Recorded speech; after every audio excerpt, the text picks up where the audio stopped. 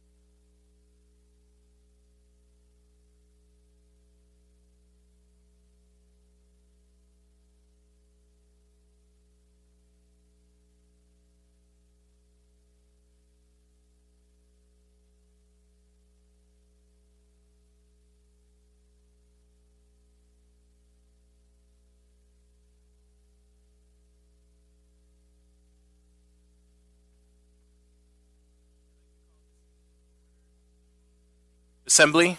Is this on? I don't think this is on. Hello? Nope. Let me try. Nope. Not getting anything.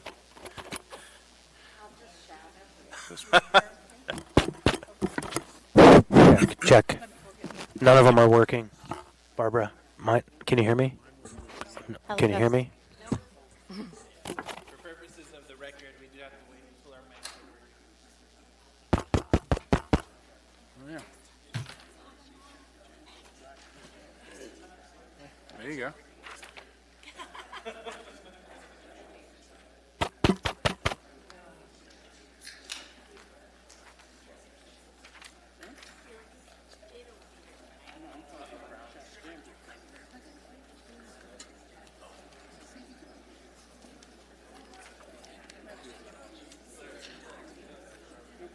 Yeah, I got dark. Oh, yeah. it's turning on, but Oh,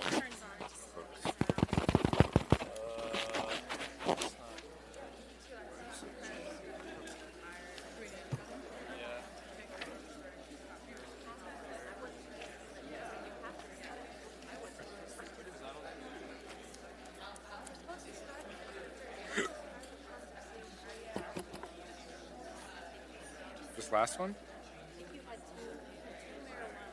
nope. No, we did a ordinance. We did it on the subdivision roads and driveways. Oh, that's right. No, it was for Satori. Yeah.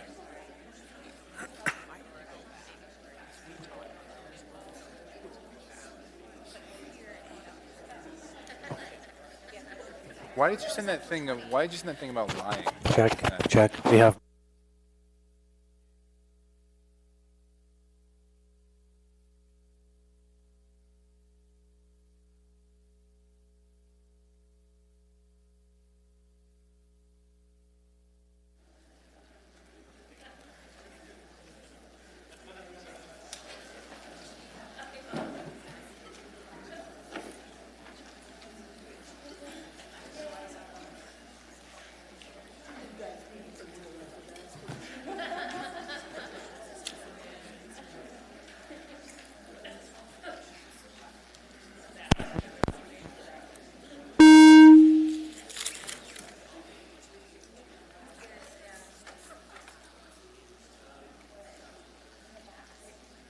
Amy?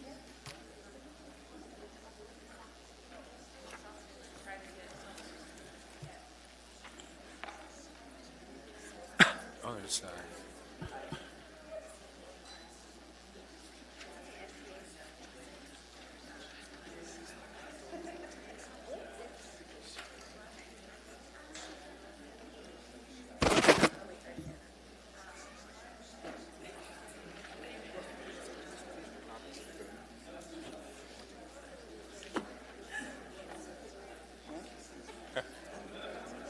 Ruth Bader Ginsburg.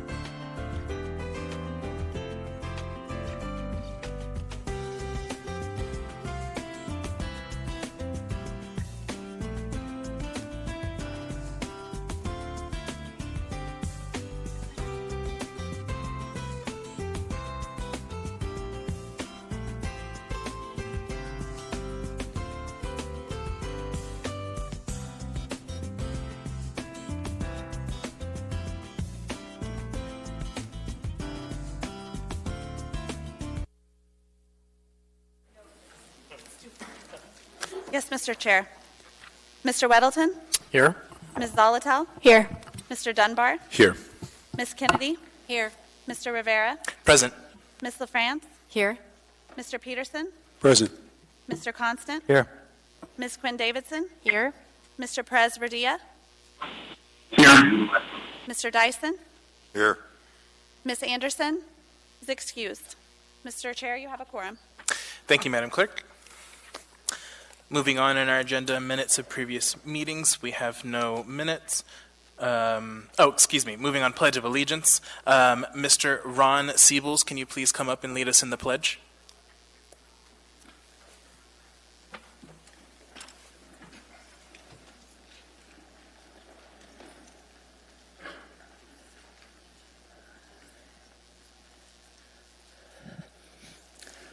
I pledge allegiance to the flag of the United States of America and to the republic for which it stands, one nation, under God, indivisible, with liberty and justice for all.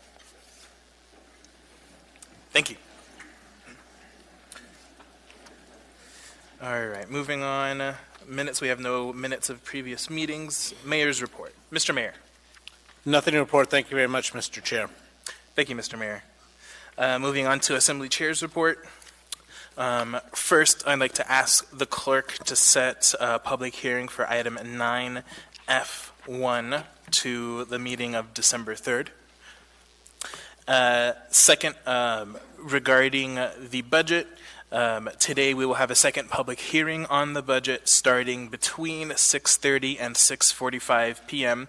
And we have a third and final public hearing on the budget scheduled for next Tuesday, November 12th, in these chambers at 6:30 p.m. So if members have budget amendments, please work with our budget analyst to put those together. Moving on to committee reports. Mr. Dyson. Thank you, Mr. Chair. The Audit Committee would like to have all suggestions for audits for our next calendar year in by the 6th of December. And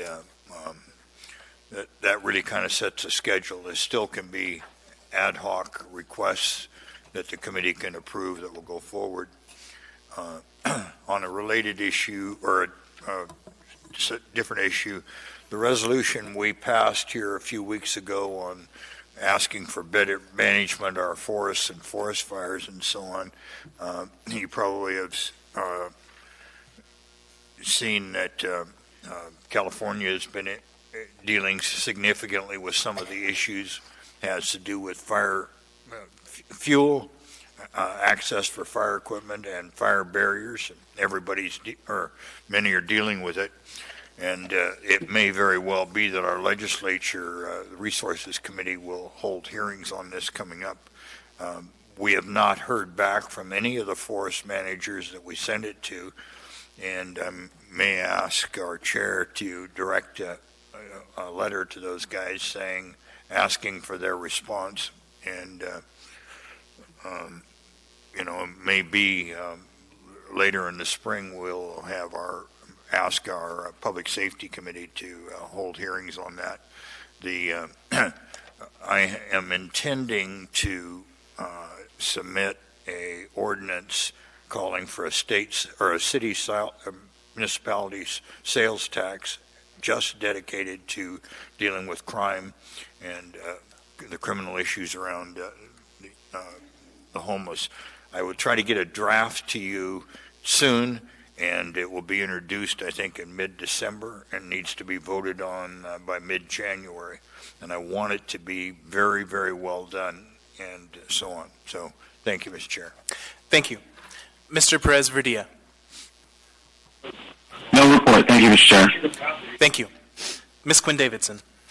Thank you, Mr. Chair. I'll defer to my co-chairs. Thank you. Mr. Constant. Thank you.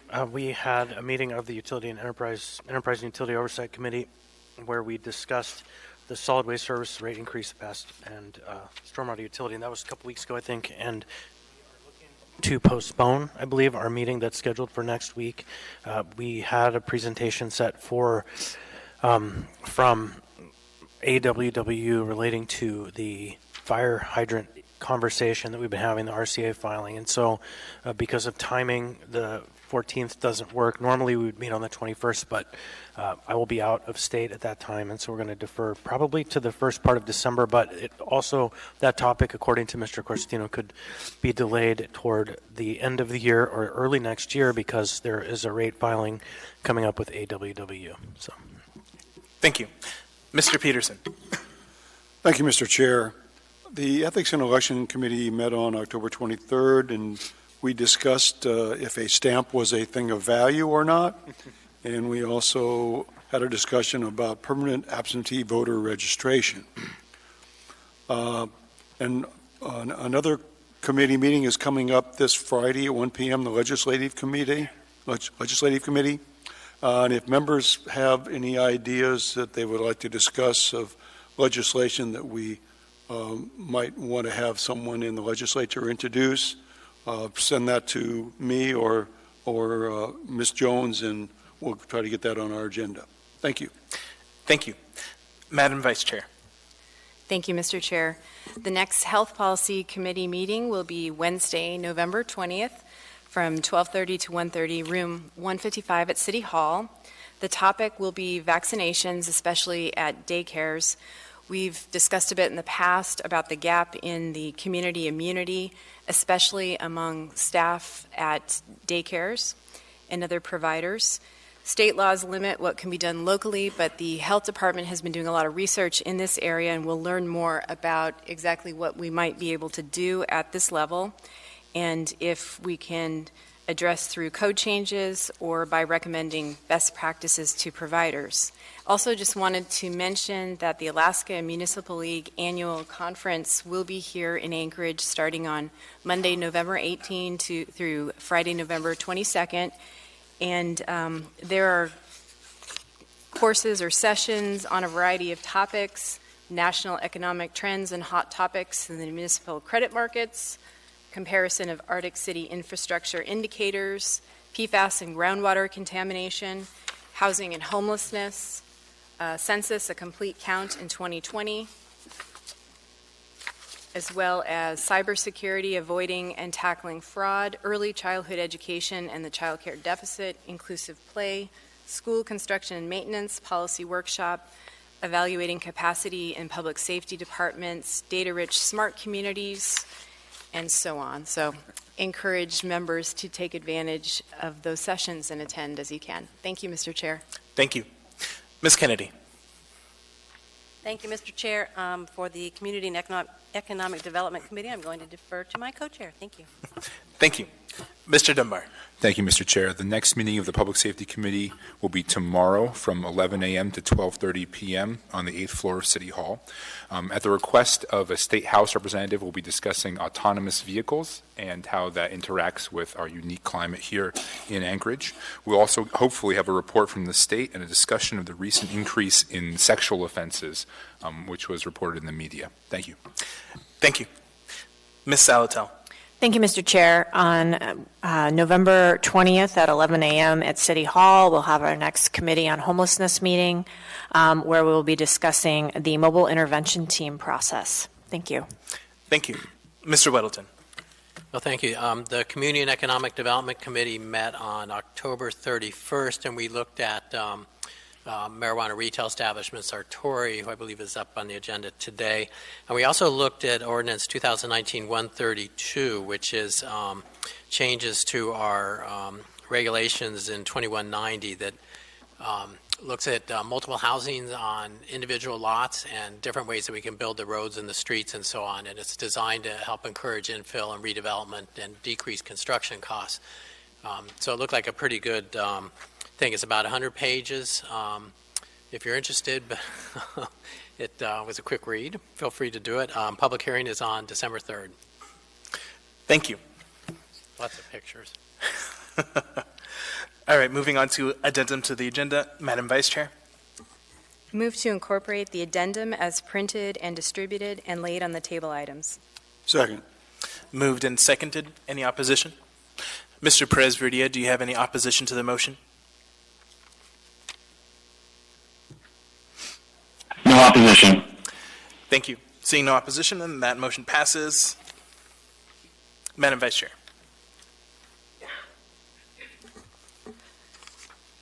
The three laid on the table items include item 9E2, Assembly Information Memorandum number AIM 150-2019 from the Mayor, subject International Brotherhood of Electrical Workers, Local 1547, IBW Collective Bargaining Agreement negotiations have commenced.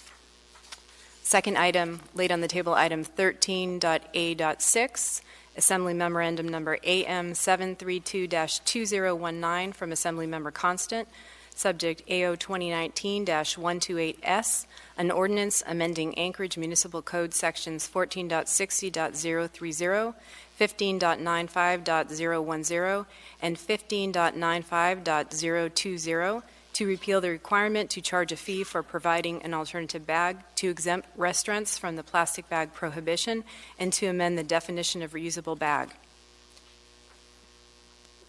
The third laid on the table item, AR number 2019-390, a resolution of the Anchorage Assembly requesting the Alaska State Legislature approve a coastal infrastructure general obligation bond for the 2020 election. Thank you, Madam Vice Chair. So as most know by now, at the Section 8 of the Assembly meeting agenda for addendum to the agenda, the Assembly practice has been to read all of the items, but because there is no known value to that, we have ended that practice except for laid on the table items, which come to us the day of.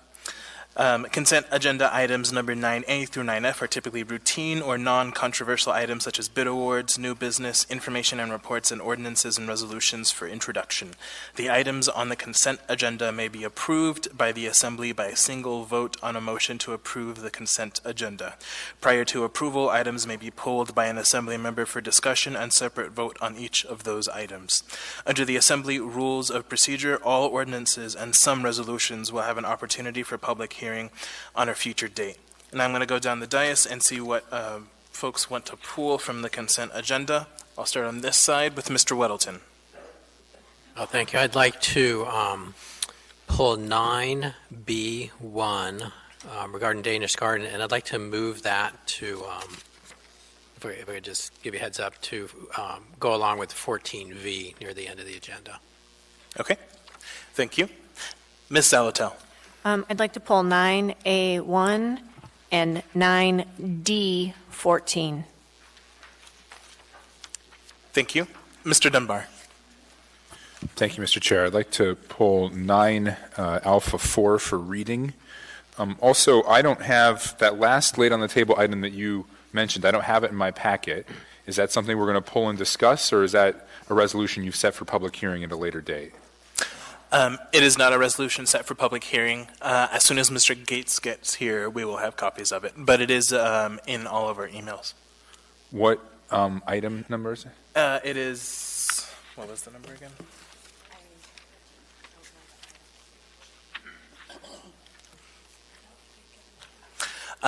It does not have a number at this moment, but if your intent is to pull it, I can note that. I'd like to pull it just so I have no strong feeling whether we should pass it or not, but I'd like to see it again and read it before we pass it or don't pass it. So I would like to pull that item.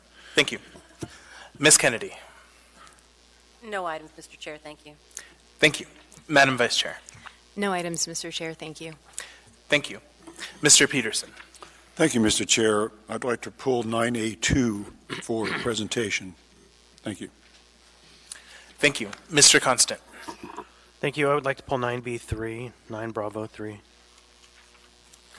Thank you. Ms. Quinn Davidson. Thank you, Mr. Chair. I'd like to pull 9A3 for reading. Oops. Was that right? Okay. Thank you. Mr. Perez-Verdia. Thank you, Mr. Chair. No items to pull. Thank you. Mr. Dyson. No items to pull. Thank you. Just to confirm, I have items 9A1 through 9A4. I have 9B1 and 9B3, 9D14, and the as yet unnumbered resolution regarding AML and the coastal infrastructure bond. Any other items? Okay, seeing none, Madam Vice Chair. Move to approve the consent agenda with the exception of the pulled items. Second. Moved and seconded. Any opposition? Mr. Perez-Verdia, do you have any opposition to that motion? No opposition. Thank you. Seeing no opposition, then that motion passes. For the public's information, the Assembly has now passed or accepted all items in 9A, B, C, D, and E, other than the items that were just pulled, which we will take up next, or those items that have been introduced for a public hearing, which are all the items in 9F. So if you are here to see action on an item listed on the consent agenda that was not pulled, that action is now complete. So we're going to go ahead and go back through the items pulled, starting with 9A1, Resolution Number AR 2019-360. A resolution of the Anchorage Municipal Assembly recognizing and honoring Dwayne French for his community service and as a champion of the rights of individuals with disabilities. What is the will of the body? Move to approve. Second. Moved and seconded. Any objection? Seeing none, then that item is approved. I am reading, and I believe Ms. Alatel is presenting. A resolution of the Anchorage Municipal Assembly recognizing and honoring Dwayne French for his community service and as a champion for the rights of individuals with disabilities. Whereas Dwayne French was born in 1953 in Hastings, Nebraska, the third of Bob and Peg French's 6 children, while enjoying life as a happy-go-lucky 14-year-old in 1968, he dove into a river of despair when a diving accident left him a quadriplegic. Supported and encouraged by his family, friends, and community, he overcame his initial despair, graduating from Hastings Senior High School in 1973, earning a bachelor's degree in psychology and rehabilitation services in 1979, and a master's degree in rehabilitation and administration in 1996. And whereas in the 1980s, Dwayne served as executive director of Access Alaska, where his leadership and advocacy helped to make Anchorage a more accessible place and led to the public-private partnership that created Access Apartments, a fully accessible apartment complex in South Anchorage. And whereas in the 1990s, Dwayne was hired by Governor Knowles as the director of the Alaska Division of Vocational Rehabilitation, was a candidate for the Alaska Legislature, and was a leader in the battle to pass the Americans with Disabilities Act. Dwayne was twice forcefully removed from the halls of Congress, spent a night in jail, and was at the White House on July 26, 1990, when President George H.W. Bush signed the landmark bill into law. And whereas in 1993, Dwayne was appointed to the Anchorage Assembly Midtown Seat G, and as a champion of equality for all, he led the Assembly's successful override of Mayor Fink's veto of AO 92-116S, which added sexual orientation as a protected class under Anchorage Title V Equal Rights. And whereas Dwayne French championed for disability rights, inclusion, and equity, who worked passionately to ensure that all Anchorage residents have access to the services, amenities, and resources that they need to live independently, passed away on September 12, 2019. Now, therefore, the Anchorage Assembly resolves to recognize and honor Dwayne French for his community service and as a champion for the rights of individuals with disabilities. Passed and approved by the Anchorage Assembly this 5th day of November, 2019.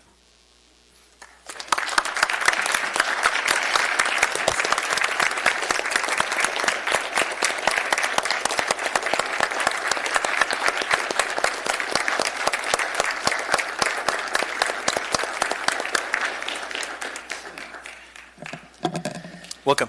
Thank you. Mr. Chair, Honorable Mayor, members of the Assembly, ladies and gentlemen, my name is David Levy, and on behalf of the family and friends of Dwayne French, I want to thank you very much for this proclamation. Unfortunately, his family can't be here today. They're out of state. But again, I want to thank you for this opportunity and let folks know that we're going to have a celebration of Dwayne's life at Access Alaska on Friday from 11 to 1. At Access Alaska, and you can call their office for more information at 248-4777. So again, thank you very much for this, and I will make sure this gets along to the family. Thank you. Thank you. I have a couple of comments. Mr. Constant. Thank you. Just a note to the French family, is a story that I'm sure they've never heard. Fairview has long struggled with structural inequities, and Access Alaska moved right into the old Anchorage Neighborhood Health Center campus. And around that time, we were working on a project to try to replace a very dangerous bridge at Sitka Street Park, which was a bridge that had two moon-shaped structures you had to get over and a deep V in the middle that made it impossible to walk, ride a bike, especially be in a wheelchair. And this was under a previous administration. We couldn't get their attention to do anything. And so what we decided to do in partnership with Dwayne was to host a parade from Sitka Street Park to the Fairview Block Party in front of Fairview Elementary School, where we invited every reporter to be there with us. So when Mr. French was going to get to that bridge, the media would cover the story that he couldn't get over it. Needless to say, within a week, funds were identified, and that bridge was added immediately into a project before the mayor showed up, and that mayor celebrated the fact that they replaced the bridge in Sitka Street Park because of Mr. French. Thank you. Thank you. There are lots of stories like that, but thank you. Thank you. Mr. Dyson. Yeah, so I have the privilege of knowing Dwayne for a long, long time, and to me, he was a hero. I mean, the old slogan about if life serves you lemons, make lemonade. Well, here's a man who life had given huge challenges, and he was relentless at making the very best of the significant abilities that he had and for the service of others. And I never saw him be angry or resentful about what had happened to him, and lack of sympathy and support from lots of people who were largely just ignorant. And I can't remember a more effective and consistent advocate for the betterment of mankind, and particularly in our community. And I'll miss him. Thank you. Thank you, Assemblyman Dyson. Thank you. Thank you so much. We now have before us item 9A2, resolution number AR 2019-337, resolution of the Anchorage Municipal Assembly recognizing November 11th, 2019 as Veterans Day and honoring and recognizing Anchorage's veterans. What is the will of the body? Move to approve. Second. Moved and seconded. Any opposition? Seeing none, this resolution passes. Who's reading? Who's presenting? Mr. Constant and Mr. Peterson. Okay. I'll be reading. Thank you. Resolution of the Anchorage Municipal Assembly recognizing November 11, 2019 as Veterans Day and honoring and recognizing Anchorage's veterans. Whereas Veterans Day has its origins in the November 11, 1918 armistice, which ended World War II, being designated as a federal holiday, which in 1954 became officially known as Veterans Day. And whereas, since its founding, our nation has called upon our men and women in uniform to protect our national security, to advance our national interest, and to preserve our rights and freedoms. And whereas, the courage, honor, sacrifice, and dedication of our nation's veterans in the cause of justice, freedom, and democracy are most worthy of recognition. And whereas, Anchorage's history, development, and growth has been greatly influenced by our veterans, our military veterans, especially in the critical period during and after World War II, when veterans provided key leadership in the public and private sectors. And whereas Alaska is home to nearly 70,000 veterans, and at 12.8% has the highest percentage of military veterans of any state in the nation, with many of those veterans living in Anchorage. And whereas Veterans Day is a time to remember and honor those veterans whose courage, sacrifice, dedication, and service in peacetime and in combat, including Valley Forge, Belleau Woods, the Aleutian Islands, Normandy, the Chosin Reservoir, Way, the Persian Gulf, and the Middle East have secured and maintained our freedoms. Now, therefore, the Anchorage Assembly recognizes November 11, 2019 as Veterans Day and encourages the Anchorage community to honor our veterans and to participate in local events to celebrate their contributions to our community, state, and nation, passed and approved by the Anchorage Assembly this 5th day of November 2019.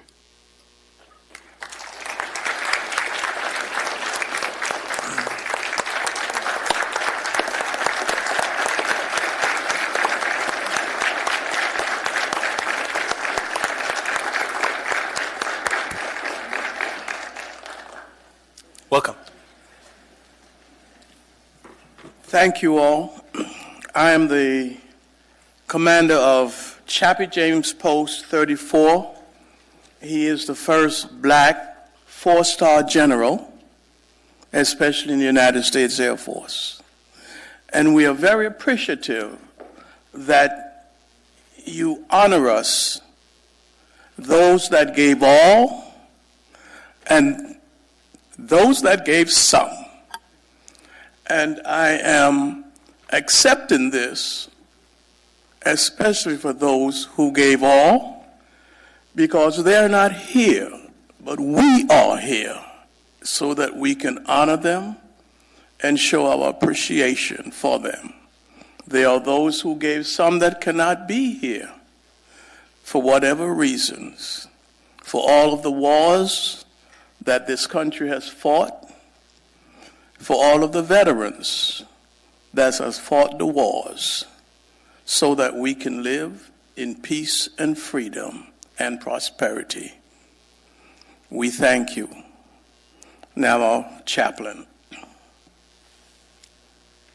Thank you, Commander. Thank you, Chairman Rivera and Anchorage Assembly, for honoring veterans. Alaska and Anchorage, as stated, has a high number of veterans, and while we joyously and humbly receive this recognition, this resolution, as chaplain, I pray daily for orphans and widows of veterans. I pray daily for veterans who sleep in our woods in our neighborhood.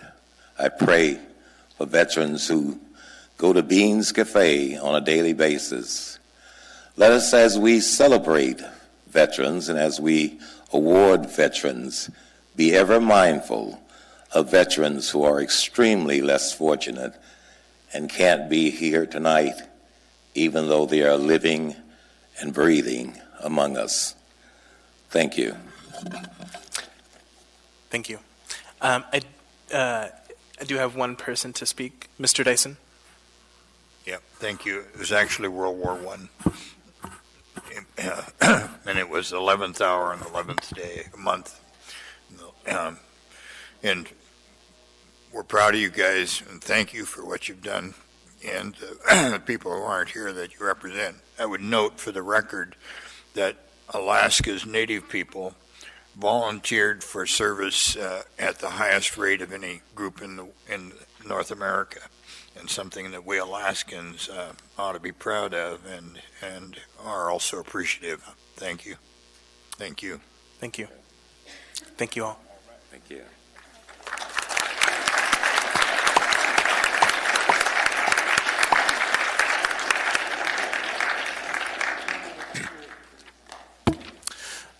We now have before us item 9A3, resolution number AR 2019-386, a resolution of the Anchorage Municipal Assembly proclaiming the municipality of Anchorage as a Purple Heart City. What is the will of the body? Move to approve. Second. Moved and seconded. Any objection? Seeing none, this item is approved. Who's reading, who's presenting? Mr. Chairman, I'll be reading and Ms. Quinn Davidson will be presenting. Okay. Gentlemen, if you want to come down. A resolution of the Anchorage Municipal Assembly proclaiming the municipality of Anchorage as a Purple Heart City. Whereas the people of Anchorage, Alaska have great admiration and gratitude for all the men and women who have selflessly served their country and this community in the armed forces. And whereas the Purple Heart is the oldest military decoration currently in use and was initially created as the badge of military merit by George Washington in 1782. And whereas the Purple Heart Medal was the first American military award or decoration awarded to the common soldier and is exclusively awarded to members of the United States Armed Forces wounded or killed in combat with a declared enemy of the United States of America. And whereas many men and women in the armed forces have earned the Purple Heart Medal as a result of being wounded while engaged in combat with an enemy force, construed as a singularly meritorious act of essential service. And whereas Easy Park, working in collaboration with the Assembly Assembly sponsors of this resolution, announced it will offer free parking in the 5th, 6th, and 7th Avenue garages on specially designated purple floors to provide Purple Heart recipients preferred parking and special signage to show the recognition they have earned. Now, therefore, the Anchorage Assembly does hereby proclaim the municipality of Anchorage as a Purple Heart City to recognize and honor the sacrifice of our men and women in uniform who have been awarded the Purple Heart Medal, wounded or killed in armed conflict while serving to protect the freedoms enjoyed by all Americans. And be it further proclaimed that November of every year shall be declared Purple Heart Month, during which the community honors recipients of the Purple Heart Medal. Passed and approved by the Anchorage Assembly this 5th day of November, 2019.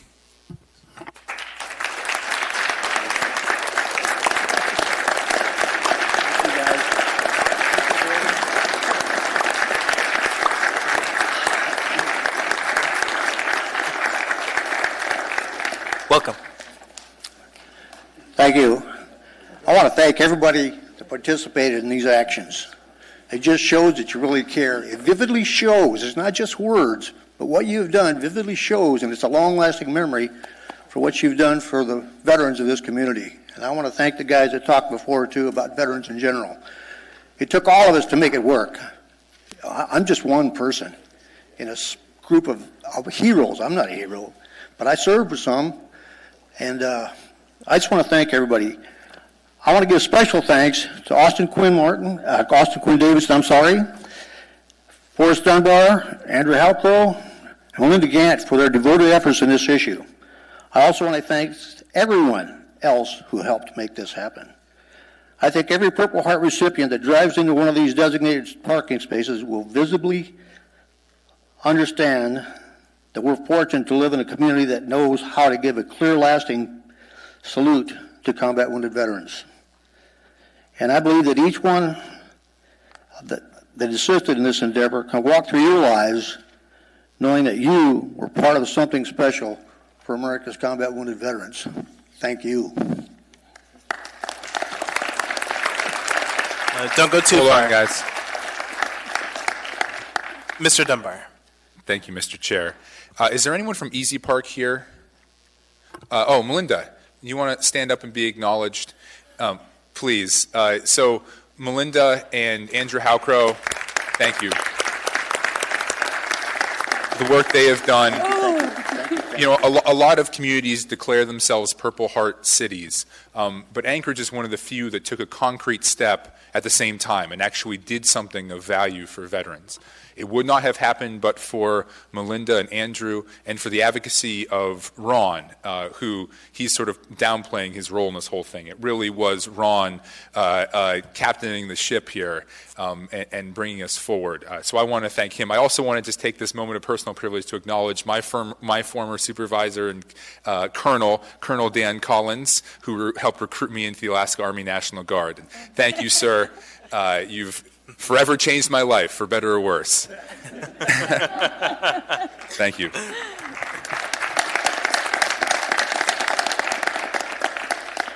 Just one more quick comment. We have among us here a gentleman who earned 4 Purple Hearts. Gordon? Thank you. Ms. Quinn Davidson. Thank you, Mr. Chair.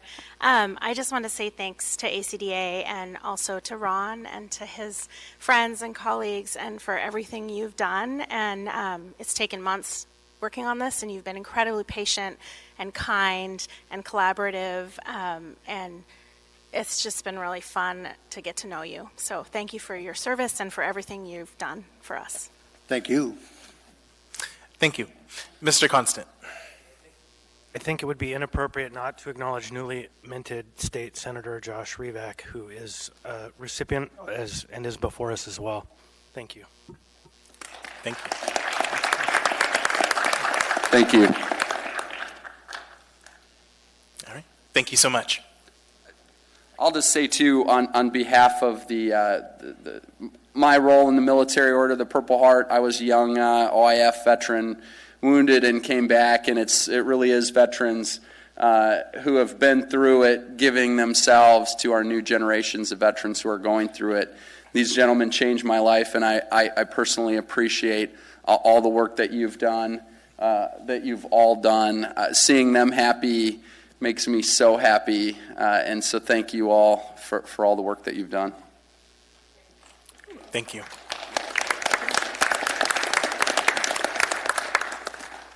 Okay, thank you so much. We now have before us item 9A4, resolution number AR 2019-388, a resolution of the Anchorage Municipal Assembly recognizing and celebrating the month of November 2019 as Native American and Alaska Native Heritage Month, and November 2019-2018 as Native American and Native Alaskan Heritage Day. What is the will of the body? Move to approve. Second. Moved and seconded. Any objection? Seeing none, that item is approved. Who's reading, who's presenting? I'll be reading this item, and Mr. Dunbar will be presenting. A resolution of the Anchorage Municipal Assembly recognizing and celebrating the month of November 2019 as Native American and Alaska Native Heritage Month, and November 29th, 2019 as Native American and Native Alaskan Heritage Day. Whereas November is National American Indian and Alaska Native Heritage Month, and Friday, November 29th, 2019 is Alaska Native Heritage Day, a month and a day to celebrate Alaska Native and American Indian cultures and the traditions and contributions of Native Americans and Alaska Natives. And whereas in 2016, almost 20% of Alaska's population identified as American Indian or Alaska Native, which is by far the highest of any state. And whereas for thousands of years, Alaska Natives have preserved their rich traditions and passed their cultural heritage from generation to generation. And whereas many organizations are hosting activities all month long to celebrate the traditions and cultural heritage of Indigenous peoples. For example, the First Alaskans Institute is hosting the Howard Rock and Ted Stevens Smokehouse Gala to honor Alaska Native peoples and at the Captain Cook Hotel on November 23rd. Now, therefore, the Anchorage Assembly recognizes and celebrates November 2019 as Alaska Native and American Indian Heritage Month, and November 29th, 2019 as Alaska Native Heritage Day, honoring those who have so greatly contributed to our community. Passed and approved by the Anchorage Assembly this 5th day of November 2019.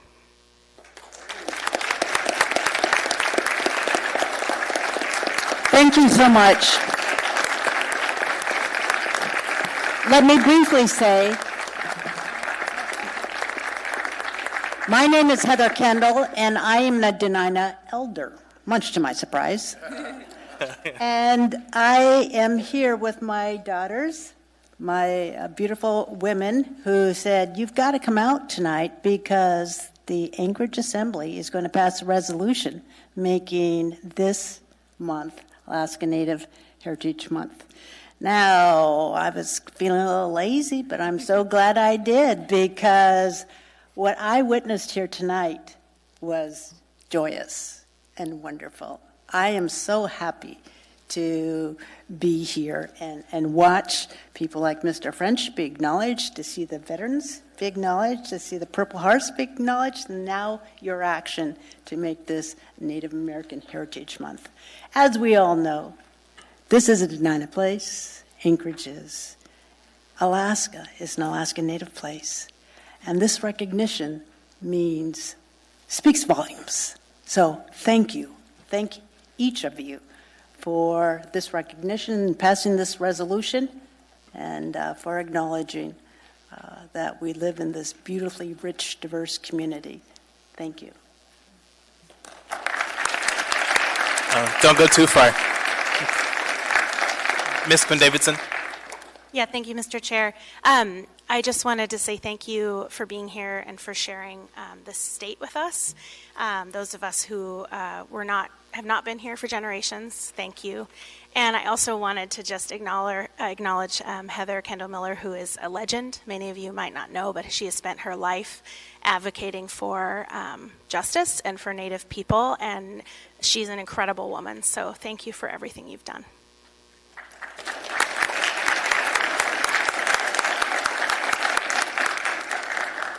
Thank you. We now have before us item 9B1, resolution number AR 2019-381, a resolution of the Anchorage Municipal Assembly approving the renewal of municipal marijuana cultivation license for Danish Gardens LLC DBA Danish Gardens number M10310. Waive reading. Thank you.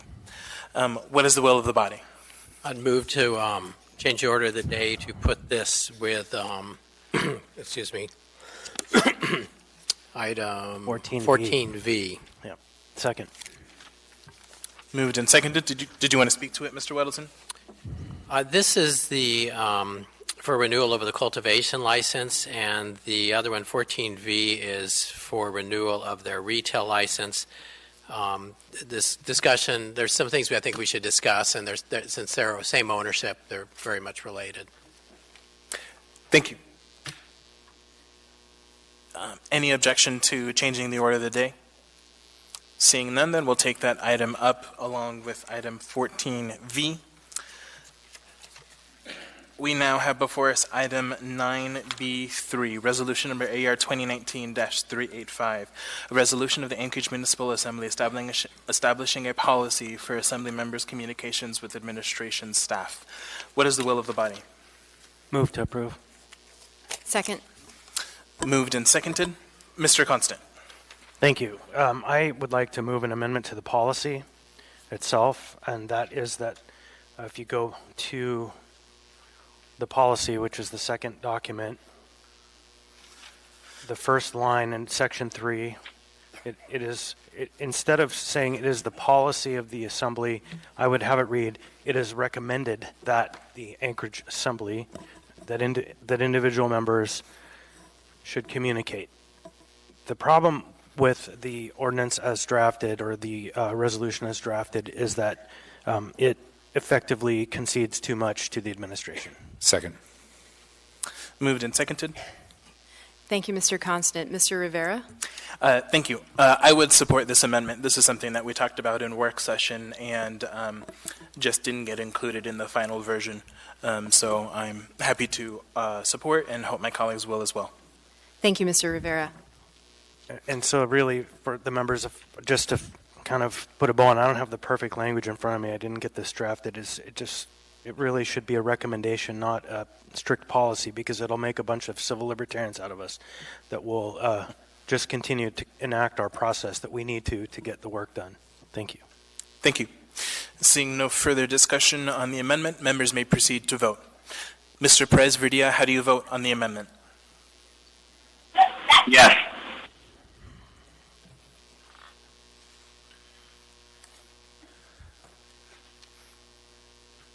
That amendment is approved 11-0. We now have the main motion before us. Seeing no discussion on the main motion, members may proceed to vote. Mr. Perez-Verdia, how do you vote? Yes.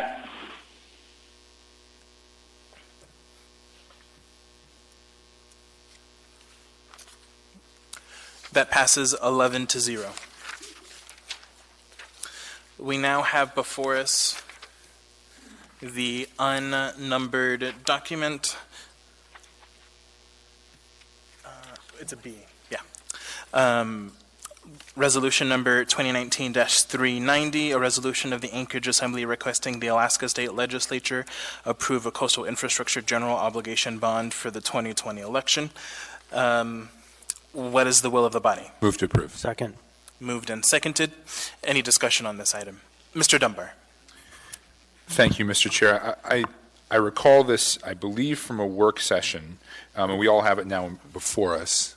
I see it's not up for the public. This was distributed for the public, though. Is that correct, Madam Chair? Mr. Dunbar, the items are available for the public to pick up from the clerk. Perfect. Mr. Chair, if you would be willing to repeat on the record why we are doing this now as opposed to adding it to our legislative program as a sort of our standard practice, I think that would be clarifying for folks. Sure. Happy to do that, Mr. Dunbar.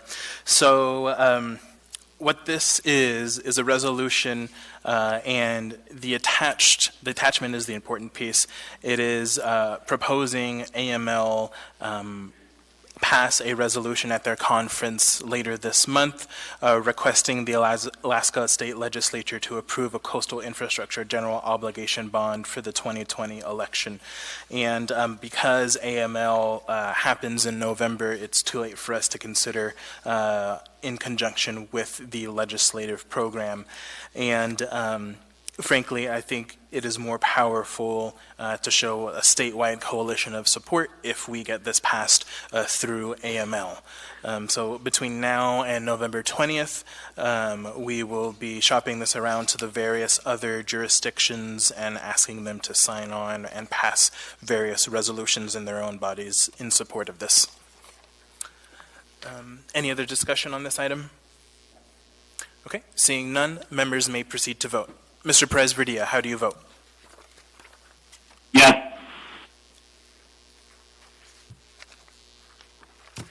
That item passes 11-0. We now have before us item 9D14. Assembly Memorandum number AM 731-2019, Amendment number 4 to Purchase Order number 2017-000900 with Cowie North America, Inc. to provide professional architectural engineering design services for the Anchorage Port Modernization Program Petroleum Cement Terminal for the municipality of Anchorage, Port of Alaska. What is the will of the body? Move to postpone to the meeting of November 19th so that we can have a work session or at least more information. Second. Moved and seconded. Do you want to speak to that, Ms. Salto? Thank you, Mr. Chair. Yes, please.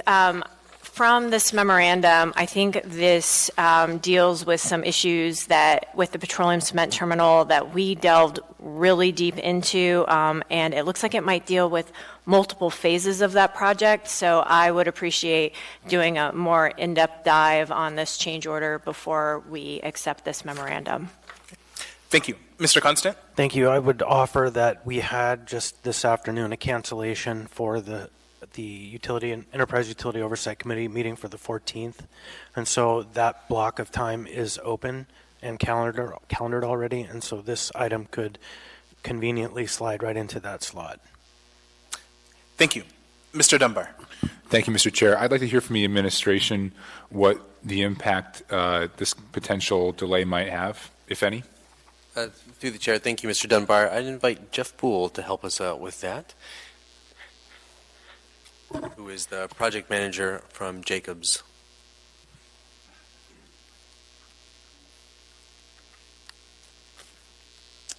Yes, the designer of record is tasked with processing some of our value engineering ideas to reduce the cost of the petroleum and cement terminal.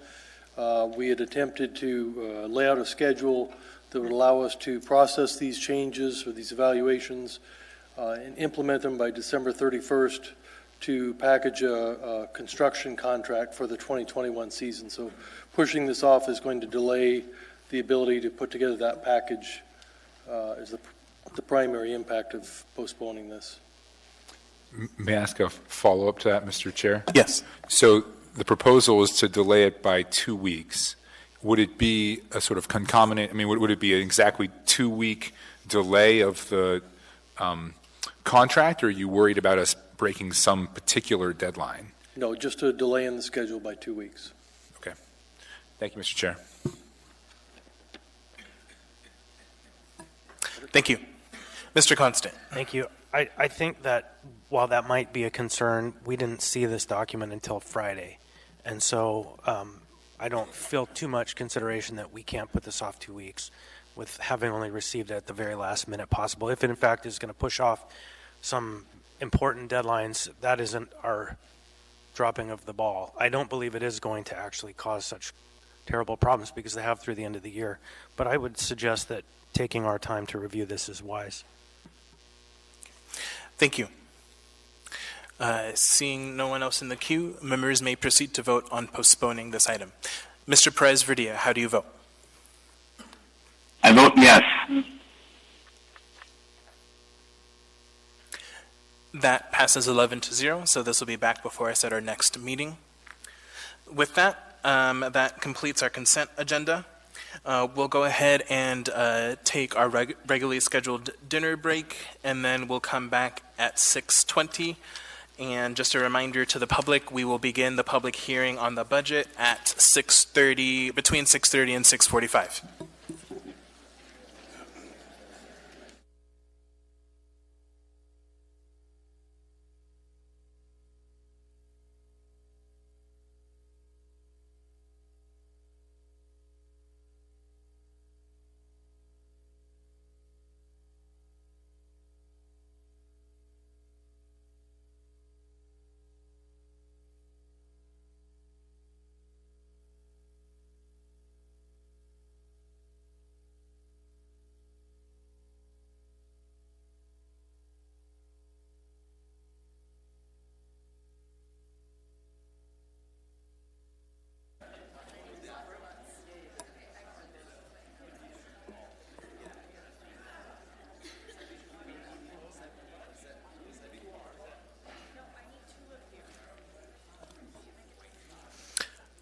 Okay, so we're going to go ahead and get started.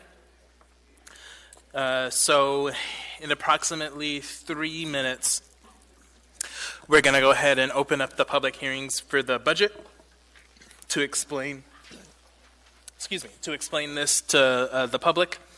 Our budget items are items 14A, B, C, D, E, F, and G.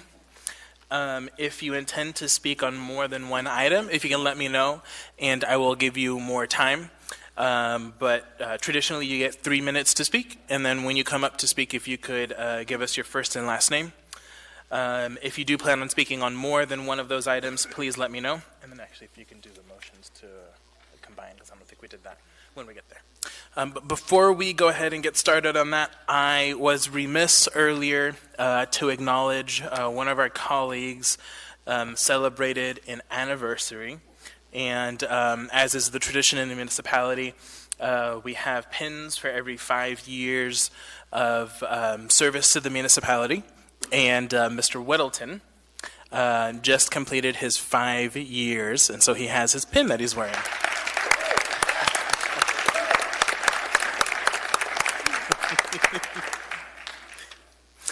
Thank you. You're welcome, Mr. Constant. Thank you. That 5 years shortly underchanges the actual commitment Mr. Weddleton has made to this city, which has included a term on the Planning and Zoning Commission, which is no small matter, plus a lot of time on various other projects over the years. Actually, I might point of order. To get to 5 years, they did include the Planning Commission. Well, it's only been 3.5 here. All right. Thank you. Thank you. And thank you for your service, Mr. Weddleton. Okay, so we're technically like 30 seconds early, but that's okay. Ms. LaFrance. Move to combine the public hearings for items 14A, 14B, 14C, 14D, 14E, 14F, and 14G. Moved and seconded. Any opposition to combining the public hearing for all of those budget items? Mr. Presverdia, any objection to combining the public hearing?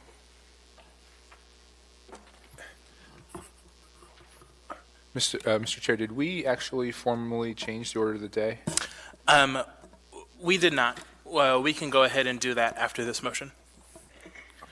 Okay, seeing no objection then, we'll go ahead and combine the public hearing for all of those items. Madam Vice Chair? Move to change the order of the day to take up items 14A, 14B, 14C, 14D, 14E, 14F, 14G now. Second. Moved and seconded. Any objection? And then just to confirm, Mr. Presverdia, are you on the phone with us?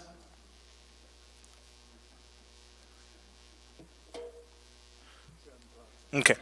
All right. Seeing no objection then, the order of the day is changed. So now I'm going to go ahead and open up our second public hearing on items 14A through 14G, which are adopting and appropriating funds for the 2020 general government operating budget. adopting the 2020-2025 General Government Capital Improvement Program, adopting the 2020 General Government Capital Improvement Budget, adopting the 2020-2025 six-year fiscal program, approving the 2020-2025 Municipal Utilities Enterprise Activities Capital Improvement Programs, adopting and appropriating funds for the 2020 Municipal Utilities Enterprise Activities operating budgets for MLNP, AWU, the BRU gas field unit, and the MLNP contributed plan, and the 2020 Municipal Utilities Enterprise Activities capital improvement budgets. And lastly, adopting and appropriating funds for the 2020 operating and capital budgets of Anchorage Community Development Authority. Public hearing is now open on all of those items. Would anyone like to testify?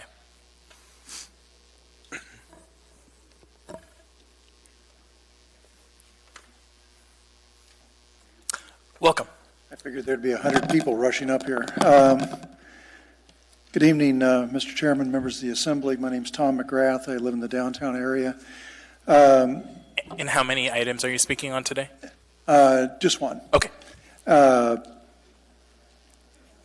There's many categories of business that you can be in Alaska or in the world, for that matter. And there's one business or group of businesses in Anchorage that gets about $33 million worth of this budget, and which is just amazing to me. And that would be the Visit Anchorage and the associated museum, Performing Arts Center, the Convention Center Reserve, which is almost $15 million for the Convention Center Reserve. And that really benefits one category of business, which would be the tourism industry. And as valuable as they are to Anchorage, should we support them to the extent of $33 million? Now, that industry has talked for years about putting together a group that would lobby and would advertise and such, and they would work like the Downtown Partnership, where everybody paid in a portion or a fee, and then they would work together. Instead, the municipality of Anchorage, through their largesse, has given them $33 million this year, so they don't have to band together and work together, putting their dollars into it. And it's gotten so bad that the state used to put money towards tourism. And now they don't, or they do a very small amount. But they don't have to, because Anchorage does it for them. So should we be giving one industry $33 million, almost 5% of our budget, when we have these other items like the fire department? We're shutting down rigs on a daily basis because we don't have enough firemen. We don't have enough money to put towards their budget. And we have the homeless issue, which is just deplorable in Anchorage. And you finally started budgeting money towards that in just the last few years. But it's a very small amount of money. It just seems to me that for some reason, one industry is held harmless by the municipality of Anchorage and the Anchorage Assembly, and this has been going on for years. Yet Visit Anchorage, just a couple of years ago, was given a sole source contract for the next 10 years. Sole source. I mean, are they really doing that good a job? And are they really that valuable to Anchorage that we give them $33 million and give them a $100 million sole source contract? Thank you. Thank you for your testimony. Would anyone else like to testify?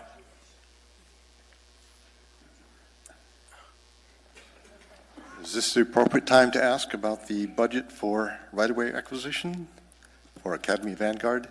That would be under our capital budget, so yes. Yes, okay. Welcome. Yes, Bruce Roberts, Chairman or President of the Abbott Loop Community Council. And our Community Council is concerned about a couple of underpasses that are being constructed under the Seward Highway. The first has already been built as part of the Seward Highway renovation from Tudor to Dowling, from Dowling to Diamond, and that is the 76th Avenue connection to Lower Road. There is a roundabout under the Seward Highway that connects to residential areas on the east of the Seward Highway. I think these are the only connections or underpasses under the Seward Highway that feed into a residential area. This roundabout and project has already taken place, and traffic has increased from about 2,500 to 3,500 cars per day to over 10,000. And those are being dumped into a residential area.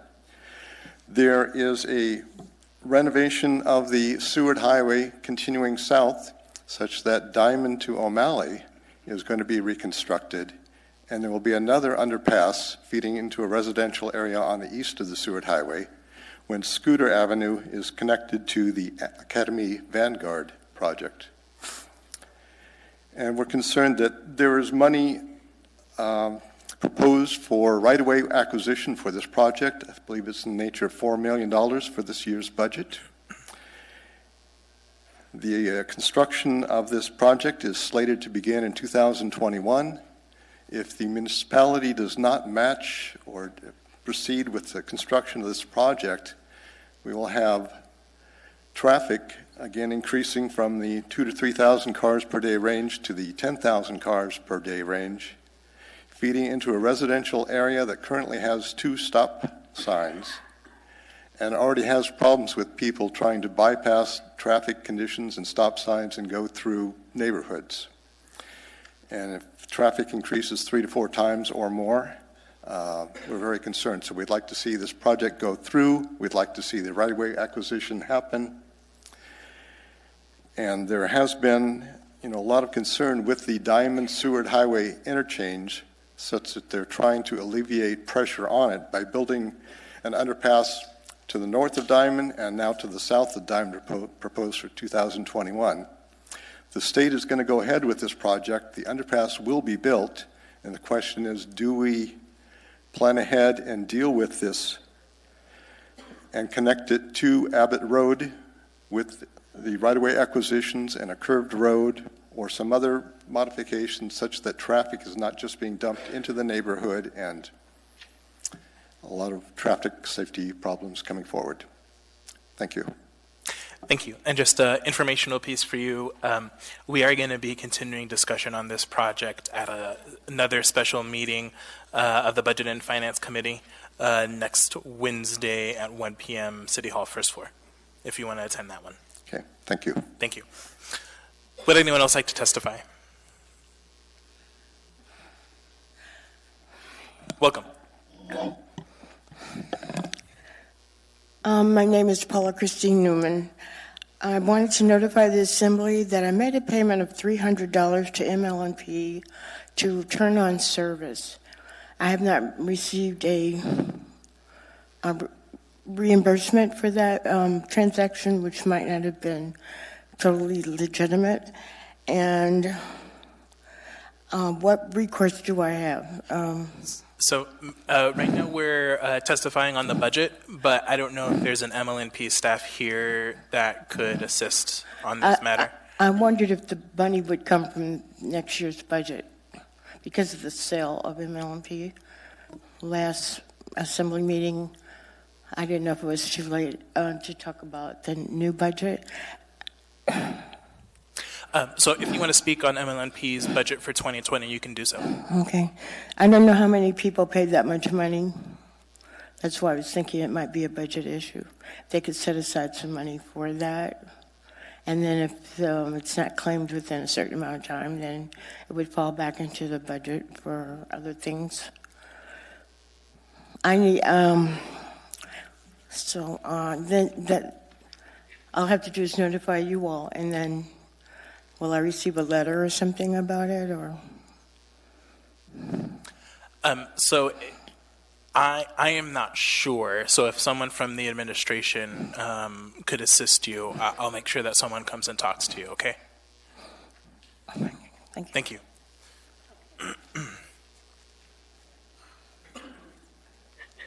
Welcome. Sorry, my patience is short today.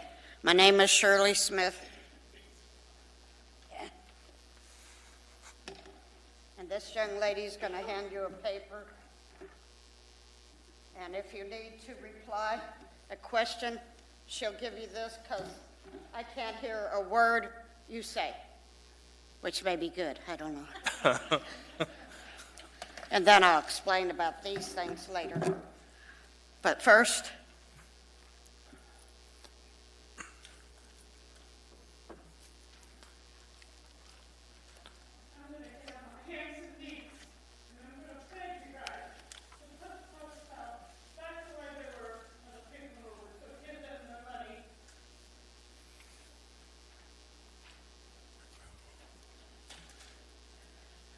and the reason I did that is because when I get a bus, for example, to go to the Providence Medical Center for families on 36, I have to take a bus downtown. Then I have to take another bus on Northern Lights. They let me off at the Village Inn restaurant. I have to walk from that street all the way up to 36 to get to the clinic. By the time I get there, I have no more strength to go to the ear doctor, the optometrist, or any other of the places on 36 because there's no bus route.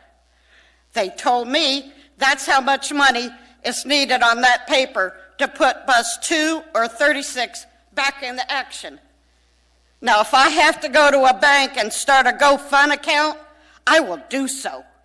And I'll put the first dollar in it because I need that to get to places. I don't have a card to smoke up the air. I don't have a taxi money to take a taxi wherever I want to. I use the public bus system. That helps the environment, helps congestion and everything else. And I get the shaft. They've gone up since I first moved up here, 50 cents to ride the bus to $2.50 for a senior. We get one lousy day a week free. The college kids can ride the bus for free, whether they're going to school, going to a movie, or going shopping. That's not fair to me. I need that bus route back. To come here, I had to walk 4 blocks. If I want to go to the library, which is this place, another 4 blocks. If I want to go to the other way, I have to walk all the way across the old Seward Highway, or is it the new Seward? Anyways, it's ridiculous. I am not that young. I'm 67 and I'm proud of it, but I'm not going to make it again if I have to do this. Y'all have the convenience of cars and money. I don't have that. I'm on disability only. And I think it's not fair that they change it and they say it's not a profit-making route. I rode that since I first came up here about 10 years ago before Sarah Palin became our governor. And now all of a sudden they say it doesn't make money. It was crowded every single time, especially in the winter. Now, if they can get a grant that will let them have a whole year to ride the bus free, why are they penalizing me? I do have a question for you, ma'am. You have to write it down, bud. I can't hear you. Okay. Mr. Dyson. Yeah. If you're still here, when we get done, I'll give you a ride home. And thank you for coming and your testimony.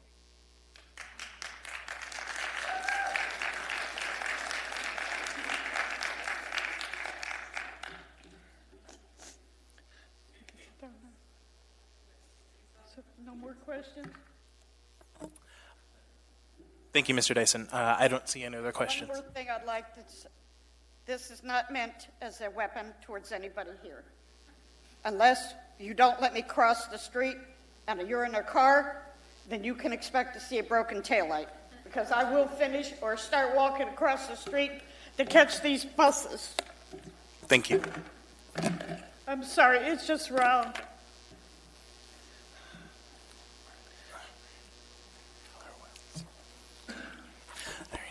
Would anyone else like to testify? Welcome. My name is Carl Cancer. I was here last time, and then when they redid the bus routes and turned it into a disaster. I was here then about a couple of years or so ago. But anyway, I'd like to add to what this lady has said. It's not only the distance down the old Seward Highway, but it's the time you have to walk. If you figure 20 minutes to a mile, and people have to walk mile and a half, 2 miles one way, that's 40 minutes plus another 40 minutes out of their day. So, and Route 36 and 60 used to go past the library. Route 60, the old previous Route 60, down the old Seward Highway, through Ocean View, Huffman Business Park, and back. Route 36 through Spenard here, past the library. Now, like the lady said, you have to walk blocks to get here, and that's not right. Oh, excuse me. So I'm speaking for all the people that can't be here because they don't have transportation. And I've got to be their loud voice, and hopefully you'll take that into consideration. And I'm wondering, where is the priority? I've been told, where are we going to get the money from? Last year gave $1.7 million to the Flowers. The bus down the old Seward Highway, I was told, cost $1.5 million. Where are the priorities for people that have to go to and from work, medical services, or necessary shopping? All the service is one area of town. They ride the bus just because it's nice to go somewhere. These are necessities. They're not a nice-to-have thing, okay? School bus kids, I've been informed that you want the bus service so school kids get used to riding the bus when they get older and they don't need cars to pollute our air. But if you don't have bus service, they don't have any choice. They have to have a car, buy a car. And I drove school bus, and these kids could not wait until they got their own car or their pickup trucks. And I'm not a misogynist, but even young girls with pickup trucks, you wouldn't believe how they drive. So last assembly meeting when I was here, you gave 1% to the arts. Where is the priority? I like art. I like pictures. Not the thing down at the museum, but something like this I can understand a little bit. I'm not into art, okay?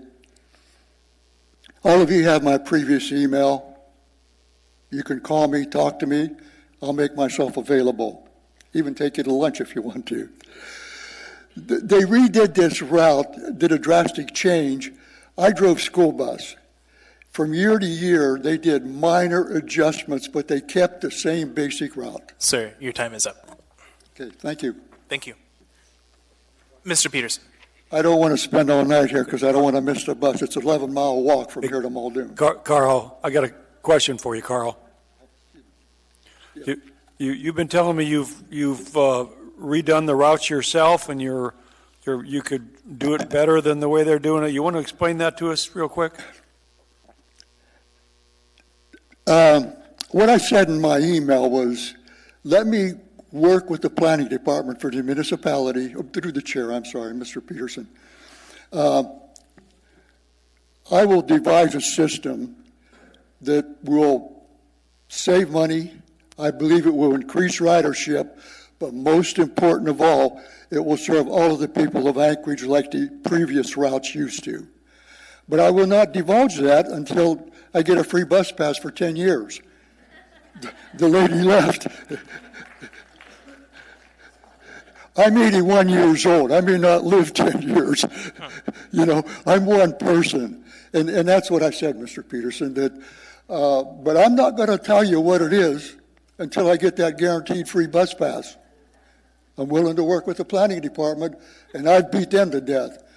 I've been beating this to death ever since this system came into existence. And I told them when they first come out, I said no. They said, they put up 3 maps and said, take your pick. They didn't ask for public input.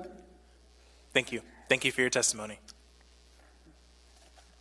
Would anyone else like to testify?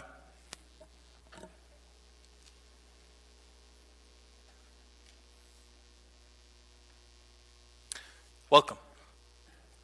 Mr. Chairman, members of the Assembly, I come before you tonight as a citizen of Anchorage to bear truth in the fact of your poor operation of the city. I'd like to comment on this gentleman here, the prior lady. I can vouch for them. I have seen years where you've robbed Peter to pay Paul, where you've had so much snowfall you can't even keep your sidewalks clear, let alone your bus stops. People are riding in the streets. People are walking in the streets. You create a public hazard. Your logic is ill-fated. Your reasoning is reckless. The citizens deserve better.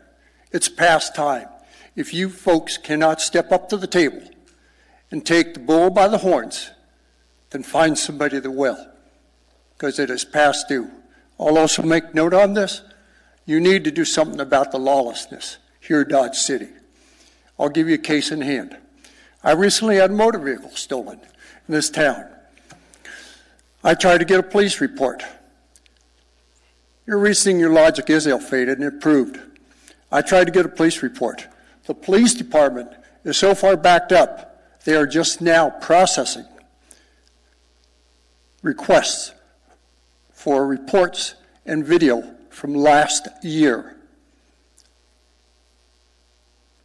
How many would like to raise their hands and say you're proud of that? Buses. I am working a contract job. I am in Fayetteville part-time. I can ride their bus, which is a college town, just like here, for free. I can go to the mall. They've got a line of communication. Anchorage, big city, half the population of Alaska. Can you say that? No. Do you serve the citizens and what's best for them? No. You're an embarrassment. You need to do something about it, because Anchorage is not a city that anybody can say they're from and can say it with pride. Thank you for your time. A point of, did we get a name? I didn't. No. Can someone else just do it? Thank you for your testimony. Would anyone else like to testify?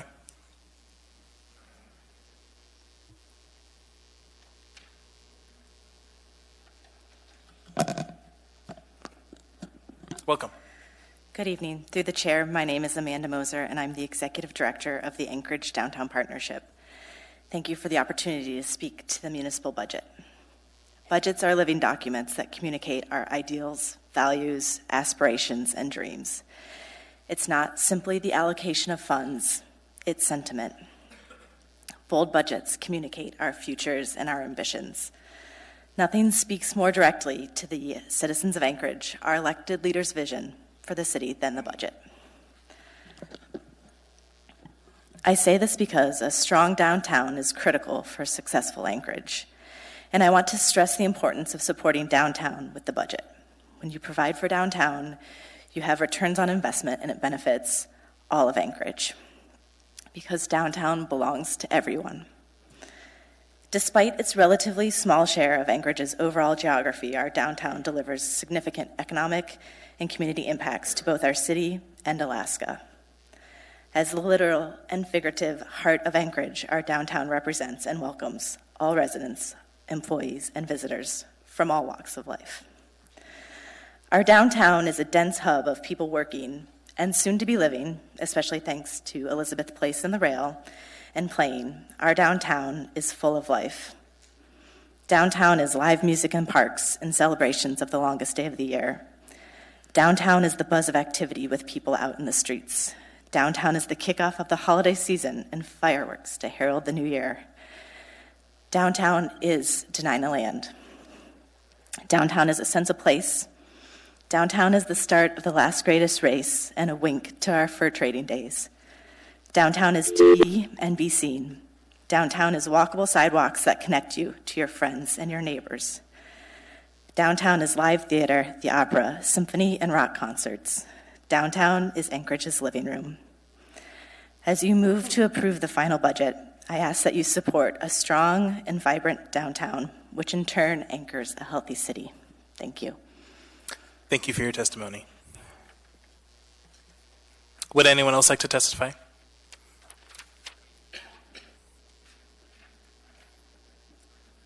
Welcome. Thank you. Karen Barnard. I'm a former resident of downtown. I used to run my baby buggy with a dog in it. I'm in tourist pictures in Japan, China, all sorts of places. Our little house was broken into 12 times in 2018. Title 47, the state of Alaska, requires us to have programs for people who suffer mental illness and addiction. It's broadly worded programs that benefit the people of Alaska according to their needs. The state has abandoned Anchorage, the biggest village. We have many mentally ill people suffering from substance use disorder. They're maligned, kicked out of places. A woman was beat up. I was on the bus, and evidently the dispatchers are told not to call APD. Well, I went up to the driver, and we need to call APD through the dispatcher fast. And so she did. But if I hadn't gone up there, so that's one thing that needs to happen. The bus drivers need to have a mandate. If they see somebody in trouble, they need to call dispatch. Dispatch needs to call APD. But what I'm here for broadly is I'm applying for a job. I've figured out, I'm a complex process engineer. I've figured out the solution for Anchorage, and it's proven in Arizona. There's a veterans camp that's run by volunteers. Well, I've been beating the bush for volunteers. I've gotten zero, so I want $100,000 out of every budget of the Muni. I want $300,000 out of corrections, and we want to do a prototype camp on the former Alaska Native Hospital site. You can send me email at ANCH, short for Anchorage, .securemedcampus@outlook.com. I submitted this to the Mayor Berkowitz's office May 23rd of 2018. I've heard nothing back. April, I went to the Heritage Land Bank to testify. I called up, and it already had been approved. There was a public testimony. The woman thought I was somebody else and uttered, "Oh, it's approved." And I said, "No, I'm coming to testify." "Oh, excuse me." Well, my testimony isn't even on the record. The Heritage Land Bank has sweetheart dealed condos that the Alaska Native people cannot afford to. That land was fenced to keep Alaska Native people and mentally ill people off it. It's perfect. We need tents. The tents off of J-Bear, there's double-walled. We see them for Rendezvous. We need the trailers for kitchens, laundry, bath, and I have a design already put out, and I'll be happy to send it to you. Thank you. But we need action, though. I'm not a manager type, but I'm here applying for the job. Thank you for your testimony. Would anyone else like to testify on the budget?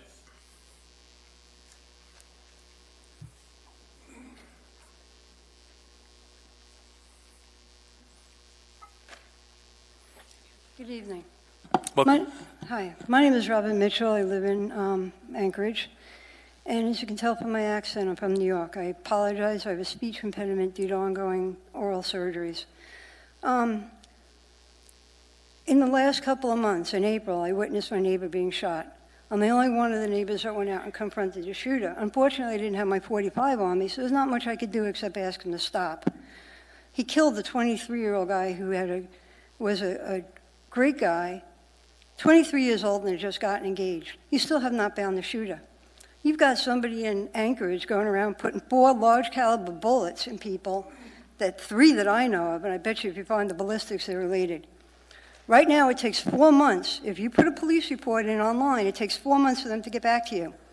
A friend of mine, Yvette O'Connor, had her car registered to somebody else. They titled her car in somebody else. She went down to renew the registration, and this is with the director. I brought the paperwork down to the director of motor vehicles yesterday to try to straighten it out. It'll be months before she gets the title back. They're stealing the titles to cars so that when the police find them driving stolen cars, They simply say it's a civil matter and the person goes on. And they're 4 months behind on even getting back to you if you put a police report in online. 10 months if you go down to 4th Avenue and ask for a copy of the police report. The taxes in Alaska, in Anchorage, are ridiculous. They really went up under this man. It's horrible. And I'm from New York originally. I grew up in 1970s New York. It took Bernard Kerik and Rudy Giuliani to the 2000s to clean it up. It got to the point where they were putting plywood and inviting kids to draw murals on windows so that they wouldn't see broken out windows in buildings. You get what you pay for. Give the money to the cops, not to sit as revenue enhancing people underneath bridges and catch people from tinted windows and going too fast. Put them out on the street, foot patrol, horse patrol if you have to, bike patrol. Arrest these miscreants and stick them in jail. The homeless, if they're on drugs, if you're giving somebody money for home to live on the taxpayer's dime, they ought to be trusted for drugs and alcohol once a week. If they fail, put them in a military-style boot camp. That will straighten them out. You pay for luxury for homeless, for criminals, for drug addicts, and you will get more of it. And I saw that over a decade growing up in New York.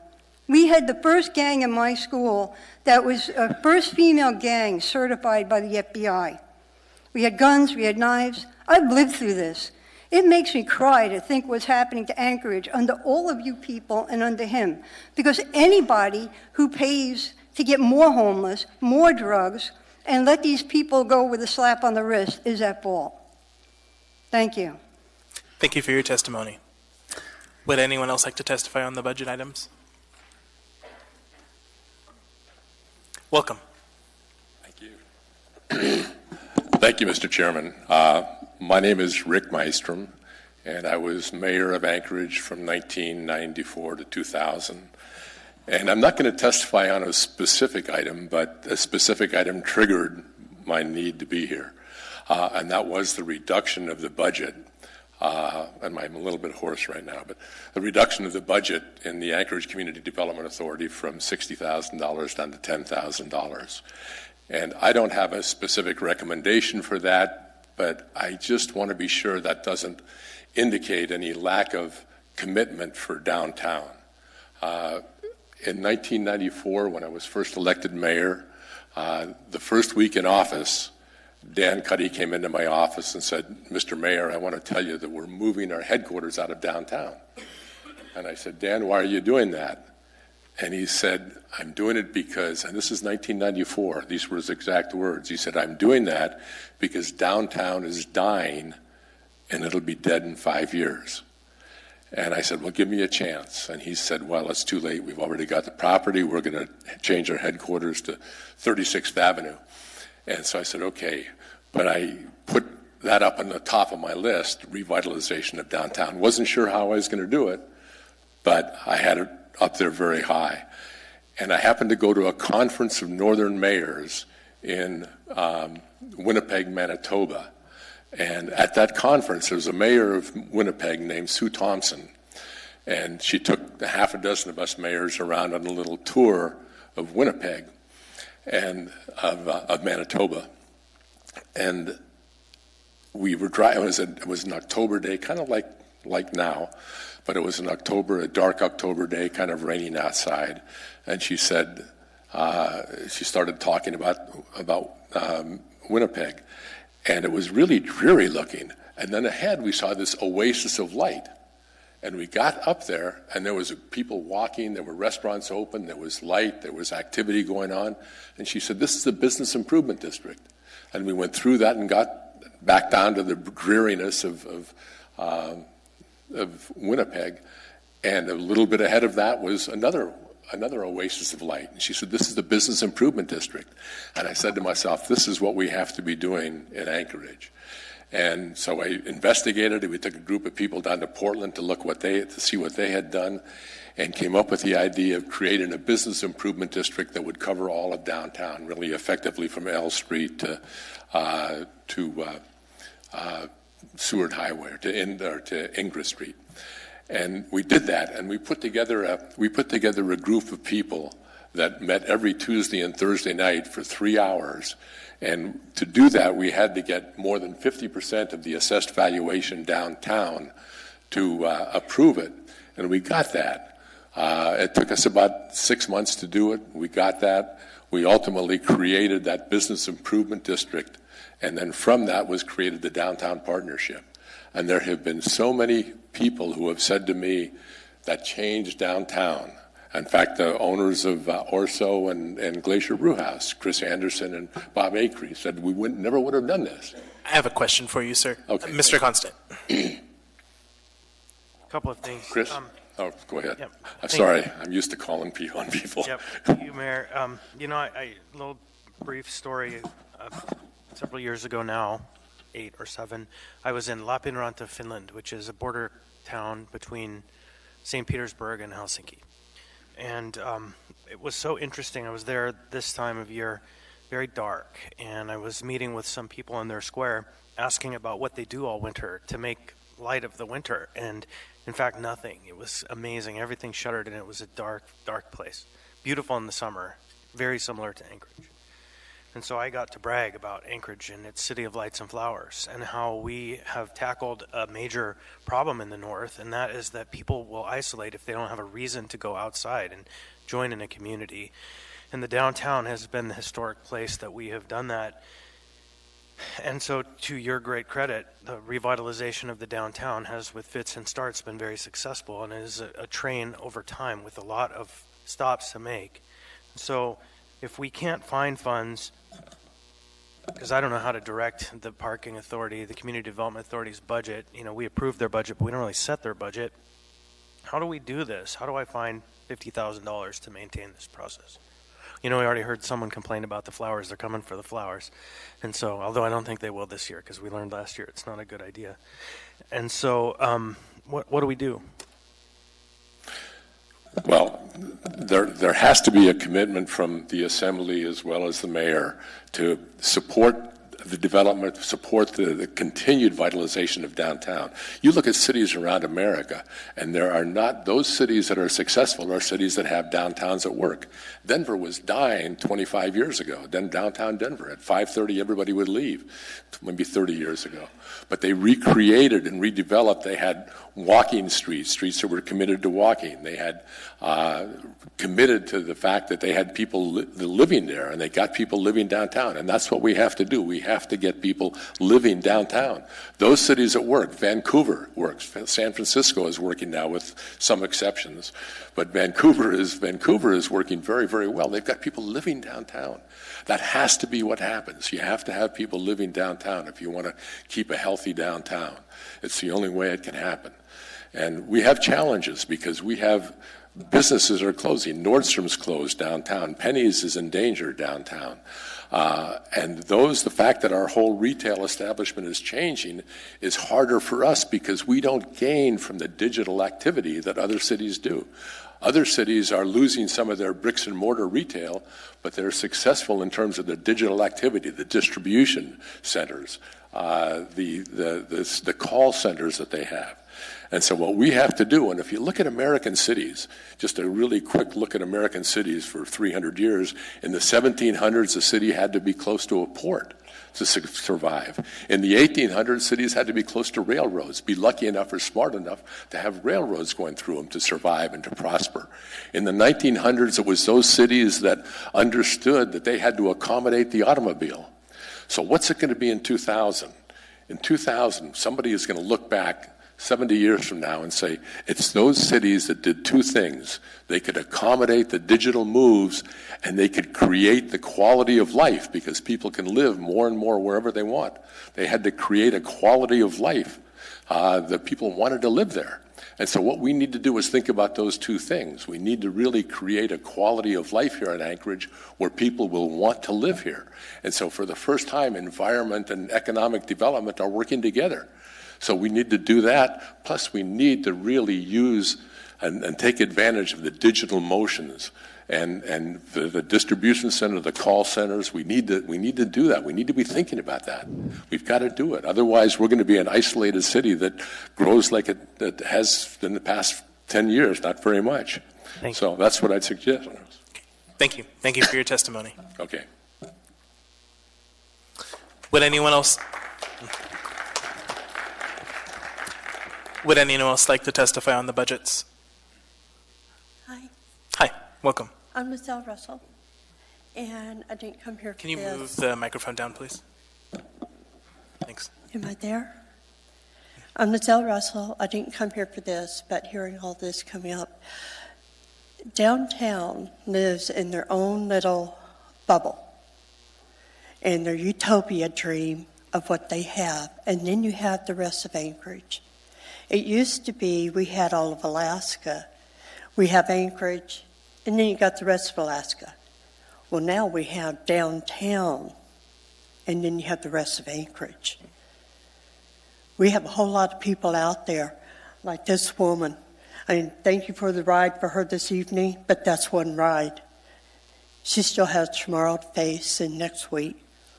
I was on that bus system for a while here, and it hurt. It hurt so bad. Most of the time, I couldn't even make it to the bus stop because there wasn't a way to get through the snow up to the actual bus bench because it was so plowed over with snow. I was walking up C Street. Up C Street. I am walking up C Street, and I got traffic coming at me, and I have no sidewalk to get onto. And I'm climbing a snowbank because I can't get to the bus bench. It's not there, and that's right down there on that little creek that you got there. You guys have a lot of money that you're pouring into downtown, and it's a beautiful utopia, but you still have the rest of Anchorage. We have senior citizens that cannot make it to bus stops. These veterans that I see in wheelchairs, I literally just sit down and break down and cry for them. How do these wheelchair people get around in the wintertime here around this city? Just trying to get down Northern Lights, just trying to get down through Diamond or Abbott. Have you tried it? Have any of you tried being one winter without a car in this city? Downtown's a beautiful utopia, little bubble they have made for themselves. And a lot of money's being poured there, but we still have the rest of Anchorage. And we've got senior citizens that do not get free bus rides. And they're hurting because they only live on $1,200 a month. Thank you for your testimony. Would anyone else like to testify on the budget? Welcome. Hi. Never been here before. My name is Katie Doherty, and in 2009, my brother was in a really bad car accident. He has a traumatic brain injury.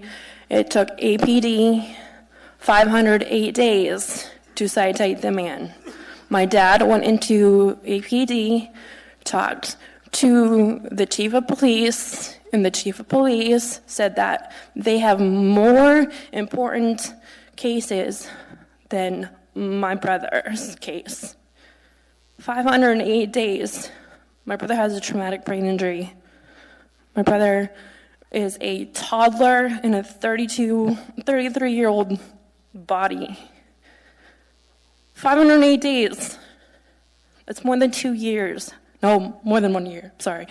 I think that's really irresponsible for our APD, especially our chief of police, who says that to my father. My family has been in hell for the past 10 years. Some of you may know my family, some of you may not. My family has been outside of the state since that, because of this reckless endangerment. And our chief of police said that to my father. So we need to clean up our chief of police and our APD. That's unacceptable. Thank you. Thank you for your testimony. Would anyone else like to testify on the budget?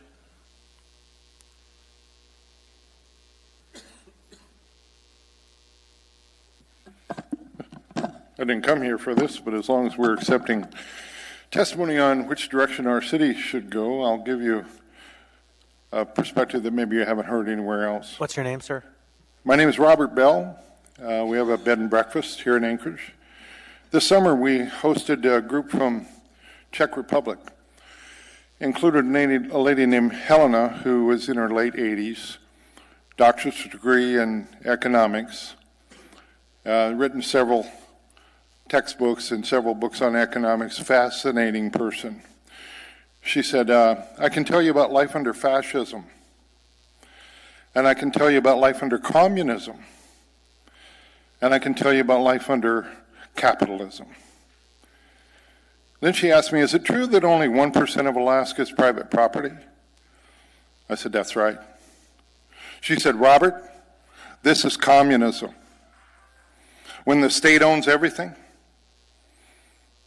it's communism. And this state will never grow. She came here as a guest speaker to the Chamber of Commerce.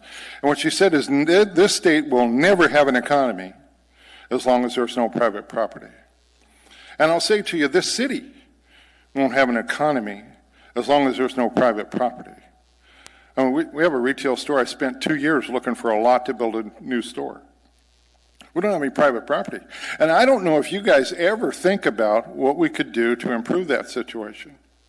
I mean, there's a huge piece of property over there between Abbott and Tudor and east of Elmore that's owned by the federal government. Has anyone from the municipality ever approached them with, we need that? Because we're 2 blocked here with Jay Bear to the north and turning into the south and the mountains to the east. And we got to have that piece of property or this city's going to die. It's just an idea, but people aren't going to move here if they don't have a place to live. And people aren't going to move to Alaska to live in a high-rise in downtown. And unless people are moving here, this city won't grow. And the economy is going to struggle. You got to give them a place to live. I want a place where my grandchildren can actually have a job and have a place to live. And right now, boy, I'm having trouble seeing how that's going to be the case. Thank you. Actually, you have a question from Mr. Dyson. Yes, sir. Yeah, thank you. When you say there's no private property, are you talking about subsurface rights? Say that again, Fred. I'm sorry. When you said there's no private property in Alaska, did you mean were you talking about subsurface rights? No, I'm talking about private property. I mean, the stats are 60% of the state of Alaska is owned by the federal government. 29% is owned by the state. The rest of it's owned by either a municipality or a local, a county, or what do you call them, a borough, or a native corporation. Less than 1% of the state's owned by a person or a company. I thought you said none of it was. Thank you. Thank you. Thank you for your testimony. Would anyone else like to testify on the budget? If you're going to come down, come on, Mr. Haberman. Welcome. Before I begin, you note if we need additional time in which items 14A, 14F, and 14G.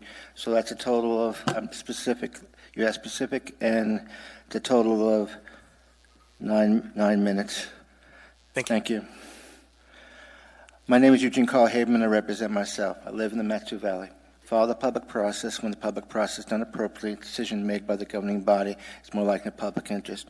First, I would like to thank members of the administration.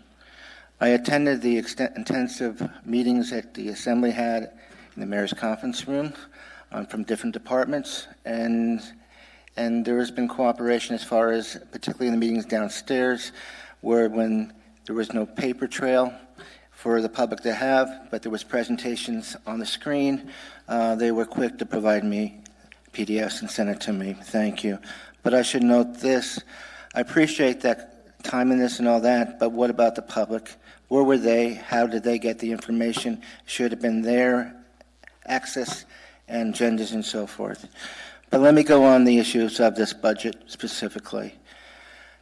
This proposed budget, I'd like to remind you, and these are similar words I said to the Borough Assembly when they had a budget which they had to pass, a different cycle, July. when you propose a budget, you need to really show that you've done everything you can with that budget that's being proposed, and it's been done wisely, because the future in our state doesn't look good as far as the state budget crisis, the unknown. The governor has clearly indicated that in the future there'll be a substantial more cuts in the state, which will have ramifications on this budget if passed. So what we have here is what the public doesn't know, but because I attend so many meetings, I like to announce this scenario of one of the meetings that wasn't here that does deal with the ramifications of this proposed budget, and that is this. At a couple of times at side meeting, bar meetings in City Hall with the Assembly or committees and so forth, there was note to the scenario of proposed taxes. What taxes are we talking about? There was also words of town hall meetings. So after this proposed budget gets passed, the public's going to be told, we want some town hall meetings, a couple of them, in different parts of the community, and there's a series of different taxes, including sales tax, and some that are not even on the tongue of many people of what that tax is. So, in all due respect, before you go and move on taxes, you need to prove to the public that you've done everything you've done with the budget you got here, and you've done the best you can. You cannot go on the step and say, well, we need a tax, because this budget right now is an increase from the previous budget. That's what this is. Why is there an increase? Well, there's items there that says we need to spend money in those items. And the end result is we're not dealing with the situation of state budget crisis, and which has ramifications with these budgets in the borough and the Assembly. Now, I'd like to get into another issue with the budget. Some of the funds have been dealt with is dealing with the homelessness. Now, before this budget was proposed, the administration, there was an emergency situation in dealing with the homeless issue, and funds had to be appropriated in an emergency situation, which shows that in an emergency situation, they didn't have a previous budget dealing with it appropriately, so there wouldn't be an emergency situation. But in fairness, the state did that scenario when the state issued cuts. And that's what I'm saying again. Cuts occur by the state, you had a proposed budget, and wow, back to the issue of the homeless, we got to deal with the issues of shelters and so forth. So where's the planning? The planning is not there. And then I proposed, when I first heard about the proposed funds, and I'm not talking about this budget, but dealing with the homelessness, but the first step is to deal with cuts and all the food you all spend. All those boards and commissions, all those assembly meetings, all those meetings I attend where I see members of the administration come in, not to attend the meeting of an assembly, but take a soda or a snack or a salad and walk out. I see that on a regular basis. Is that right? Remember, we're talking about people who don't have much of anything, and you're spending public dollars. I suggested back in those days, and which was just a few months ago, to capture all that money, because that money is, and think about the months that have gone by and how much money has been spent that could have been spent elsewhere. And when you're talking about needed money for the homelessness, you're eating it away, which is not right. So I'll leave you on that one. And I'll go with the municipal light and power issue. I kind of think you expected me to go and do a little note on the fact, because it's on one of the items, and I'll just briefly remind you all. In this room last Wednesday, you had a public hearing dealing with a merger, $1 billion item. You had a notice of the meeting the day before. Before that meeting, hours before, Assemblymember Constant, where is he? I guess he disappeared early. But the fact is, he said in the meeting in City Hall, on the record, that we need to move on that item that night because we got a budget that we need to pass. So let's get that thing through. Well, how wrong can that be? And where was the public connection? A public hearing a day notice, and also starting at 5 o'clock when most people are getting out of work in Anchorage. But then Assemblymember Dunbar said in my remarks later that the process was one of the best he's seen in all the meetings he attended. Well, how can that be? I guess we see things differently. Now let's go on another one. ACDA, for those who don't know what it stands, Anchorage Community Development Authority. Wow, that's a hot potato. I couldn't help but notice the praise given by a former mayor, coming up here and praising about an item dealing with $60,000. Now, I attended a lot of meetings, okay, and well, I think I can do it in the time span here. I moved into attending the Anchorage Community Development Authority meetings for some time. It drew me, and I saw right away there was no public comment opportunity there. Items that went before you, I would like to remind you, that comes from ACDA is the lease dealing with the police station. Those are some of the things. I would like to remind you there are so many projects that are going through their desk, I mean the board, but what they're doing on projects scares me greatly. Because many of these projects they're doing right now is they're not dealing with the earthquake situation. They're building in high-risk areas. They're not looking at that, and I'm scared about that. But their meetings, in order for the public to address at those meetings, that was concerns. The only place now for the public to speak is after they make decision at the end toward the end of the agenda. Like you have public comment at the very end to speak on anything, they make decisions, and then I can come in and say something, and that's it. It's a done deal. So with all due respect, I see some changes, but great lack of transparency, and I don't rarely say these words, but because of the recent interference by Andrew Halcrow, the only thing I could say right now is it's not getting any better, and the interference just means I say these words. He needs to resign. I don't normally say that, but he needs to resign. You give people a fair chance to change the situation, but the changes have not gone to the better, but to the bad. They provide me materials, but where is the opportunity for the public to speak? I witness assembly members come into those meetings and manipulate that body on issues, and that's not their role. The role is to observe, see what's going on, but not to run through even some items that were before you tonight, where the public cannot even question that and say anything, but you passed it, and it was at that meeting in ACDA, I was there, had no chance to say anything. This is what goes on. So, in closing, with 42 seconds to spare, and thank you for the time, because there's a lot of things to say, I'd like to remind you, I understand you're having another public hearing, I appreciate that, but the fact is I'd like to remind you how things should be. You need to put the money, the cost that you're doing over in City Hall in those meetings, and you bring yourselves in this room with video and audio. The cost, yes, there is a cost. There is a cost for that move. There is a cost for the video, but the public is connected better.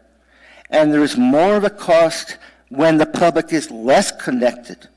You're doing your deals in City Hall, away from the people. Yes, you announce some public meetings, but you do not give the public a fair chance to speak and know what you're really up to. Thank you. Thank you for your testimony. Would anyone else like to testify on the budget? Welcome. My name's Kathy Forrester, and I just want to say you guys have a very difficult job, and thank you for your service. Thank you for your testimony.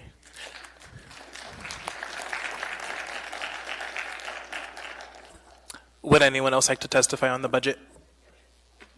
Anyone at all? Okay, so that's going to go ahead and end our second public hearing. And just to sum up, we do have a third public hearing on the budget scheduled for next Tuesday at 6:30 p.m. In this location. Thanks everyone for coming and testifying on the budget. We now have before us item 11A, Assembly Memorandum Number AM 701-2019, Executive Appointment, Josh Duran, Director of Parks and Recreation. Yes, quick point of order before we move on. Sure. Was there a reason we set it for 6:30 instead of 5? Just to stay consistent with what we did today. Okay, thank you. Yeah. So we have this item before us, item 11A. What is the will of the body? Move to approve. Second. Moved and seconded. Any discussion on this item? Yes, sir. Mr. Constant. Mr. Durand.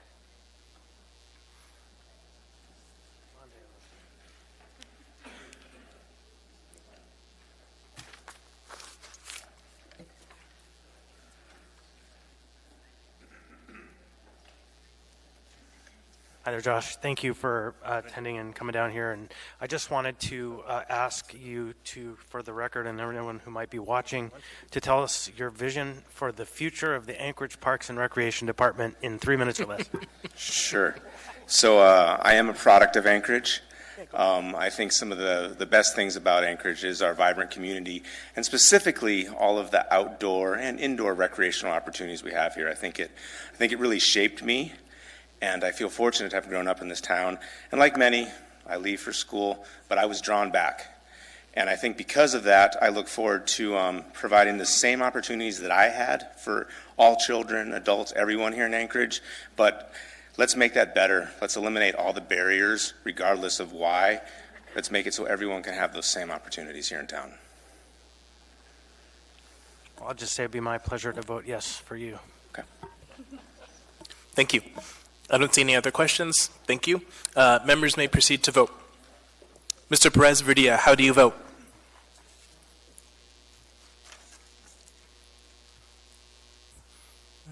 He's not with us. Let's just mark him as a... Oh, Mr. Dyson, how do you vote? Yes. With great pride. Thank you. That item passes 10-0. We now have before us item 11B, resolution number AR 2019-227, resolution of the Anchorage Municipal Assembly approving a marijuana license and special land use permit for 420 Enterprises LLC, a marijuana retail sales establishment with license number M19624, doing business as Studio 420 AK. Waive reading. Thank you. What is the will of the body? Or do we have a motion on the floor? No. Okay. What is the will of the body? Move to approve. Second. Moved and seconded. Mr. Weddleton. Thanks. We've seen this several times.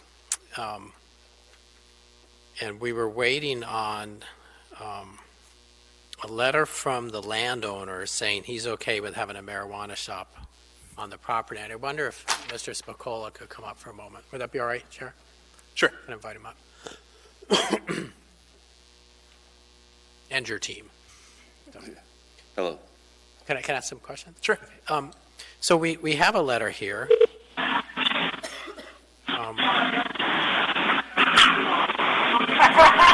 Mr. Perez-Verdia, if you can put your phone on mute, please.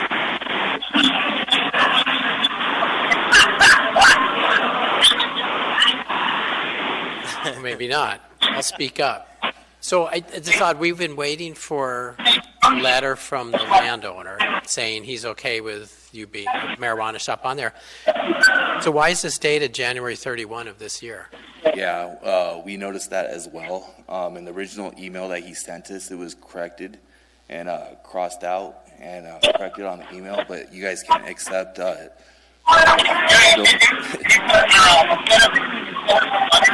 Mr. Perez-Verdia, if you could put your phone on mute, please. We're getting a lot of feedback in the chambers.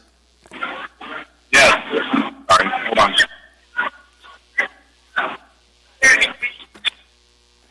So basically, you guys, for the special land use permit, you need the original copy of the letter signed by the landowner. So on the digital format of that letter, it was crossed out and corrected. When we requested the original from the landowner, that wasn't corrected on the original. I presented that to Ryan Yao from the municipality, and he said that basically it was because it was from the landowner's attorney and their office that it would be sufficient enough. Okay. And I suppose the big risk is yours. I mean, if something went awry and you had opened up, you could say, I never agreed to that. It'd be a bad day for you. What was that? It would be a bad day for you if this weren't, I mean, but this is a good letter and you're comfortable with this. Oh, yeah. Okay. Yeah. All right. Well, good. It's been a long wait for you. It has been. We looked at this on the Community Economic Development Committee some time ago. I don't even remember when. And we recommended approval, but we're waiting on this item essentially. So it looks like he's got that squared away. Yeah. And I think the approval should be clearly, with the conditions that are here, because you have quite a number of things to deal with before you can open. Correct. Okay. Thank you. Thank you so much. Thank you. Seeing no further comment, members may proceed to vote. Mr. Perez-Verdia, how do you vote?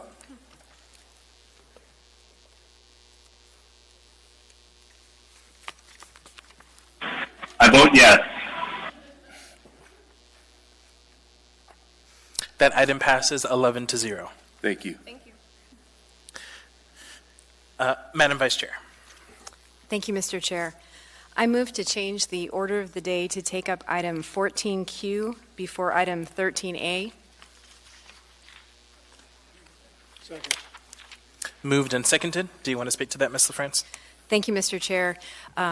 It's expected that the items that follow will have significant public testimony, and 14Q is expected to go pretty quickly. And that would enable staff to go home. Thank you. Seeing no discussion, is there any objection to changing the order of the day? Okay. Seeing no objection, the order of the day has been changed. Then we now have before us item 14Q. Ordinance number AO 2019-133, an ordinance of the Anchorage Assembly amending Anchorage Municipal Code Section 3.20.070 and Chapter 3.90 to add business continuity plan development and annual testing to the duties and functions of the Office of Information Technology. Waive reading. Thank you. Public testimony is now open on this item. Would anyone like to testify? Anyone at all? Seeing and hearing no one, public testimony is closed. What is the will of the body? Move to approve. Second. Moved and seconded. Mr. Weddleton. I've got an amendment somewhere here. Hold on. Small amendment. You should have it. Yeah, members should have it. All right. Find it right here. I'd like to move Weddleton Amendment 1. Does everyone have this? Is it? Okay. This is maybe not critical, and I think the message may already be implied, but I just want to add to the section that defines critical infrastructure, the Port of Alaska. So on page 3, line 1, it would read dams, bridges, road systems, the Port of Alaska, and similar key resources and systems. Thank you. Mr. Constant, did you want to speak to the amendment? Actually, I have another amendment after this. Sure. Seeing no further discussion on the amendment. Did I get a second on that? You did. Second. Mr. Peterson seconded.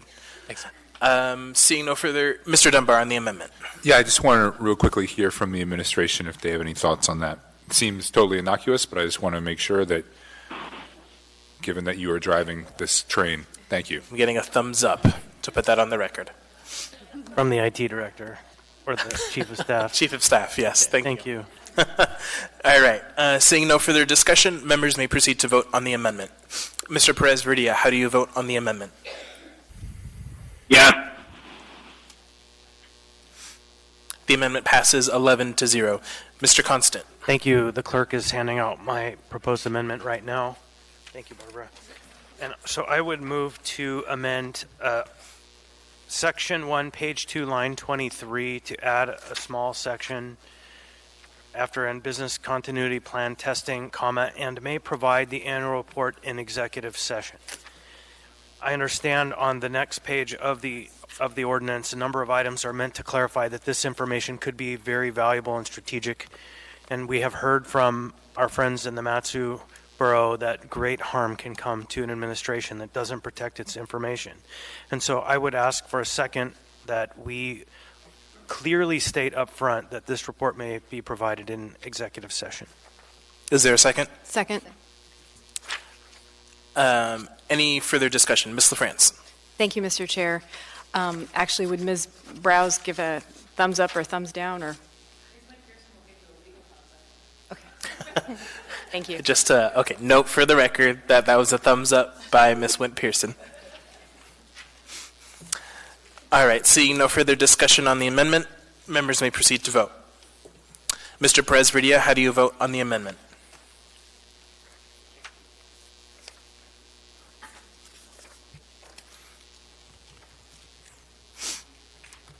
Mr. Perez-Verdia.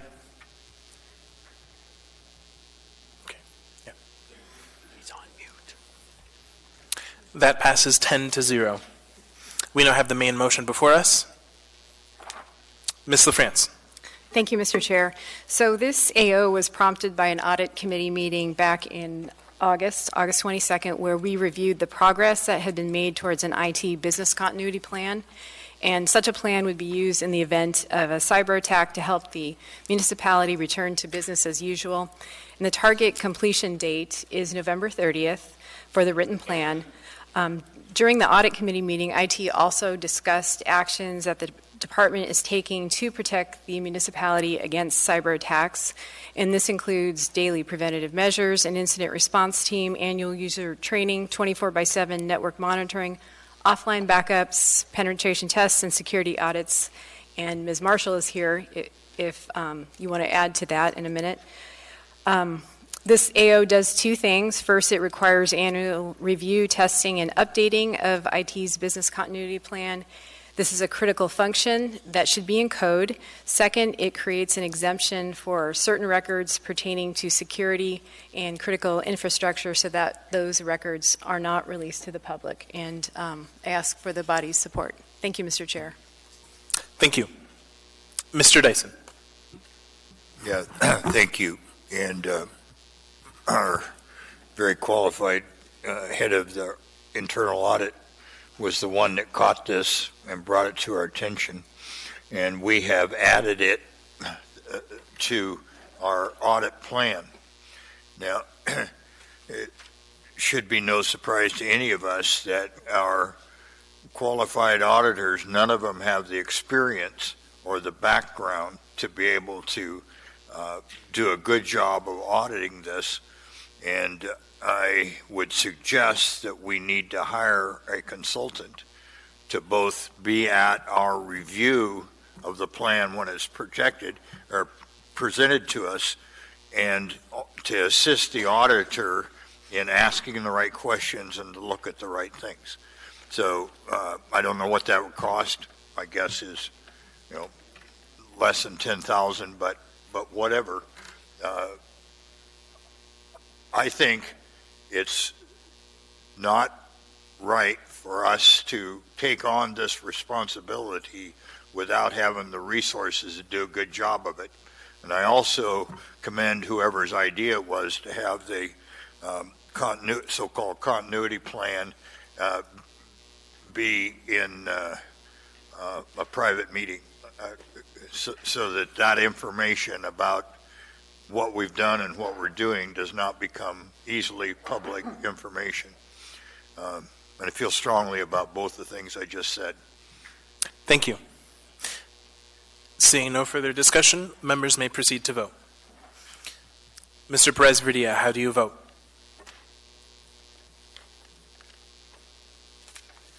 Okay, absent.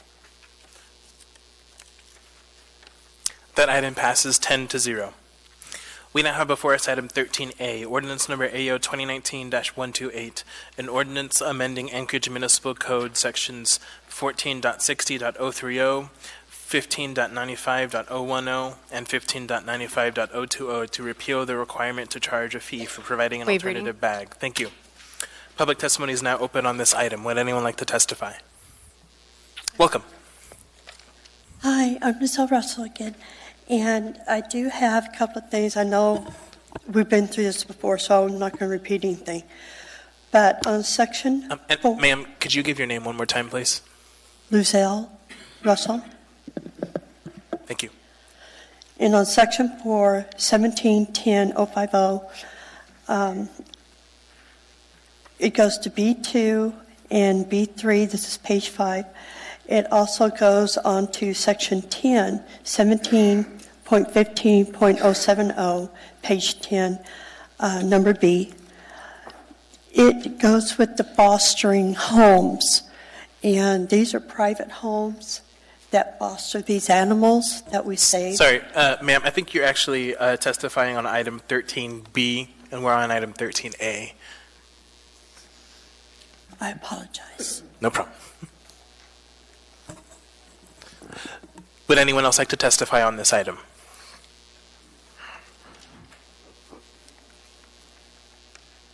Welcome. Hi there. Yeah, my name is Donovan Camp. I'm a volunteer with Plastic Free Anchorage, and so I'm here to kind of testify on some of our bag ordinances. 6 weeks ago, just a little bit over that, we implemented our bag ordinance of banning plastic bags and charging 10 cents. With that became a new question started being asked to shoppers at the transaction point, which is how many bags do you need today? Before that, people didn't ask themselves how many bags they needed, and with this 10 cents, this is now a question, and so this has changed behaviors. If you go to your local transaction points, you'll see people carrying bags out, or carrying products out, or reusing bags in just an incredible rate. If there's any confusion, this particular ordinance was not motivated because of a particular dislike of thin plastic bags. This had to do with all the trash, pollution that we're seeing.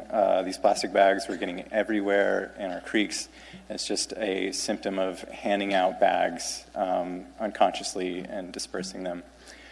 Some arguments will be presented to you today about alternative bags, saying that they're actually worse for the environment, and saying that you need to reuse these bags hundreds of times. You'll have to note that that statistic is based on thin plastic bags. When you order a box of 4 mil plastic bags, it's a box about this size, that comes with 100 bags. The average shopper uses 300 bags a year. So when you take 3 of those boxes per year and you compare them to a few reusable bags, I think it's pretty apparent that what's going to be the worst as far as environmentally and what's going to be the most impactful to our cities here. One thing with businesses here is that we've learned that businesses stock up on bags, and so with this ordinance, I think they've all stocked up on paper bags, and these are a little bit more expensive, and with the understanding that they would get money back for this, 10 cents at a time.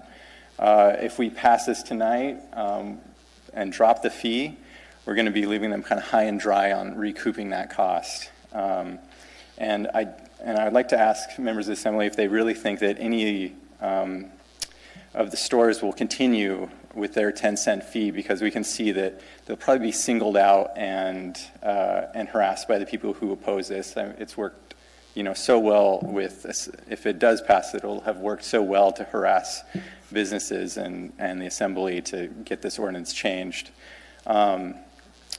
And this is a fundamental change to this ordinance, dropping the fee and going to a 10 mil plastic bag again.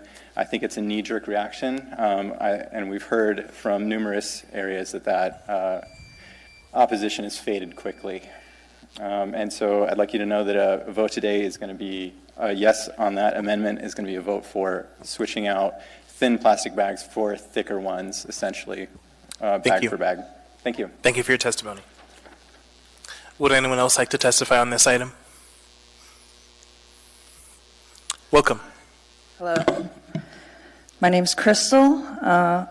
Assembly members, today we discuss another amendment aimed to disempower the plastic bag ordinance. You are considering a proposal to eliminate the bag fee. These fees are pivotal in changing the behaviors of our community. Without it, the ordinance will have little effect. Opponents call the expense offensive, annoying, humiliating, and a burden. A little over dramatic for a fee that does not surpass 50 cents a transaction. I would say seeing plastic bags littering our streets, parks, and waterways are just that, an eyesore, embarrassing, toxic, and a pain to clean up, wasting municipality dollars to do so. Even well-intentioned citizens will wishfully recycle these bags, a piece of contamination that cannot be sorted easily and results in painstaking labor by the recycle centers. Ms. Kennedy, you mentioned how the community is getting nickel and dimed, nice pun, and charged more for solid waste services. Well, less plastic bag contamination will reduce labor costs to solid waste facilities. The only way we get less plastic bags is to continue with this ban. Speaking of recycle centers, West Rock, Anchorage Recycle Center no longer accepts plastic grocery bags as there is no end market for the material. Some grocery stores still collect them, but if we're not the type of consumer who remembers to bring in a high-quality reusable bag for shopping, then will we remember to bring in plastic bags to recycle? Or more likely, will we throw them all in the trash when the collection gets too large? One argument made is, how will tourists cope with the fee?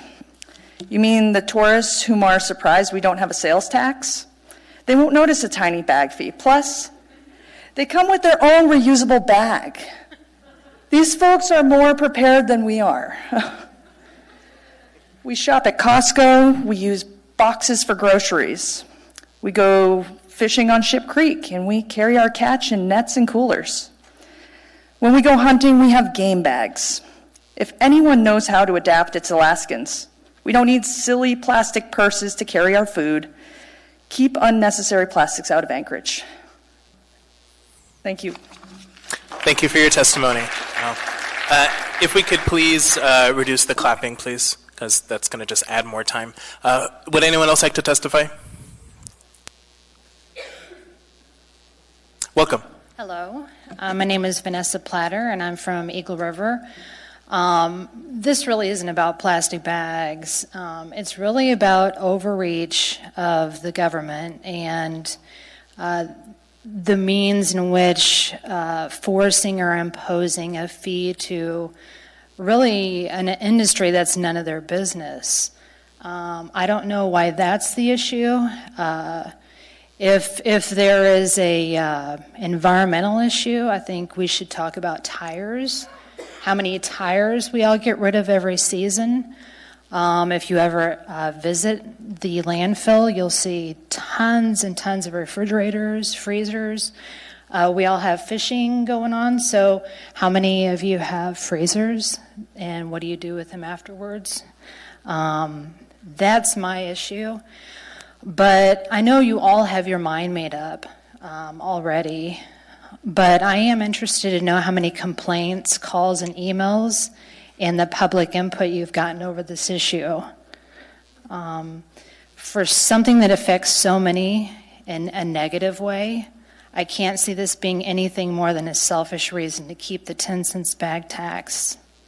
I know you all have so much on your plate trying to make Anchorage and Eagle River a better place to live, but let's be finished with the issue and make it simple. Please just remove the 10 cents bag tax. Thank you. Thank you for your testimony. Would anyone else like to testify? And then if we have folks who are here to testify, if we could just line up in the first couple of rows, that way we can get through this more quickly, please. Welcome. Yeah. Karen Barnard again. 45 years ago, bottle bills saved the East Coast. This is a generational thing. I'm surprised that you want to repeal it because you're of the age where the bottle bill caused people to get 5 cents back when they brought their bottles back. It changed people's behavior. Charging for the bag makes people think. It becomes precious when they have to pay for it. Now, the other part of the problem is, okay, we have irresponsible people throwing out plastic. Why aren't we making and requiring the municipality of Anchorage to have all plastic bags brought in made out of corn-based products that break down after, 8 months, I think? You can get your spoons, you can get takeout containers. There's a lot of socially responsible businesses doing that because our kids, my kids, are going to be stuck with this plastic problem. Right now out in the ocean, there is a big, huge mass the size of Rhode Island of plastic. It's already getting into our salmon. So to repeal the fee is irresponsible. And it's shown the fee works. Thank you for your testimony. Would anyone else like to testify? Welcome. My name is Megan Keller, and I appreciate Assemblywoman Kennedy's optimism that 6 weeks is sufficient amount of time to permanently change public behavior and avoid the overuse of single-use plastic, but unfortunately, it is insufficient. And if we repeal this bag fee, then complacency will return and you will see an increase in the use of these plastics again. Please vote to maintain the bag fee. Vote no on this measure because an increase in single-use plastic bag use is detrimental to our environment. Recent studies have quantified the amount of microplastics in our ocean, and it's more than we could have ever imagined. It kills whales and it disrupts ecosystems. Microplastics have even shown to be airborne and is hailing down contamination. Don't shift policies after this reduction in plastic waste or condemn it to float in the ocean for eternity. Thank you. Thank you for your testimony. Would anyone else like to testify? Welcome. Thank you. Hello, my name is Madeline Stokes, and I would just quickly like to confirm what was previously said and say that I'm surrounded by friends and people that are very conscientious of the environment, and yet they still go to the grocery store, and if the plastic bag's available, that's what they're going to use. And so if you don't have an ordinance, if the city's not helping us change our actions, no action is going to take place. And thank you for passing this law originally, and I hope that you will be proud that you were able to pass it and maintain it in the future. Thank you for your testimony. Welcome. Hi, I'm Leisha Nolan, and I simply want to encourage you to dismiss this repeal and continue the ban. Thank you. Thank you for your testimony. Welcome. Hello, my name is Katie Peck, and I wanted to voice my support for the plastic bag prohibition, and I support the 10-cent fee, and to not support allowing thicker plastic bags, and to reiterate what was already said about the plastic no longer being allowed at recycling centers. Thank you. Thank you for your testimony. Welcome. Hi. My name is Carice Day. I'm 13 years old, and I've lived in Alaska for 10 years. Every year I participate, in street and creek cleanups. I've seen the amount of plastic bags that end up on the streets, the creeks, the trails, pretty much everywhere. I'm concerned about the impact of plastics on our ecosystem, and not to mention the fact that plastic bags in our city are just not very pretty. As a young person, I'm concerned about what Anchorage will look like when I'm an adult, because I don't want this wonderful place to change. Creating exemptions for the ban will only make things more confusing. If you want people to change their habits, you need to keep your rules consistent. New rules will always require an adjustment period, and we should be proud of the fact that we're working to make our city more beautiful and more healthy. I want to thank you for making the hard choice to pass this originally. I hope that we don't backtrack from it. Thank you for your testimony.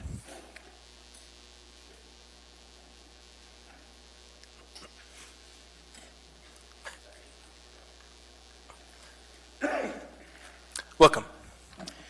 Hello, my name is Andreas Mazeshin, and I support the 10-cent bag fee simply for the fact that these shopping bags that we're wasting all this time and energy and arguing about is a small fraction. I mean, everything else we buy from the store is covered in plastic.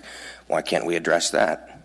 Single-use water bottles, clamshell packages, literally everything that you go to the grocery store to buy or to Walmart or wherever is wrapped in plastic. So if we waste all this time covering one subject of plastic packaging, we're omitting everything else. So I say, in the spirit of trying to be a little bit aware, and pay 50 cents every time you go to the grocery store. That's maybe an unorthodox opinion, but that's my opinion. Thank you. Thank you. I have one question for you. Mr. Weddleton. Well, gosh, it's not so much a question, but a statement, because you made an important point. What we're doing is fairly small in the world of plastic, but I think there's a real flow in society, and I have a note from one of my suppliers, and Hasbro is going towards no plastic packaging in the next 2 years, and that's a huge step. I agree. I absolutely agree.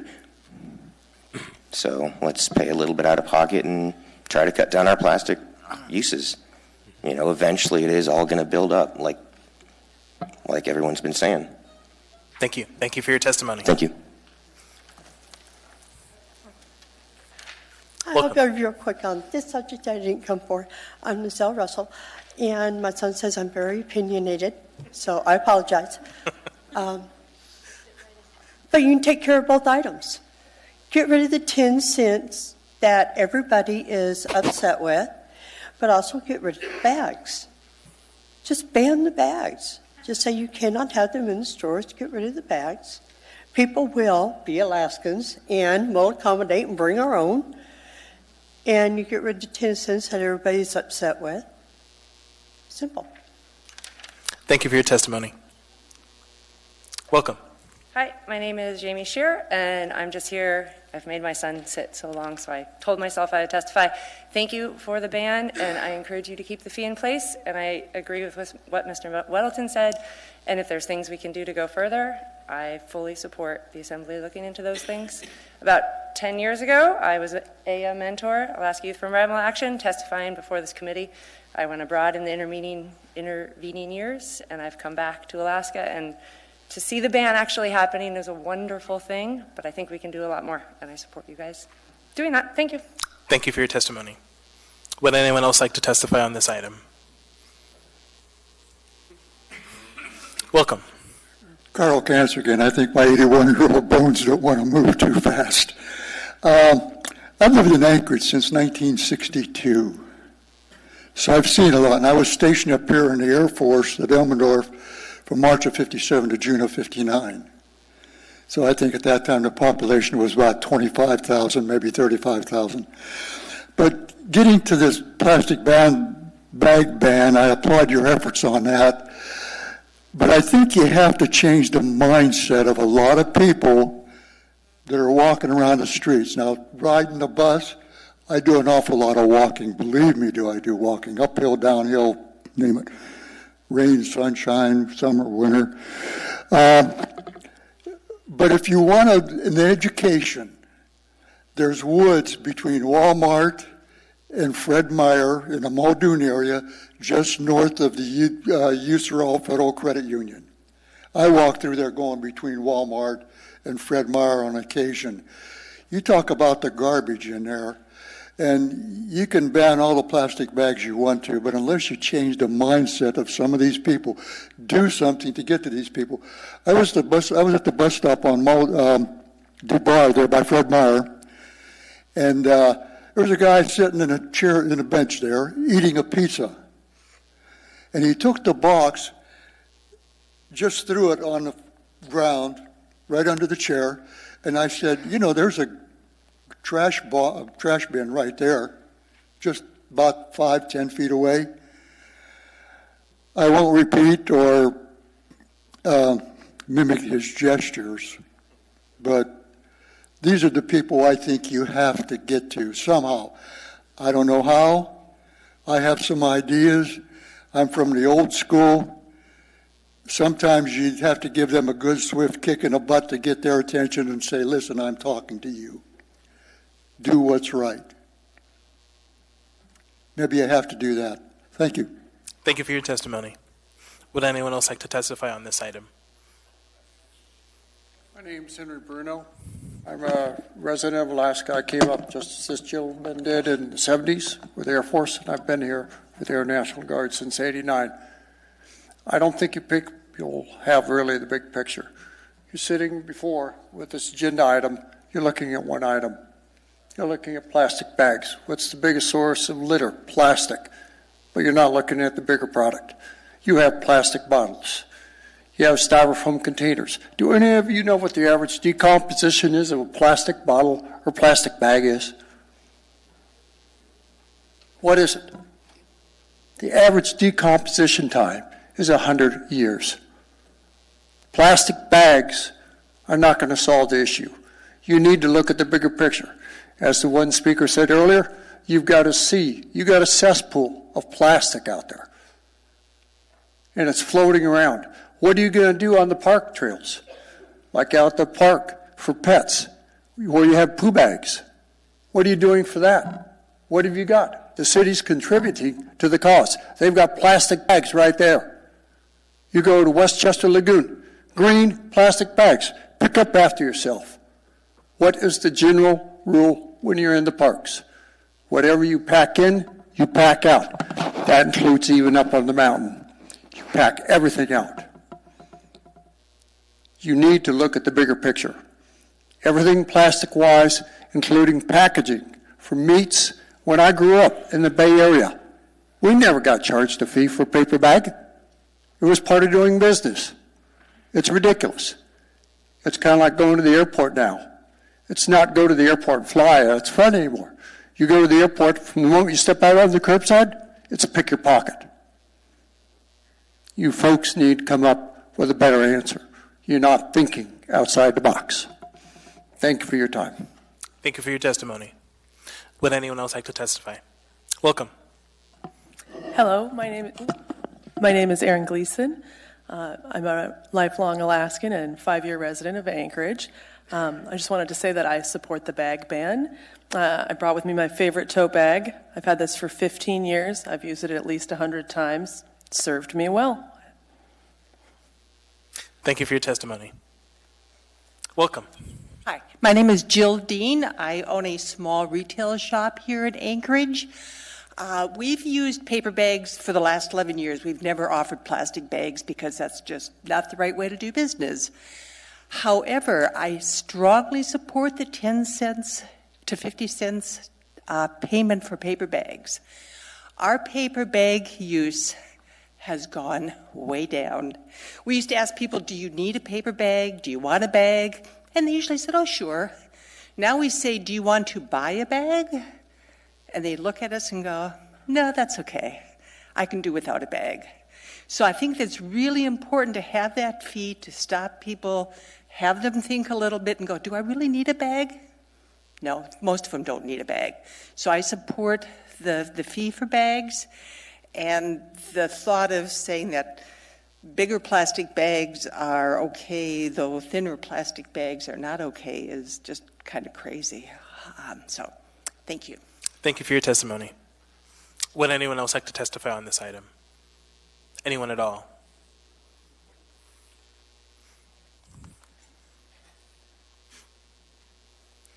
Welcome.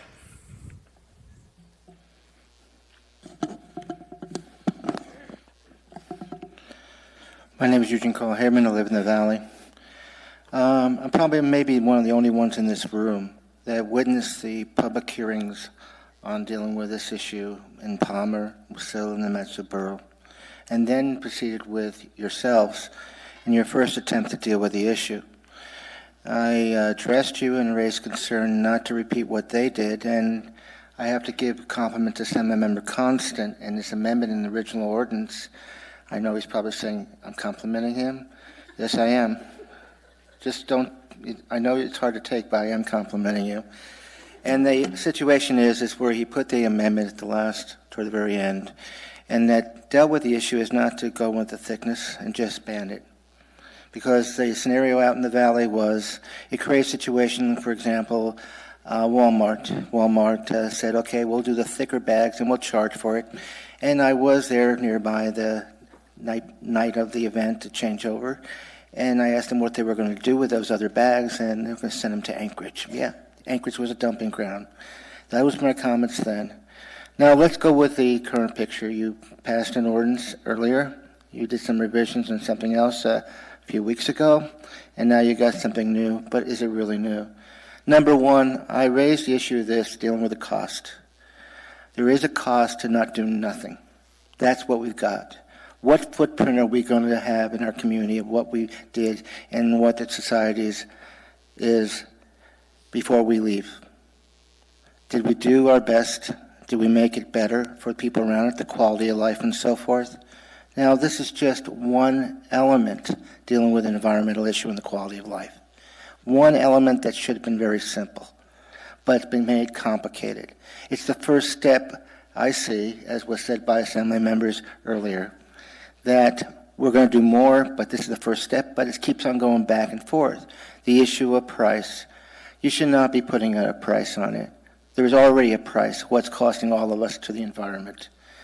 Get rid of that discussion about the cost and have the parties who are giving out the point of purchase the bags, and there's no cost to them, but there is a cost, but they do it as a cost of doing business that we do not see. Because before this, it wasn't there.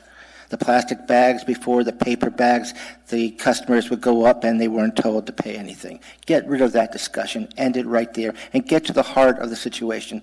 How are we going to improve the quality of life around us? What footprint are we going to leave before we leave to the people after us, to come after us? They're still here. So that's one point. And there's another thing that concerns me, and there was, and permission just to finish this area, and I'm lost, but I'd like to close with this with 20 seconds more permission, is two issues that were not addressed. is the issue about Mr. Haberman, you have one sentence, please. Really wrap it up. I could have finished it. All I'm going to say is this. The end result is you left a situation where people are coming in with bags that are plastic. Okay, that's not making things safe or healthy. That stuff is coming in, and there's also a problem with this.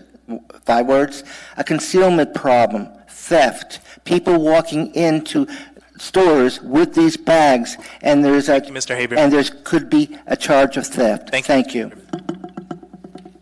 Would anyone else like to testify?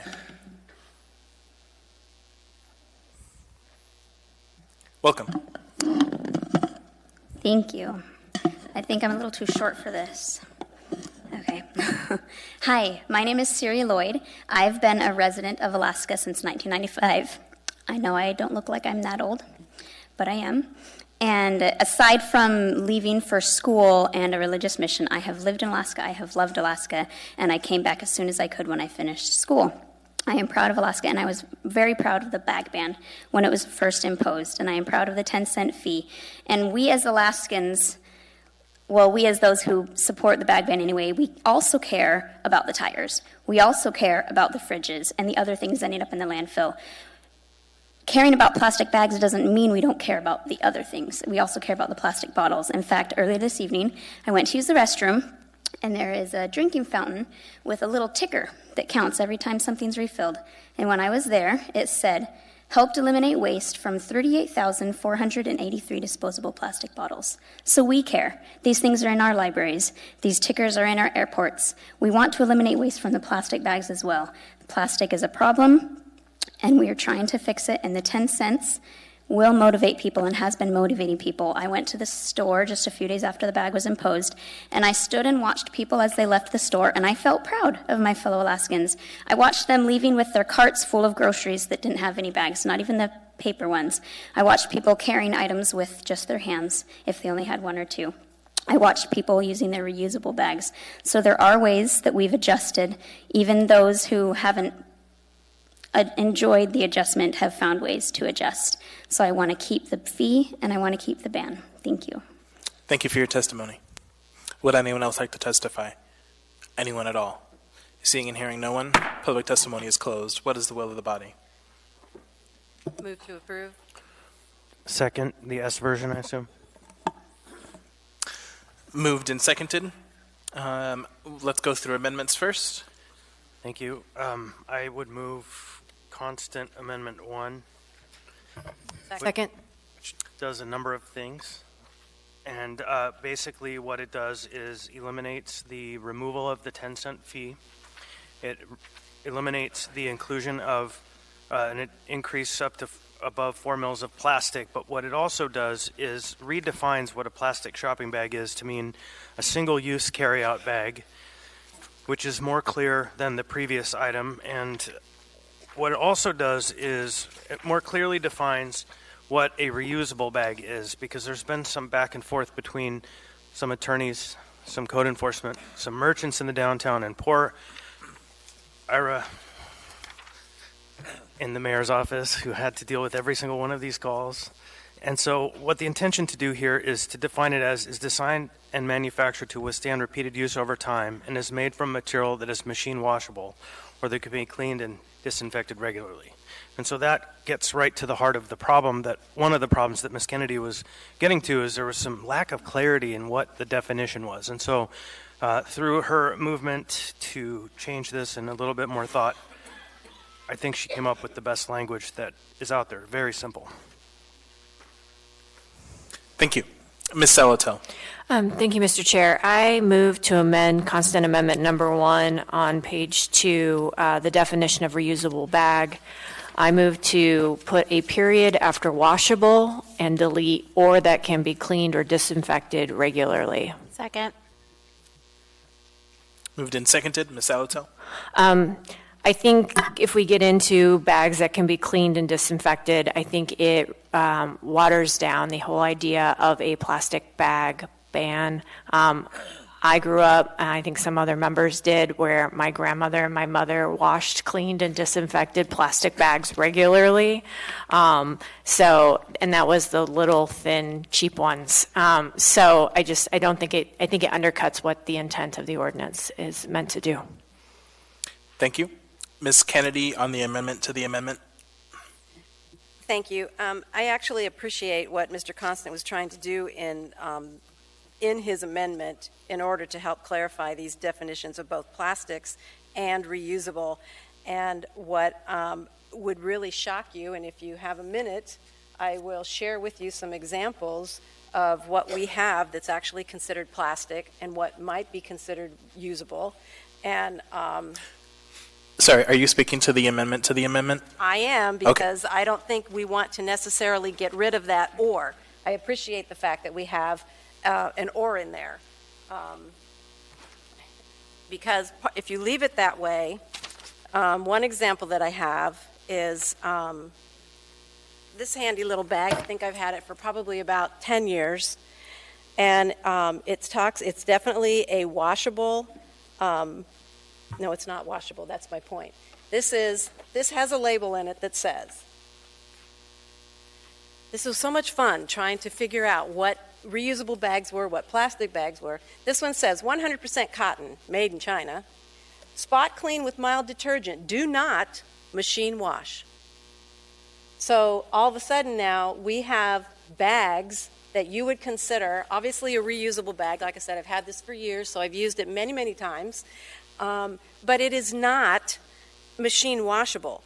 And so you might want to actually clean it or disinfect it in some way, but it really kind of defies what we would think of as a reusable bag that should be washable. So there's confusion that comes with all of these different kinds of bags that we have to be careful about. And what I said, in terms of what Mr. Constant was trying to do to just make the terminology so much more clear, so much more simple. And if we try to mess around with it too much, we end up really defeating the purpose of what we're trying to do here. And what I want people to remember most, too, is that we've already banned those flimsy plastic bags that everybody complains about seeing in the streams or hanging from trees. So we're trying to better define exactly what a reusable bag is. And I would prefer to see this definition kept this way so that we provide some parameters in there. It might be machine washable, or maybe it's just going to be cleaned and disinfected in some other way. Thank you. Thank you. Mr. Weddleton on the amendment to the amendment. No, I'll wait. Thank you. Mr. Constant on the amendment to the amendment. Ms. Quinn-Davidson on the amendment to the amendment. Mr. Dyson on the amendment to the amendment. Yeah, I think my colleagues realize that their comments were a little more general than the amendment to the amendment. I do appreciate the attempt here with this amendment to the amendment. Thank you. Seeing no further discussion, Ms. Zalatel on the amendment to the amendment. Thank you. I would just say I appreciate the label in that bag, but if it was in my house, it would have gotten thrown in the washer, bled over everything, turned everything pink, and that's how it would have been. So I would just say, those are maybe best practices on how to wash those bags, but that would have definitely gone through a machine wash in my house. Me too. Thank you. Seeing no further discussion, members may proceed to vote on the amendment to the amendment. Mr. Perez-Verdia, how do you vote on the amendment to the amendment? All right, I'm just going to stop asking for him.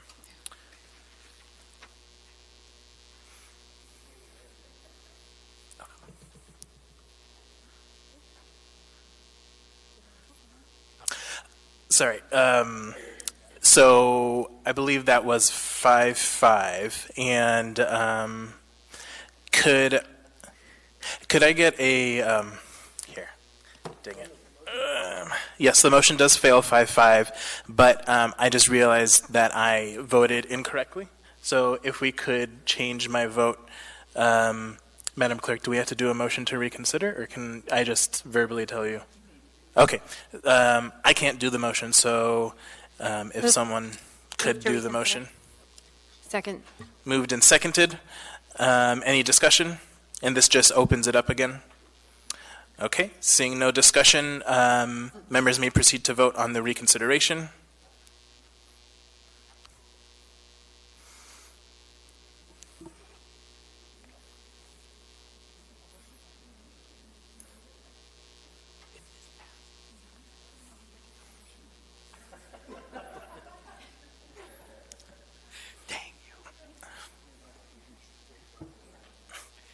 Okay, and this is the motion to reconsider. So a yes will open it back up, no will not. Okay, that is, thanks, John. That's 9-1. I was off a beat. Looked like you had a winner there. So. All right, so now that's back before us, and I will vote correctly this time. I don't get to reconsider my reconsideration vote. Mr. Constant? Yeah, I just have to say that Ms. Kennedy persuaded me. Thank you. Seeing no further discussion, members may proceed to vote on the amendment to the amendment.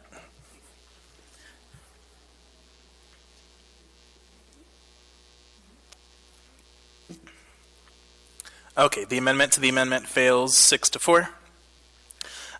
Now we have the amendment before us. Any further discussion on the amendment? Mr. Dyson. Yeah, thank you. Please forgive me for being pedantic. I'm not clear.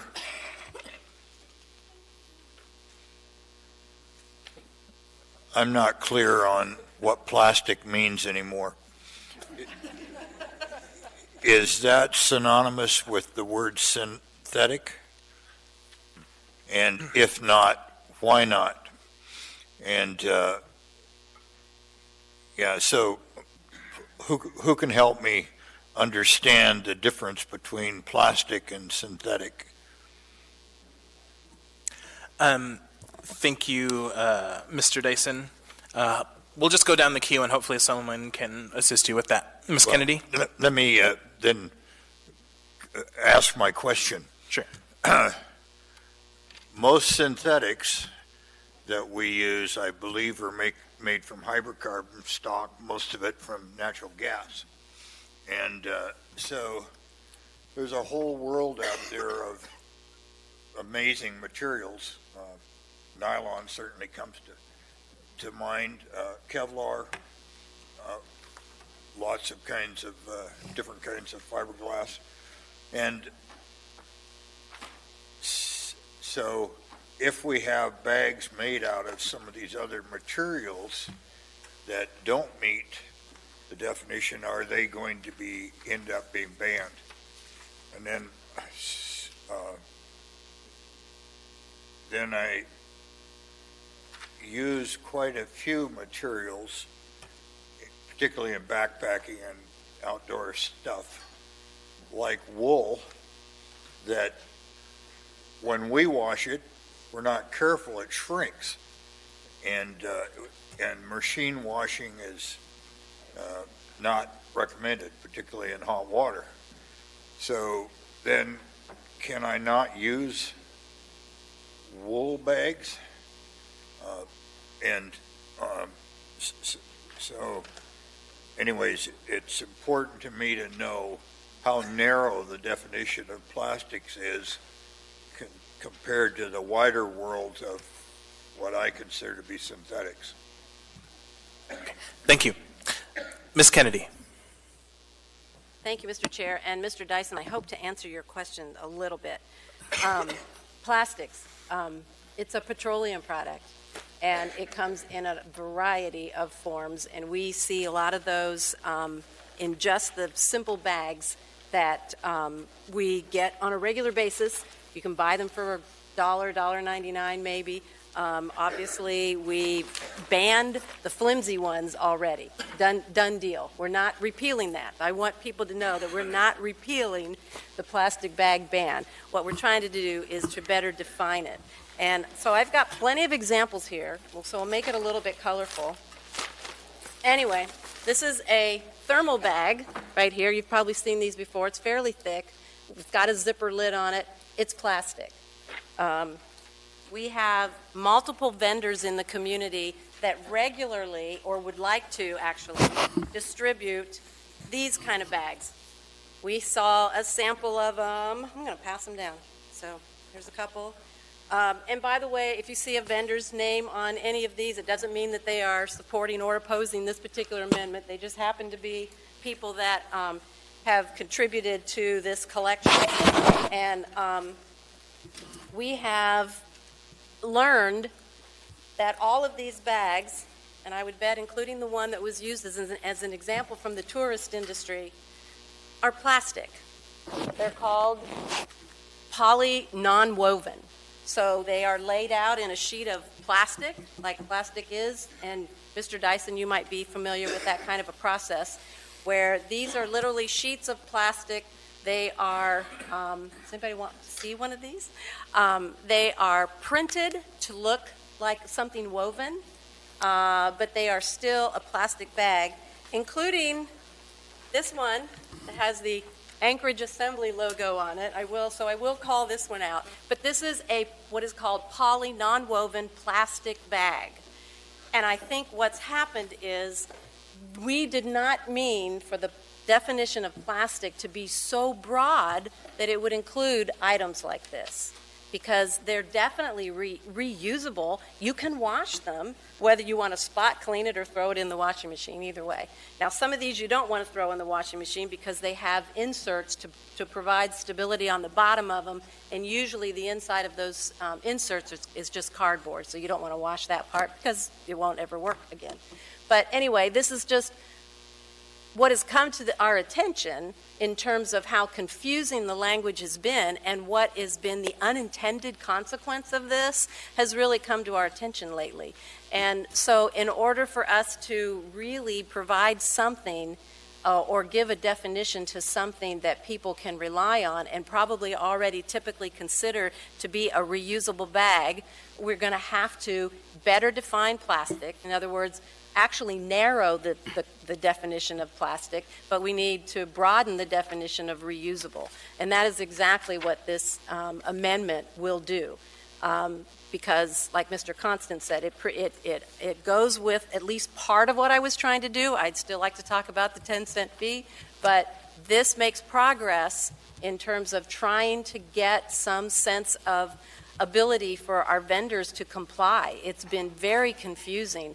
And I don't think we want to go to this extent of just absolutely banning all plastic, because we end up kind of shooting ourselves in the foot with that one. So, thank you. Thank you. Mr. Chair. Mr. Dyson? Yeah.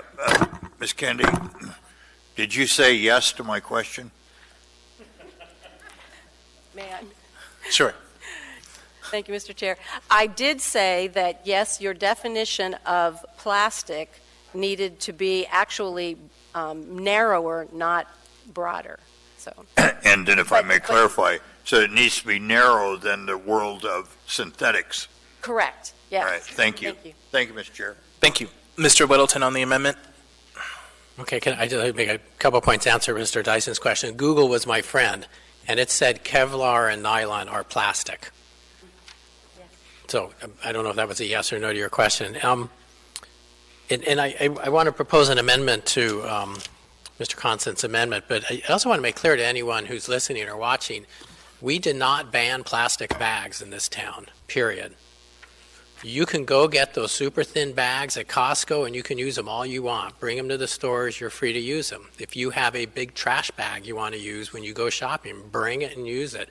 We didn't ban those. The only bags we banned are retailers can't provide you with a bag at checkout. But you can use plastic bags all you want. Any type of bag that Ms. Kennedy showed has not ever been made illegal. It's a nuance on what could be given away without a dime, I think. But you know, you can use plastic bags. If you love those super thin ones for whatever you do, go buy them. They're super cheap. They're less than a penny at Costco. But I would like to propose an amendment to Mr. Constant's amendment, and that is on the last page, page 3, and that is how do I phrase this, not to delete this number 11 exception for restaurants, drive-through food service, market, or street vendor selling prepared and ready-to-eat foods. Do you want to speak to that? Or is there a second? I need a second. You don't need it. You don't need it. Crickets. Okay, well, maybe not then. If I could speak briefly to the point. Since we don't have an amendment, we can't debate the amendment. The content is... Okay, thank you. All right, if I might. So already in the underlying ordinance, the plastic is allowed to be used, yes, by restaurants and other retailers to protect from spillage. That is already currently allowed in the law. What this was intending to do that was removed was to generally allow all restaurants to give away plastic bags as the carry-out tool. And so already they can, if they have spillable products, use a plastic bag under the ordinance as written. Can I speak to it? Sure, Mr. Weddleton. Well, I understand that, but no one else does, and the restaurants don't. And this just makes it more clear. And in the world of plastic bags, pretty much if you're carrying the food out, it's sloppy. It's almost a given at a restaurant. So this just makes it more clear. And in the world of plastic bags, it's a super small percentage. I mean, when you have retail stores, particularly the big ones, not giving out plastic bags, that's 99.99% of what we're talking about. This just makes it simpler where they're actually fairly useful. You're not slopping food around. And I'm saying allowing this exemption. Thank you. Mr. Dunbar, on the amendment to the amendment. Very briefly, but I'd like you to keep me in the queue because I do want to speak to the actual underlying amendment. Sure. I just think that Mr. Weddleton's amendment to the amendment is an unnecessary step backwards. Thank you. Ms. LaFrance, on the amendment to the amendment. Nothing on the amendment to the amendment, but I would also like to stay in the queue. Thank you. Mr. Dyson, on the amendment to the amendment? No? Okay. Anything else, Mr. Constant? Chris?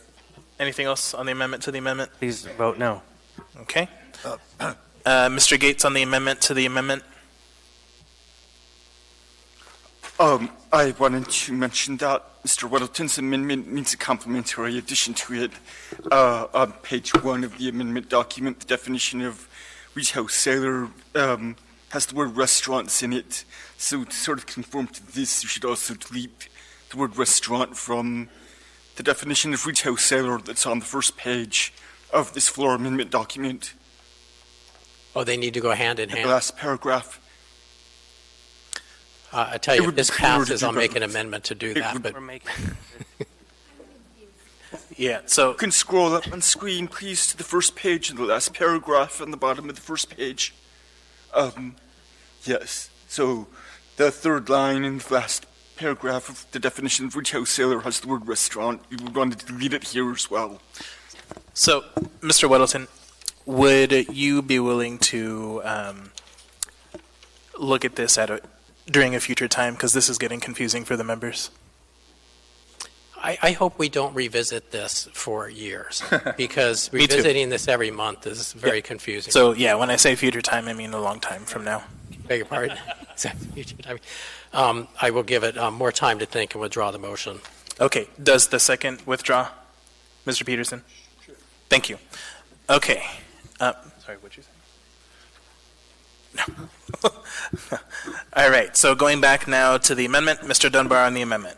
Thank you, Mr. Chair. So I'll start by saying I appreciate the work done by Mr. Constant and Ms. Kennedy in coming up with a broader term for reusable bag. And what Mr. Weddleton has said is correct as well, but this does do necessary work, so now we have this broader definition of reusable bags, and all the bags Ms. Kennedy showed us tonight will fit under this definition, so that's good to go. But now it's important to talk about the rest of this amendment and what it does, because I think particularly for members of the public that might be confused. So Ms. Kennedy's ordinance repeals the 10-cent charge and allows 4 mil or over plastic bag to be distributed. What Mr. Constant, and please Mr. Constant can correct me if I'm wrong, because I don't think we actually had the copy of the amendment in our hands last time we discussed it. I knew about it conceptually, but this is the first time we've seen it in typed out. And what it does is it eliminates those portions. So it sort of guts Ms. Kennedy's ordinance. So if this amendment passes, her ordinance no longer will repeal the 10-cent charge and no longer will allow the 4 mils or higher. It basically will be an ordinance that just changes the term reusable bag. And I will support that ordinance because that ordinance to me is harmless. Her underlying repeal ordinance I am very much opposed to, which is why I'm going to vote yes on this amendment. Mr. Constant, if you could please just confirm for me that what I just said is correct, that is what this amendment does, because it is confusing because it takes out and deletes different things that were being inserted. Go ahead. Thank you, Mr. Chair. I would use different words. I wouldn't suggest it guts or undoes, but it does take it back a couple steps. The 2 items that it does undo are the reduction of the fee and the allowance of 4 mil bags or any kind of measured standard. So functionally, yes, it does that, but the piece that it maintains is the clearer definition of what a plastic or reusable bag is, and that is Ms. Kennedy's work. Her common sense language is worth lauding in this. Thank you, Mr. Constant. Can I ask a quick follow-up, Mr. Chair? Sure. Does it do anything else? Just to be clear. The law of unintended consequences tells us that something will pop up, but at this point, with enough attorneys that have reviewed it, with enough members of the public who have reviewed it, with a work session and this extensive debate, I think we've got it pretty close. Okay. I think we don't have to come back to this question until because a cleaner way to do this many is months away. We could have just voted down Ms. Kennedy's ordinance and then had a standalone ordinance that just had to do with reusable bags. And then we would be coming back to this a 4th and a 5th time, and let's just land the plane. Just as long as we're landing it in a place that we agree we're landing it, then I'm fine. I think we're on the same place. Thank you, Mr. Constant. Thank you, Mr. Chair. Thank you. Ms. Salatel, on the amendment. Yes, thank you, Mr. Chair. As my fellow members probably heard me talk at work session, I've had some issues with the fee. I've had some issues with it as to the equitability of it being charged. I've had vendors and retailers tell me they just aren't charging the fee. It's not terribly enforced. But I have to say there was some public testimony here tonight from a vendor or a retailer that has convinced me that the fee is okay. I'm still not thrilled about it, so let's be clear about that.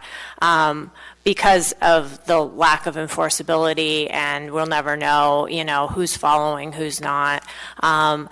But to reframe the question, if we can get retailers to reframe the question from do you want a bag or do you need a bag to would you like to buy a bag, I think that is very effective in getting at the behavior we're wanting to change. And it really puts the onus on the person making the purchase. I have felt bad for lots of small businesses that I frequent that have giant signs taped to their cash register or their counters because they used to not charge, and they are getting flack because they are simply trying to follow the law. And so I feel very much for them because they already had great business practice of just using some other alternative form of bag, often paper, and now they're having to charge, and their customers are feeling not great about it. So I support this amendment, but I just wanted to speak to it because it didn't come about it naturally, because I just still feel there's a little bit of inequitability there, but I am hoping that all retailers who are supposed to charge the fee do so, but do so in a way that they give the option and ask the question. And then I also say I'm seeing great effects of this opportunity, even in food. I got takeout last night, and in addition to a paper bag, I got paper cartons instead of styrofoam, which was a big change for that particular establishment. So I support the amendment. I appreciate all of the work. I appreciate the clarity. I find it a lot more clear now with the new definitions. So hopefully we can move forward. Thank you. Thank you. Mr. Weddleton on the amendment. Thanks. I will support this, and I appreciate the more clear definitions. And, some of what is in Assemblywoman Kennedy's proposed ordinance was very similar to where, I was heading when we first dealt with this a year and a half ago. And is somewhat lukewarm to this. But having gone through it and learned in the last several months and then the 6 or 7 weeks we've been doing it, it's actually working very well.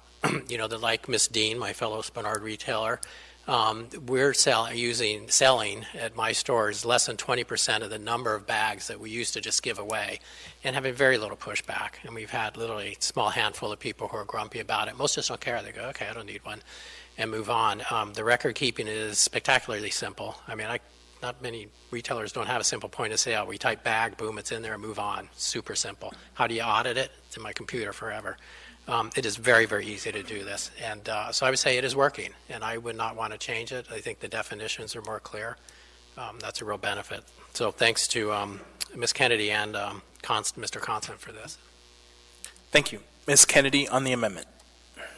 Thank you, and I guess I probably don't have to say again that I'm supporting this, but I will say that I do have, some sadness about not getting rid of the 10-cent fee, because I think there is, like Mrs. Olatel so eloquently explained, the kind of unfairness that this has really caused amongst some of our vendors. When you are a market vendor, and you put something in a paper bag, you don't have to charge that 10 cent. But if you, one block up the street in a brick and mortar building, put the same item into a paper bag, you have to charge the customer 10 cents. So there is definitely some, just some unfairness in a lot of that. But I think this still, more importantly, gets to the basis of what the confusion, most of the confusion was on this ban, and that was in regard to the definition of even just simply reusable bags. So we're making progress. Even though we're not taking off the 10-cent charge right now, I heard word that there might be some interest in sunsetting this, maybe in a year or 2 or maybe 3 at the most. And so I hope we will have that conversation and just be done with it so that we aren't pitting a certain vendor against another retail shop owner or whatever. So, and maybe at that point there'll be, we will have solved the problem of people not forgetting or, remembering to bring their reusable bags. So, thank you. Thank you. Thank you. Ms. LaFrance on the amendment. Thank you, Mr. Chair. I will vote in support of the amendment. And originally, I voted against the full ban on plastic bags because I thought it was too much too soon. And so had this, what Ms. Kennedy had proposed, come before the bag ban went into effect, I probably would have supported it. However, despite some incidents about paper bags breaking and some confusion and frustration, I think that overall the rollout, as Mr. Weddleton and others have noted, and members of the public, that it's gone really well. And surprisingly well, I think, how the community has adapted. And I think to make any big changes now would cause more confusion. And as a member of the public noted too, there are some folks who've stocked up on paper bags, and it would be a disservice to make any kind of big changes now. So I'll be voting in favor of the amendment. Thank you, Mr. Chair. Thank you. Mr. Constant on the amendment. Thank you. After the work session the other day, I was struck by a comment that someone suggested that because it's working, we should get rid of the fee. And I recognize that the fee, as painful as it is for some, is the thing that makes this work. And I wasn't going to go without reading this quote. I have a quote from my favorite justice on the Supreme Court. This is the Ginsburg umbrella. She states, in a case that's much more grave than this, that making changes at this time is like throwing away your umbrella in a rainstorm because you're not getting wet.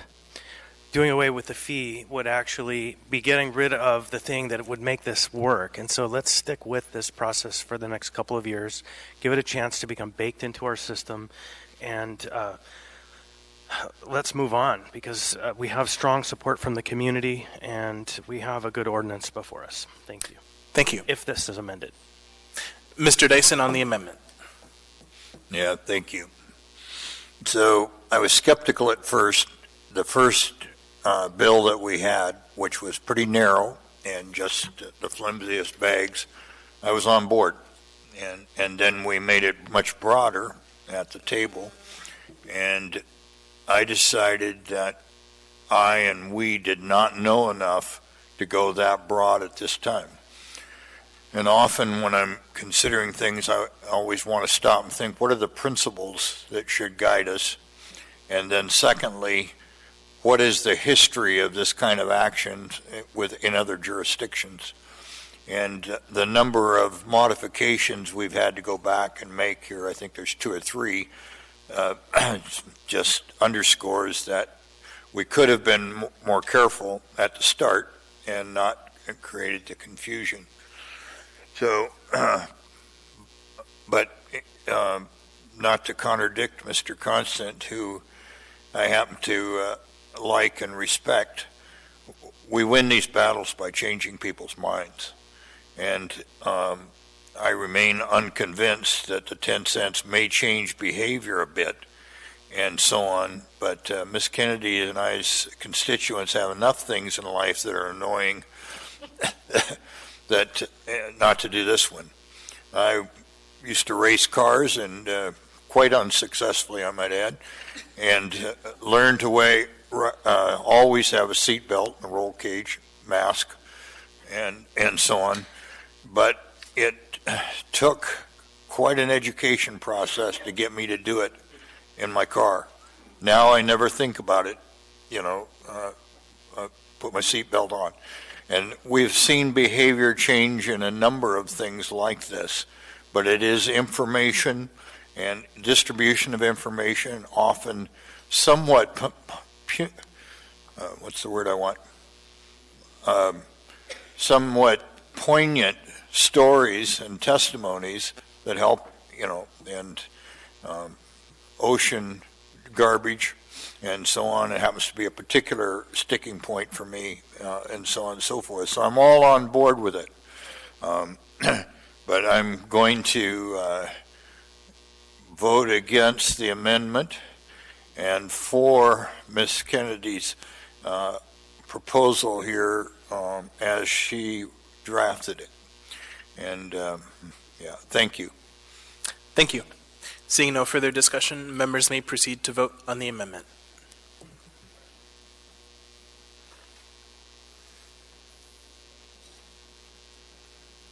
That amendment passes 9-1. We now have the main motion before us. Seeing no discussion on the main motion, members may proceed to vote.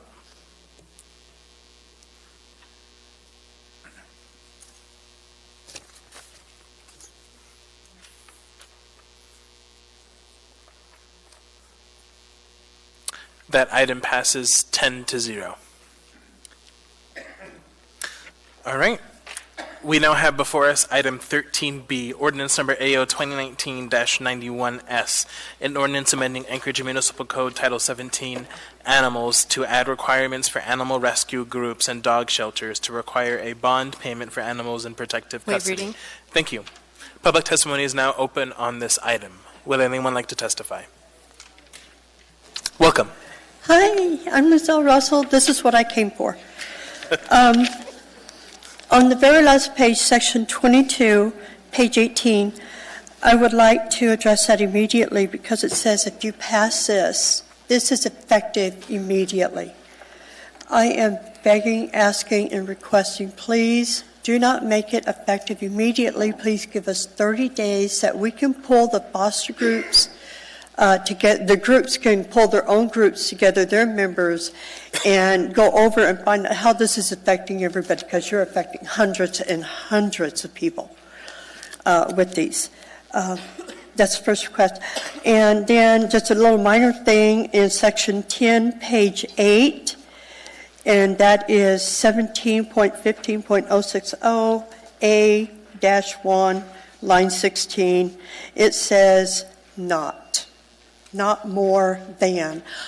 I think that's a typo because the word not means if I have one litter of kittens, I have to pay that fine. I have to pay for that license they're talking about. I think it means if you have more than 3 or more litters, then you're considered a kennel facility selling breeding. So the word not, I believe, is a typo.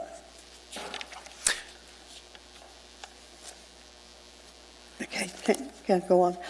I said we're affecting hundreds of people.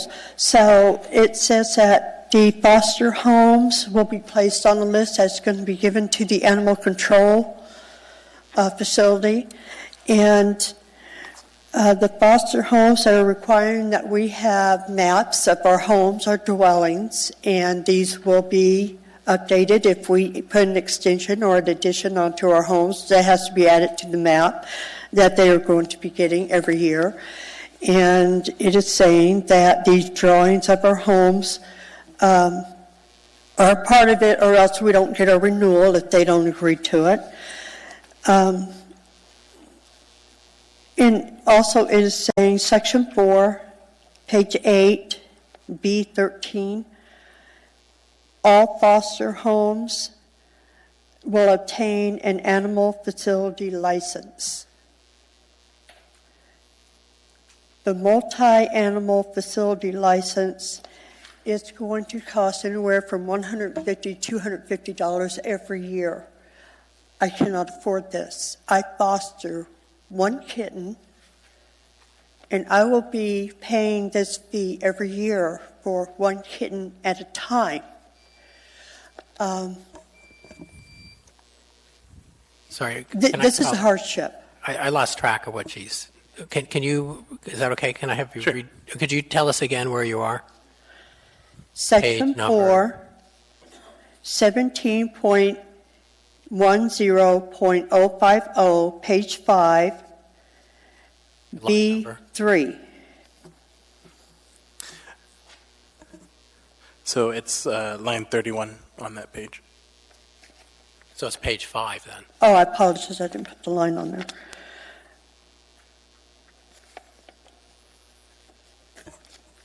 I have a couple questions for you. Ms. Salatel. Thank you. Thank you for your testimony. I'm over here on this side. So you raised an interesting point about the ordinance becoming effective immediately. Did you have a suggestion on how long it might take folks to become in compliance? Well, I would like 30 days because even our monthly meeting won't be for another 2 weeks. But the groups normally have their meetings at their executive board, whatever, once a month. So if we had 30 days, that at least gives them time to have their people or be able to contact their people. So if I understand correctly, most of these organizations have monthly meetings, and so they can get together and then they filter the information down to all of their foster homes or care homes for these animals? Their main people normally have a once-a-month contact because some are anywhere from the Kenai Peninsula up through Talkeetna. Okay, thank you. You know, it's so, yeah, we do have a contact base trying to get to people, but we need time. Thanks. Thank you. One more question for you, Mr. Dunbar. Thank you, Mr. Chair. So actually my question is for animal control, but it relates to what she just said. Is there anyone here from animal control or the board that helped write this? Help discuss this? Yeah, go ahead. Is there really no one here? Through the chair, From the Mr. administration. Dunbar. Yeah. Animal control is not here tonight because we are expecting to move to postpone this or continue the public hearing to the meeting of December 3rd Gotcha. to address a due process issue. So okay. Well, I'll just point out, so we have an S1 version. I believe the potential typo you're talking about is on page 8, line 19. A person who sells or reconveys not more than 3 litters of dogs and or cats. Is that what you were talking about? That's Yes. the not you were talking about? And Yes. so, yeah, intuitively to me, it does seem like a typo, but I would like to hear from the administration about, perhaps I'm misunderstanding what exactly that license does. So I guess, I don't know if you plan to come back next time, but hopefully we can remember to flag that for the subject matter experts when we actually do take this up in debate. Thank you, Mr. Chair. Thank you. I ran out of time, but there was one more important thing. Just when they do these home inspections and all that stuff, it would really be nice to have a notice, because if you're a renter, even the person that owns the property needs to send you a notice before they come in and inspect. I don't know what the timeline is, if it's 24 hours or 72 hours, I don't know. But some kind of a notice instead of them just showing up and saying, here we are, and you're going, oh my God. If they could put in a notice before their inspections of our private homes. Thank you. Thank you. Thank you for your testimony. Welcome. Thank you very much. My name is David Johnson. I've been involved in the animal care industry, such as this industry is not a really good word for it, but for probably 30 years, my family for about the last 45 years. I am privileged to have seen the best of the best in animal care here in Anchorage. Unfortunately, I've also seen the worst. I'm going to keep this brief. My testimony is dedicated to one of my earlier dogs named Kobuk. Spent his first year on a chain outside with no shelter whatsoever from a puppy to 1 year old. It's dedicated to Layla, my golden retriever, I lost recently after 12 and a half years. She spent her first year in a dog crate in a kitchen.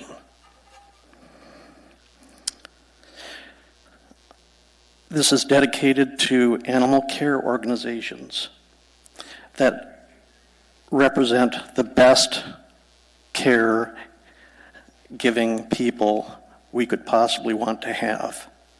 They didn't do it because we had laws saying that they had to. They did it because they love animals. They love companion animals, dogs, cats, horses, rabbits. Unfortunately,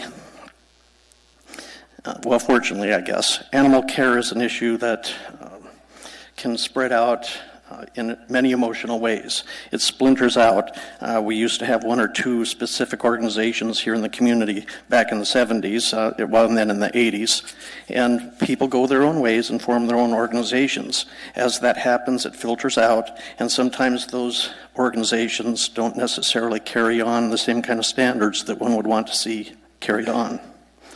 I think by setting regulations and laws like those that have been set forth by the advisory board, we can have something as a gauge to not only help other people understand who aren't in the industry what we should come to expect as far as good animal care, but we also give enforcement some standards by which to follow. And the bottom line is to give the Kobuks and give the Laylas a good life, which in turn gives us good lives as well. So I'm obviously broken up, but that's all I have to say right now. Thank you. Thank you for your testimony. Welcome. Thank you. My name is Michelle Giroux, and I'm on the board of Friends of Pets. We did send a letter today to all of you, and I just wanted to reiterate in front of you that we are in full support of the changes in this ordinance. We love seeing increased practice standards and accountability. When you're an animal welfare organization and you get lumped into the term rescue group, when practice standards are not aligned, it's disheartening when people talk about we don't know all of our foster homes. We don't know. We don't have records. So we'd like to support the changes that require additional accountability for those who are presenting themselves as a rescue or animal welfare organization. We support the additional care standards. We support the fact that those animals that do find themselves in protective custody, that there is an accountability for the owner who has placed them in that. So just thank you for hopefully supporting these changes and increasing the practice standards of animal welfare in our community. Thank you. Thank you. I have one question for you. Ms. Zalatel. Thank you. Thank you for your testimony. The prior testimony talked about the fact that there could be some issues with the ordinance becoming effective immediately once it's passed.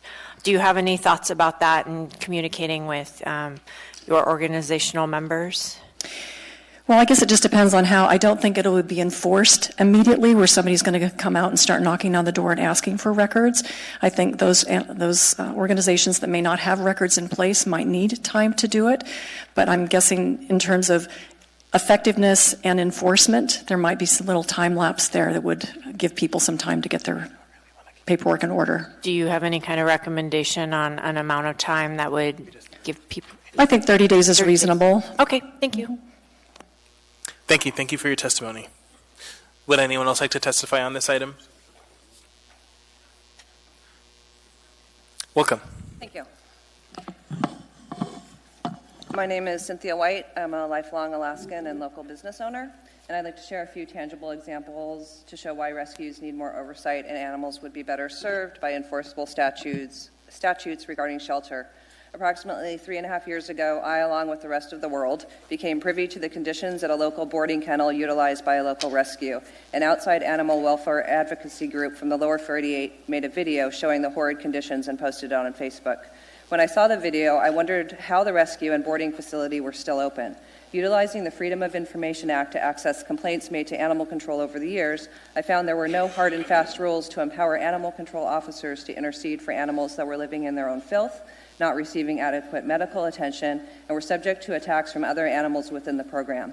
Animals that had been rescued were constantly subjected to kennels that were not adequately sized, under or on top of other animals and or adjacent to animals that were antagonistic or ill. They were forced to defecate and urinate where they lived without any regular cleaning, go without exercise and socialization, and experience long periods of darkness and solitude. Some animals were with this rescue for as long as 3 years and probably longer. Ultimately, the municipality mandated that the rescue not house dogs at the kennel. The kennel in question changed their name, and in the last year, one of the largest cache of methamphetamines ever found in Alaska was found at that property. More meth was found in the apartment where the distributors lived. Said apartment is owned and managed by the owners and managers of said kennel. The kennel remains in business. The rescue remains in business and lists its current physical address with the state of Alaska at a marijuana grow operation and retail storefront. It is the law that a nonprofit maintain a physical address to exist as a nonprofit, but no one seems to appreciate that they are out of compliance. Regarding animals needing better, more enforceable shelter. Last year, I began advocating for dogs in Muldoon that had been living in a Chevy Blazer, for about 3 years. Animal Control, Health and Human Services, APD, traffic enforcement, and various social programs all worked on this case, in which the owner already owed and still owes tens of thousands of dollars to the municipality in fines regarding the very dogs and car people had been complaining about for over 1,000 days. The dogs were pulled only after they bit someone, not because her car was parked in the same spot for over 6 months, not because she covered every window with black plastic bags for at least that same amount of time while the dogs were inside, not because of the barking, not because some of the animals were already classified, not because they were kept in a car for 3 years, and not because it was 20 below in the winter nor 8 degrees in the summer and they had to endure all of that. I trust that the Anchorage Assembly appreciates that none of this is a good look. I appeal to the Assembly to respond favorably to the proposals before you today that work to strengthen standards of animal care in the Anchorage municipality. Thank you for your testimony. Thank you. Would anyone else? Mr. Constant? Yeah, I wanted to note for the record, if you all don't spend any time on Facebook, on Nextdoor, where all the animals are retrieved dogs and cats that get lost in this town. This is the individual who's at the center of almost every one of those. This person, Cynthia White, has recovered probably more animals that have been lost by members of the public, including one just last night. She and I got to tag team help Julia O'Malley get a dog home to its owner. And so I just would say thank you publicly and have you recognize this is the person who gets dogs home. Thanks. Thank you.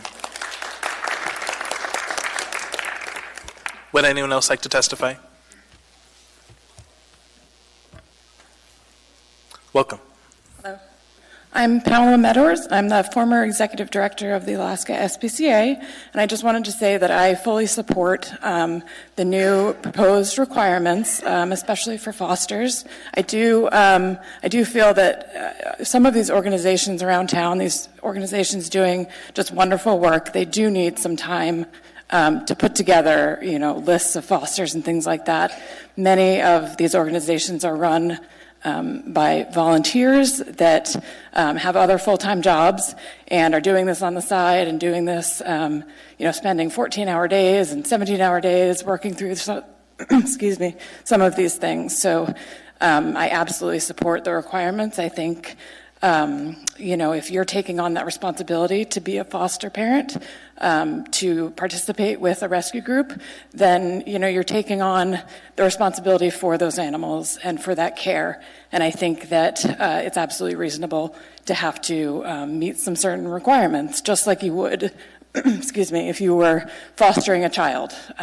You don't just get to do that with no, sorry, I'm nervous, with no, rules in place. So I just wanted to say that I do support the proposed requirements. Thank you. Thank you. Thank you for your testimony. Would anyone else like to testify on this item? Anyone at all? Seeing and hearing no one. Ms. LaFrance? Move to continue the public hearing until the meeting of December 3rd. Second. Moved and seconded. Ms. LaFrance? Thank you, Mr. Chair. First of all, the Health Department has done a really great job of responding to and integrating feedback from members of the public and stakeholder groups into this S1 version that we have before us. However, there's a legal issue concerning due process in sections 13, 14, and 15 that needs to be addressed. It concerns animal forfeiture, particularly before a case is done, including any appeals, which could result in erroneous deprivation of property. In fact, there is a case, a State of Oregon Court of Appeals case, City of Lebanon versus Milburn 2017, that cites a U.S. Supreme Court decision concerning a similar issue of due process. So the legal team, Mr. Gates, will take another look at due process and hopefully we'll bring it back to the body for a vote on December 3rd. Thank you. Ms. Salatel? Thank you, Mr. Chair. I would just say that as you're looking at the due process issue, maybe the effective date as well would be something worthwhile to look at so we don't have an amendment. Thank you. Mr. Constant? Thank you. For those of you who reached out to me today, the concerns that are raised tonight about why we're delaying really are to the benefit of people who might be wrongly charged and find themselves in a proceeding, and also find that Animal Care and Control doesn't have a duty to keep their animal while they're waiting to be found not guilty through a process. And so it's a fair and reasonable attempt to ensure that the code that we implement doesn't strip the rights of those who aren't guilty, so that your animal, your loved kind of family member, isn't taken from you and given to someone else. And then hands raised, say that's what the law says. So that's the delay. Thank you. Seeing no further discussion, members may proceed to vote.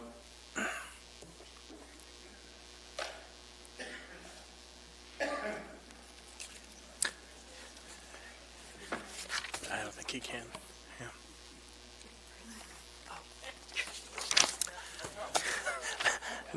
That passes 9-0, so that'll be back before us on the meeting of December 3rd.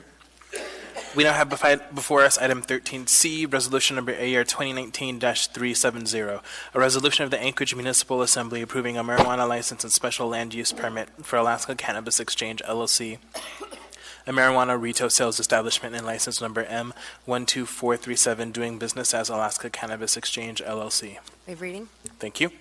Public testimony is now open on this item. Would anyone like to testify?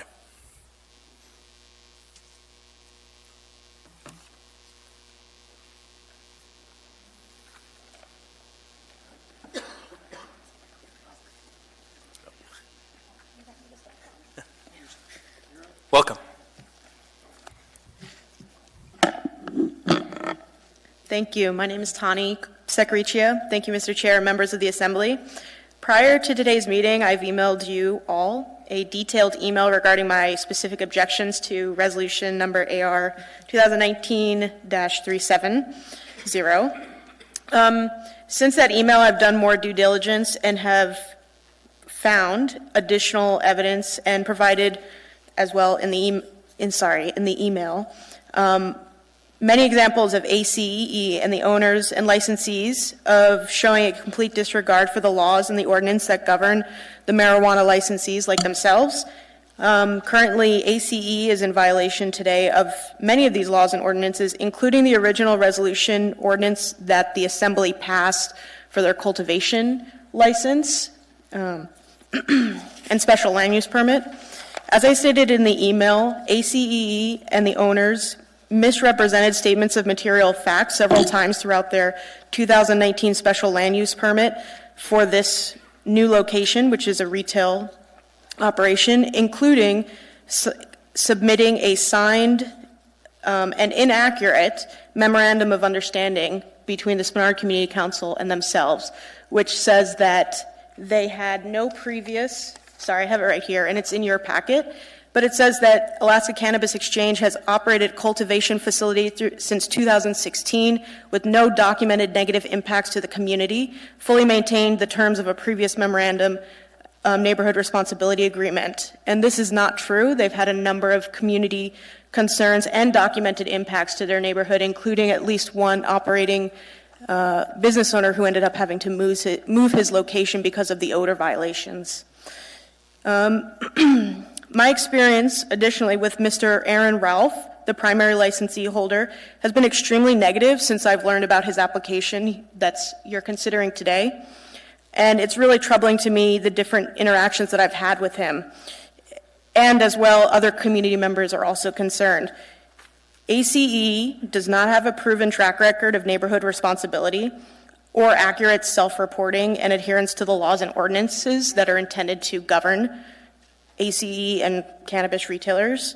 So my concern here today is that if these folks can't even be honest in the numerous and signed notarized applications to AMCO and yourself, then how can we expect them and trust them to operate honestly and under the current confines of the law as dictated in the very resolution that you are voting on today? So I ask that you consider this carefully, especially because this feels a little bit like a litmus test for all future cannabis retailers as to what they might either follow in terms of the laws they might pick and choose and still get away with violating the very community trust that you're asked to protect.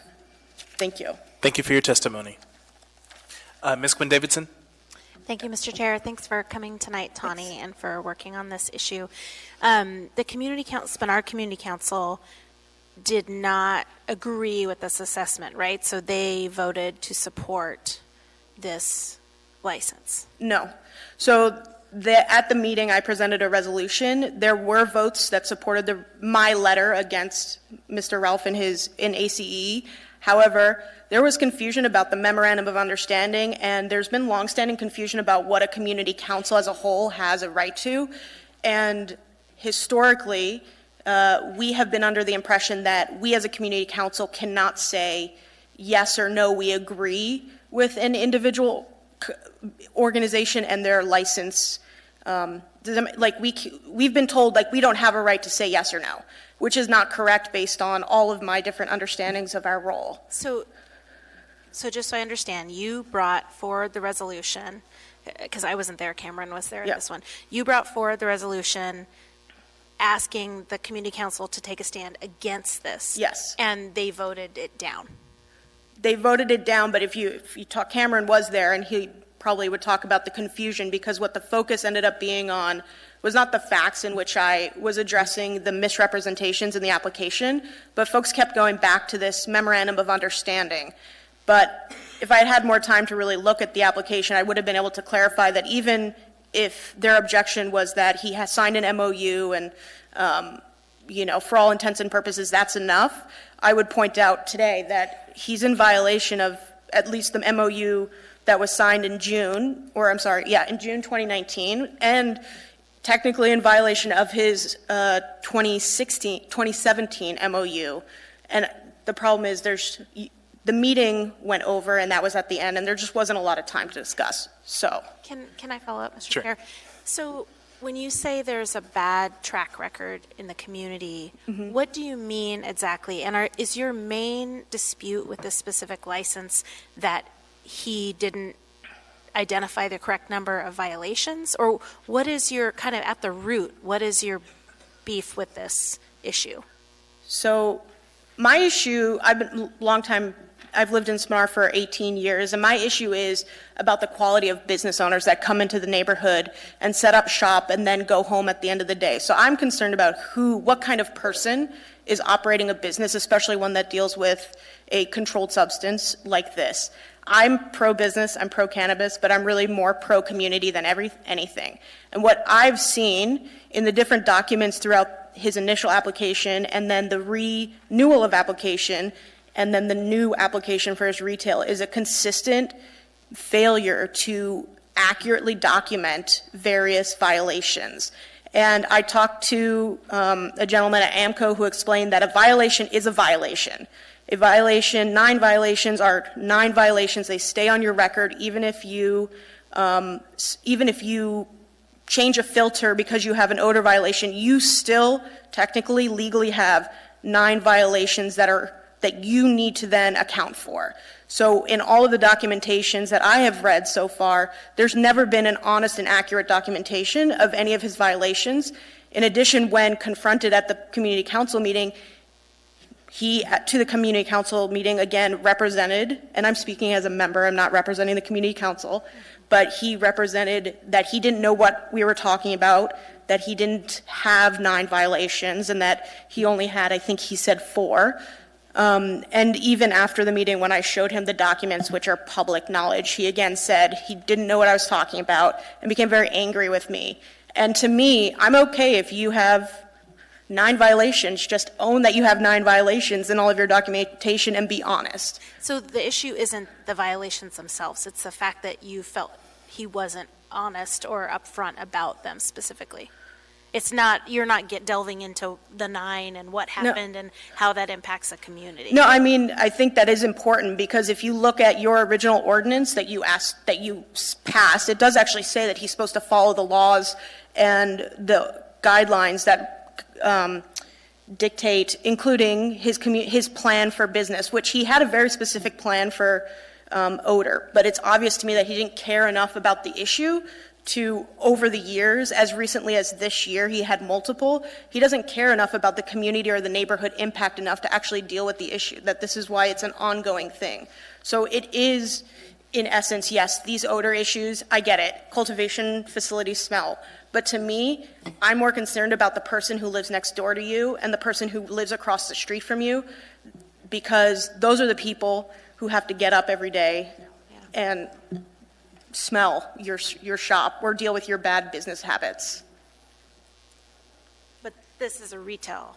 Anyway, I think I understand. Yes. Thank you. Thank you. Ms. Zalatel? Thank you.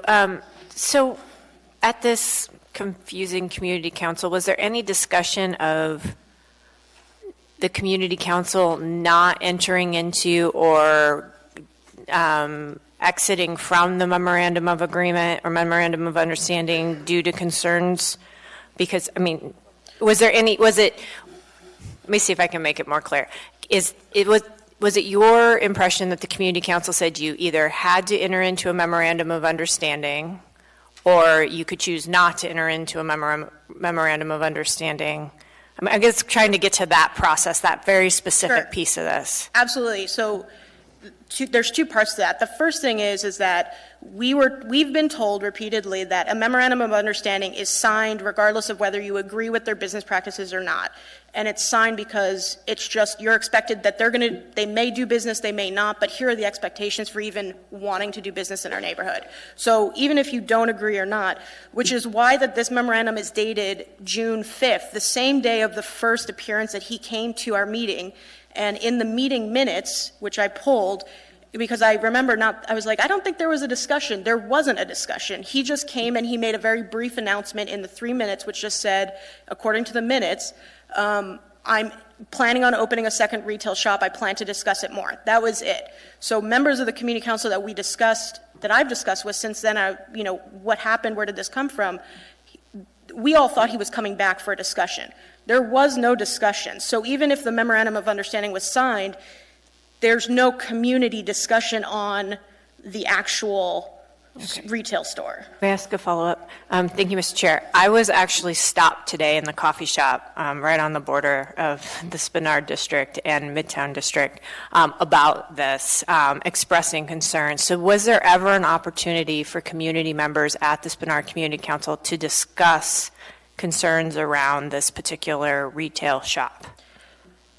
No, except for the time that I tried to come forward with a resolution, but by that time, we had gotten it as a community council after the date that community council comments were due. Because of the breakdown in communication that's happening, we weren't even aware of the special land use permit until I think it was a week before, like 4 days before community council comments were due, and we didn't meet again until a week after those were due. So between the time he came and told us there was a retail shop opening, or he was interested, and the time that we had this October 4th meeting, there was never any conversation or opportunity to have that discussion.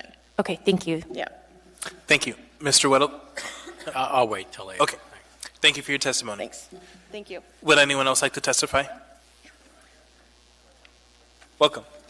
Thank you. I'll move it back up again. Good evening. My name is Lily Bosshart. I came to speak at this assembly meeting in order to formally protest the issuance of retail cannabis license 12437. Over the past few weeks, I provided both my reasons for protest and subsequent documentation, so I'm not going to rehash it. Primarily, my concerns lie with how the proposed licensee operates his current cannabis license, Alaska Cannabis Exchange Standard Cultivation 10671. The vast majority of cannabis licensees, of which I am one, take compliance very seriously. I feel receiving 7 violations for the same repeated infraction is a symptom of a larger compliance problem. It stands to reason that in order to foster a healthy and safe legal cannabis industry, existing licensees should demonstrate that the businesses they already run are being operated within regulations and to the best of their ability. Owners with existing businesses should be required to maintain compliance for a reasonable amount of time prior to being issued additional licenses. An honest fear that I and others in this industry share is that the general public sees all cannabis licensees as one. We're working every day to bring legitimacy to legal cannabis and fear that the actions of the few will impact us all. While I deeply appreciate the Assembly's support of the cannabis industry, I ask this body to move slowly, deliberately, and with caution when considering the issuance of new licenses. Thank you. Thank you for your testimony. Mr. Constant? Yeah, thank you. Ms. Bosshart, I just want to say thank you for signing your name to the documents that you submitted with your concerns and complaints. In the last round of licensing renewals in Spenard, we received a number of anonymous communications about various licensees in Spenard and all of their infractions, which some of them were kind of made up. And so I'm just really glad you signed your name. Thank you. Thank you. Mr. Weddleton? Right, I appreciate that too. You know, it's interesting, and I think we'll have more discussion later this evening, and it's been ongoing, is, you know, how much do you weigh behavior at other operations when they want to open up a second operation? And it is an important issue. Where do you draw that line? And we have not really been dealing with that. But, you know, there's, it gets you into some problems because some may open, you know, a lot of operations opened cultivation along with their retail. So you have 2, but you don't have a track history, so you approve that. But someone who does a cultivation, you get some NOVs for odor, which are fairly common, and then they get dealt with. And then wants to do retail, because they waited and did it later, now they have a higher standard we put them to. And so it gets into that, you know, if we kind of go your route, which is not unreasonable to think about, but it gets into things where it would be sort of unfair too. I will say that there is, people are being issued NOVs for things that are just normal human error. And there are all sorts of NOVs being issued that shouldn't ding somebody's record indefinitely. Pressing the wrong button on metric, moving too fast one day, or having an employee that wasn't fully trained to do something.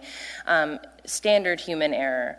I do think that's different than having the same violation. I can speak from experience. When I first became licensed, we were the first one in Midtown. We had 27 inspectors coming through, and we received rapid fire some violations at the beginning. I have never received a repeat violation. I take them extremely seriously. They're terrifying. Currently, they don't really have any teeth to them, but I don't feel like that's going to last forever. They're talking about a fine schedule now.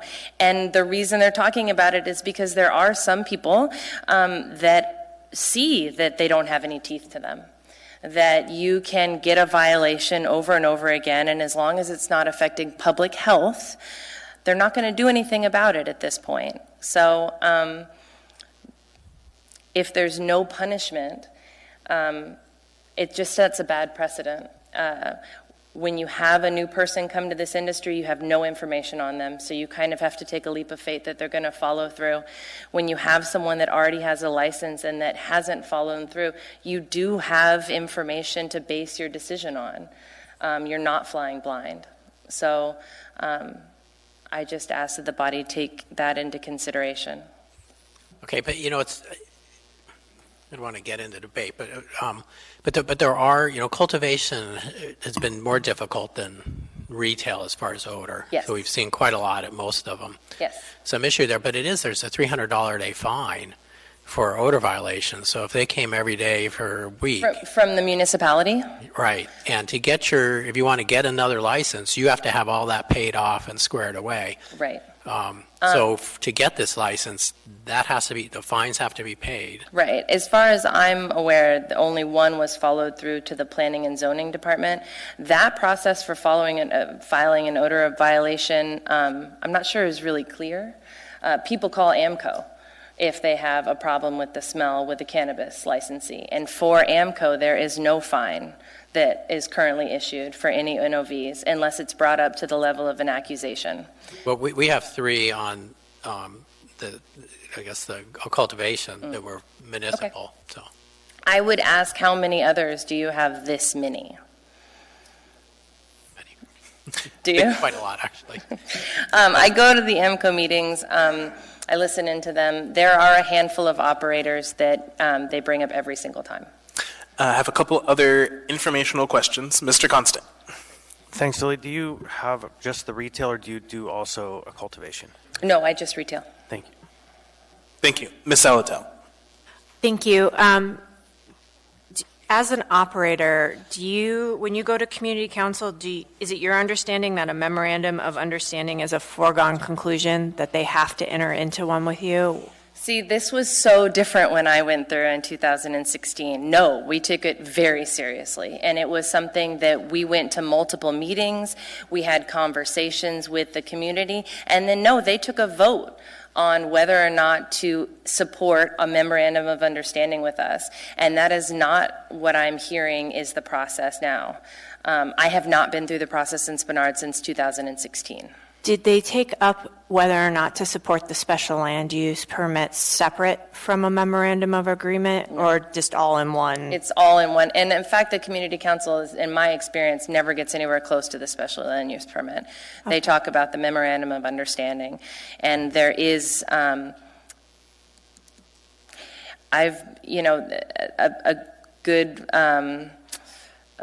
phrase was said to me about another form. It's even a D is a passing grade. So it's if you fill out all the check boxes, you will get the memorandum of understanding. And then they leave it up to this body to interpret all of that, to look behind the scenes on all of that. And yes, they've checked off all the boxes, but what's the larger picture? Thank you. Thank you. Thank you for your testimony. Would anyone else like to testify? Welcome. Good evening, Mr. Chairman, members of the Assembly. My name is Tom McGrath. I live in the downtown area, but I've been involved and active in the Spenard area for about 40 years. I was at this community council meeting we were talking about, and unfortunately, we talked more about whether there should be how many marijuana licenses rather than about this particular operator. So the discussion, because it was late in the meeting, wasn't really finished. And if nothing else, I would ask you to delay your decision on this so that the community council can actually have a discussion with the operator and come to a more informed decision. What I'd like to talk about is right now, starting at 25th Avenue through 36th Avenue, there's 4 operating licenses with 5 more in the process that have gone through AMCO. With liquor licenses, there are limits. With marijuana licenses, there are no limits. Even though it might not affect this license, I believe this body needs to start looking at how many should there be, or is too many, or is enough. In the past, Spenard's kind of been a dumping ground for massage parlors and bars that didn't operate responsibly. We've really cleaned it up. And with bars, like with the Carousel, which this body approved just not too long ago, we had a number of meetings with the operator. He knew exactly what we expected, and he's been a great operator. But we demand anymore, and like with Captain Sparrow on Benson, a liquor store, he wasn't operating properly. He now has an MOU with the community council. We check it on a regular basis, and guess what? He says he's making more money than he ever did because he's operating responsibly. Imagine that. So I think that it's really important that the community council step up a little bit more, and also that because this came up so late in the meeting, that we have an opportunity to discuss this with the owner some more and make sure that he understands what we expect. And and then also I would ask you to start talking about how many marijuana establishments do you want in like this is a 2-mile area or 2-mile length of Spenard Road, and we'll have 9. Do we really want a part of Anchorage known for, this is the marijuana mile or whatever? So, thank you. Thank you. Thank you for your testimony. Would anyone else like to testify on this item? Welcome. Thank you. My name is Justin Penn. I work for Alaska Cannabis Exchange. We're a pretty large cultivation, so I do a lot of sales around town to probably about half or more of the retail stores in town. We have a good relationship with everyone that we do business with. My boss, he also makes a full spectrum CBD oil that helps like a lot of people with neurological disorders.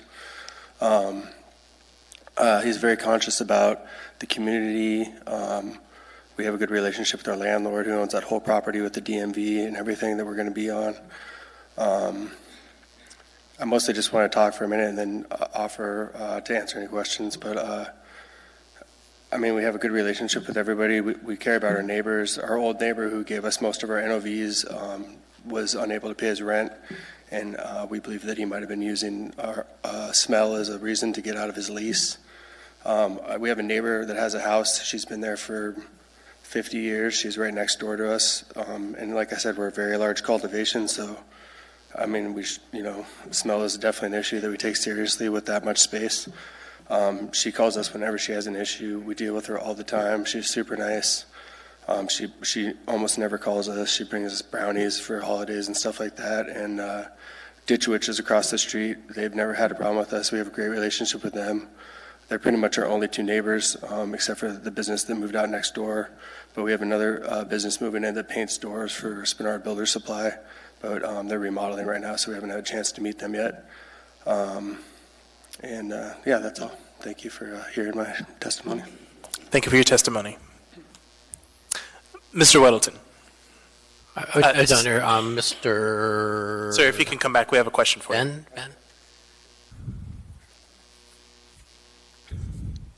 So the agreement when a person opens a cultivation or any of these shops is no odor at the property line. So if you have one neighbor or 20 who complain, code enforcement comes out and they smell for odor at the property line. It doesn't really matter who's complained or not, whatever their motivations are. If code enforcement comes out and goes, I can smell marijuana at the property line, that's a violation. Sure. So I mean, to say it was one neighbor or another, if none of them care, if code enforcement comes out and smells marijuana at the property line, you're in violation. Even if your neighbors enjoy the smell, you're still in violation. So that's correct, right? Yeah, and I don't know that when they've come out, they've ever said that they can smell it. Once they've actually been there, that they come and they walk around, they don't have any issue. Otherwise, I think they would push it to a further, they would pursue it more if they could actually smell it once they come out to check for the violation. Well, that's what a notice of violation is. They did smell odor at the property line. And they have a 15-minute window they check all around. I mean, they have a procedure. So if you have an NOV, notice of violation on odor, it's because they smelled, it's not because someone called, it's because they went out and they checked it. Oh, like somebody, well, I think somebody will call and complain and then they'll come out and check it. That's typical, but sometimes they'll just check too. But if you get a notice of violation, it's because code enforcement, from the city, code enforcement went out and they smelled marijuana at the property line. And that's a problem. Yeah, and we've addressed that problem. I mean, we have carbon filters. We replace the carbon filters regularly.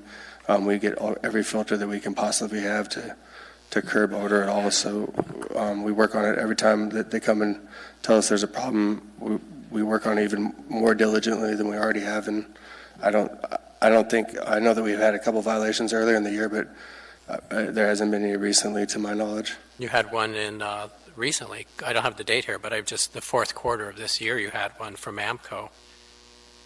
Oh, I was unaware of that. Oh, okay. Thank you. Ms. Salto, one more, sir. Sir. Hi, I'm right next to Mr. Welton over here. Hi. Would you have any objection of going back to the community council and talking with with the neighborhood about their concerns? It sounds like the last meeting went a little sideways. Not at all. I didn't attend the last meeting, but I think the next meeting's tomorrow, and I plan on being there. Okay. So if we were to send it back, you probably wouldn't get on tomorrow's agenda. You would get on December's agenda, so that everyone had a chance to know that you all were going to take this up and talk about concerns. Because there are some, and I think the best place typically to have that conversation is the community council. Sure. I couldn't agree with that more, but I don't see the point in postponing it longer. I mean, we were already here 2 weeks ago, and the only reason really is just because our neighbor, Ms. Bosshart, she owns Dankridge, which is right across the street from the retail that we're going to be opening. And so she just is trying to use the community council and the assembly, in my opinion, to stop fair market competition. But that's my opinion. Thank you. Thank you. Thank you for your testimony. Would anyone else like to testify? Welcome. My name is Aaron Ralph, and I am one of the owners of Alaska Cannabis Exchange. I just wanted to point out that there's been some lies. I've actually only had one interaction with Tawny, and that was at the last community council meeting. It was very much an attack on me. I got numerous phone calls after the fact, including the president of the Smenard Community Council apologizing for the behavior of what happened there.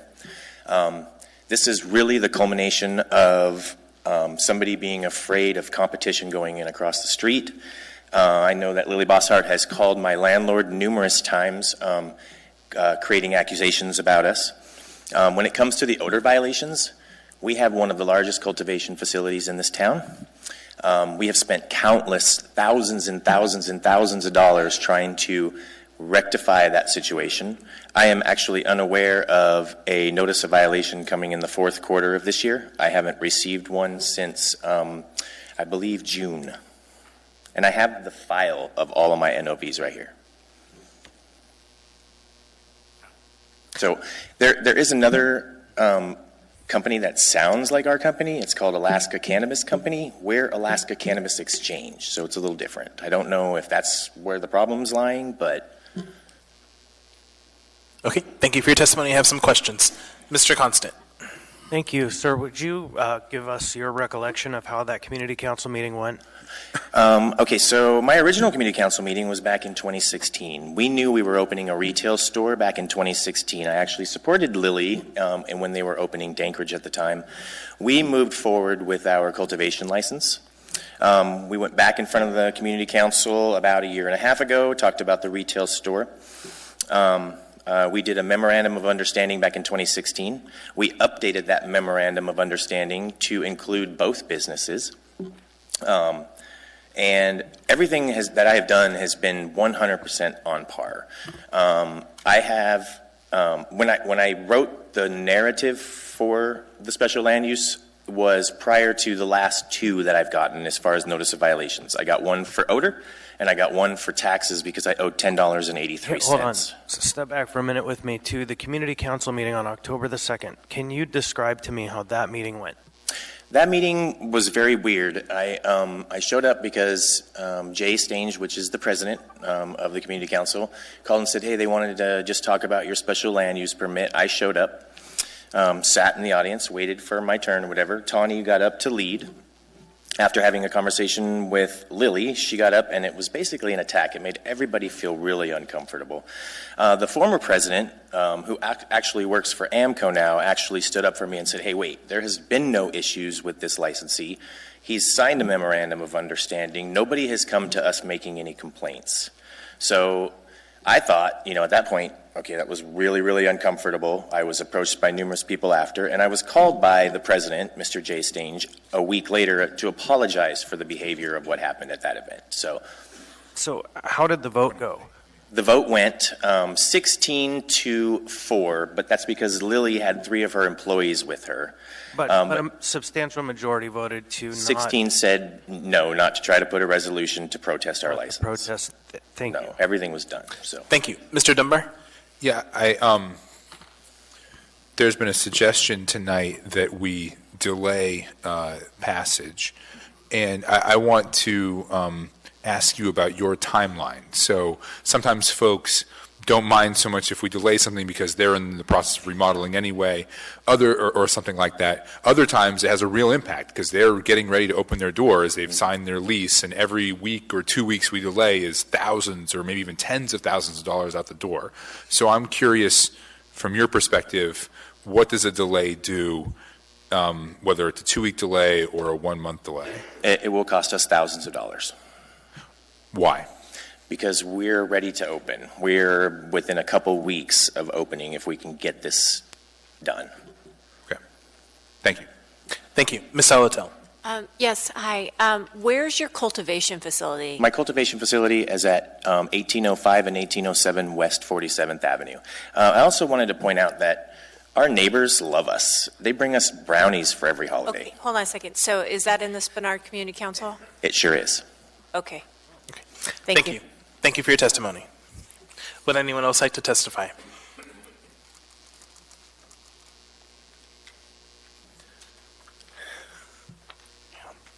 Welcome. Hi, I'm Terry Penn, and I work for ACE. I worked for ACE for a little over a year at the cultivation facility. And I talked with Aaron about what was taking place.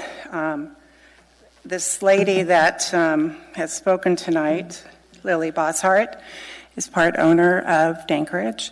And I know some of you are asking where the ACE retail shop will be. If you haven't seen where Dankridge is, and then where this ACE retail shop will be, it's location, location, location. And that's really what gets down to this whole argument. So, and also too, I want to address that if you go downtown and you talk about retail shops, there's a lot. And it's all going to be location, location, location. And the ones that are in the good locations are the ones that are going to survive. And the ones that are not in the good locations will not. Thank you. Thank you for your testimony. Would anyone else like to testify? Welcome. Thank you. My name is Zane Hewlin. I've been in the cannabis industry for quite a while. I do some consulting for a lot of different companies, and I've seen most of the cultivations in Alaska.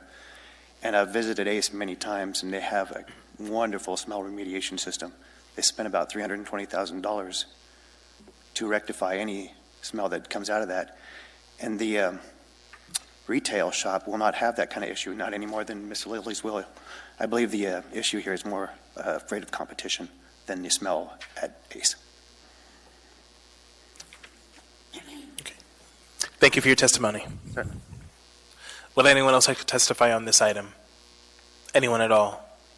Oh, ma'am, you already testified. So if we have questions during debate, folks can ask you back up. Would anyone else like to testify on this item? Seeing no one, public testimony is closed. What is the will of the body? Move to approve. Second. Moved and seconded. Mr. Weddleton. Okay. Excuse me. The Community Economic Development Committee reviewed this on October 17th and recommended approval. And then generally, I appreciate the points that came up. I would not say this was delayed because of any individual person. We saw through the Community Council and others, some issues came up and wanted to look at it. So at any rate, so here we are. But I do find that, they have a large cultivation. They have odor issues, but it's not nearly the level we've seen at some other operators. So it's relatively few. They won't get the license if they're not paid up on their fines. And it is true that with retail, odors generally has not been an issue at all. So I would recommend approval on this. Thank you. Ms. Quinn-Davidson? To be honest, I'm trying to, through texting, get some more information from the president at the community council and also some other members who were there. And it sounds like they don't have planned another discussion of this, but we could send it back. So anyway. Thank you. Ms. Salatel? Thank you. I'm hesitant on this license, not because of the notice of violations, but I'm hesitant to approve a license for a shop where it seems like there's a miscommunication at the community level. You all have to work and live together for a really long time, assuming the business is successful.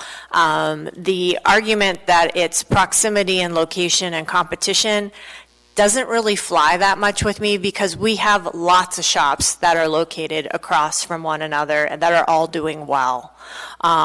This is a very prominent corner of Spenard, and it is a place where this shop will be very visible. It is a great building, the old Ski AK building. So I'm a little bit concerned saying go forward where there seems to be a fundamental disconnect between the community, or something went awry. And I really am, as you get to know me, I am very process focused. I like to know that the process at the community level worked as it was supposed to work. Everybody understood what was supposed to happen and what was possible before we move forward. I think there's a Spenard Community Council meeting tomorrow night. Maybe, maybe not. I have to think on this a little bit more, quite honestly, but I'm just going to encourage the licensee to definitely, or the applicant, to get back in front of the community council, talk to this community, because there are concerns. I was stopped at a coffee shop today to have the concerns expressed to me by someone I know and I respect and who is active in her community. And it's not the district I represent, but she saw me and she stopped me. So I guess I'll continue to listen to the debate, but that's where I'm at right now. Thank you. Mr. Constant? Thank you. I reached out today in a conversation on other topics about Aquarian Charter School, actually, to the president of the community council, and this topic, his point was the community council wasn't confused. They were clear. It was 16-6 vote, according to him, opposing the resolution that opposed this special land use permit. Any conversation about the community council being confused is brought to us by people who've expressed an opinion that they don't want this licensee to go in.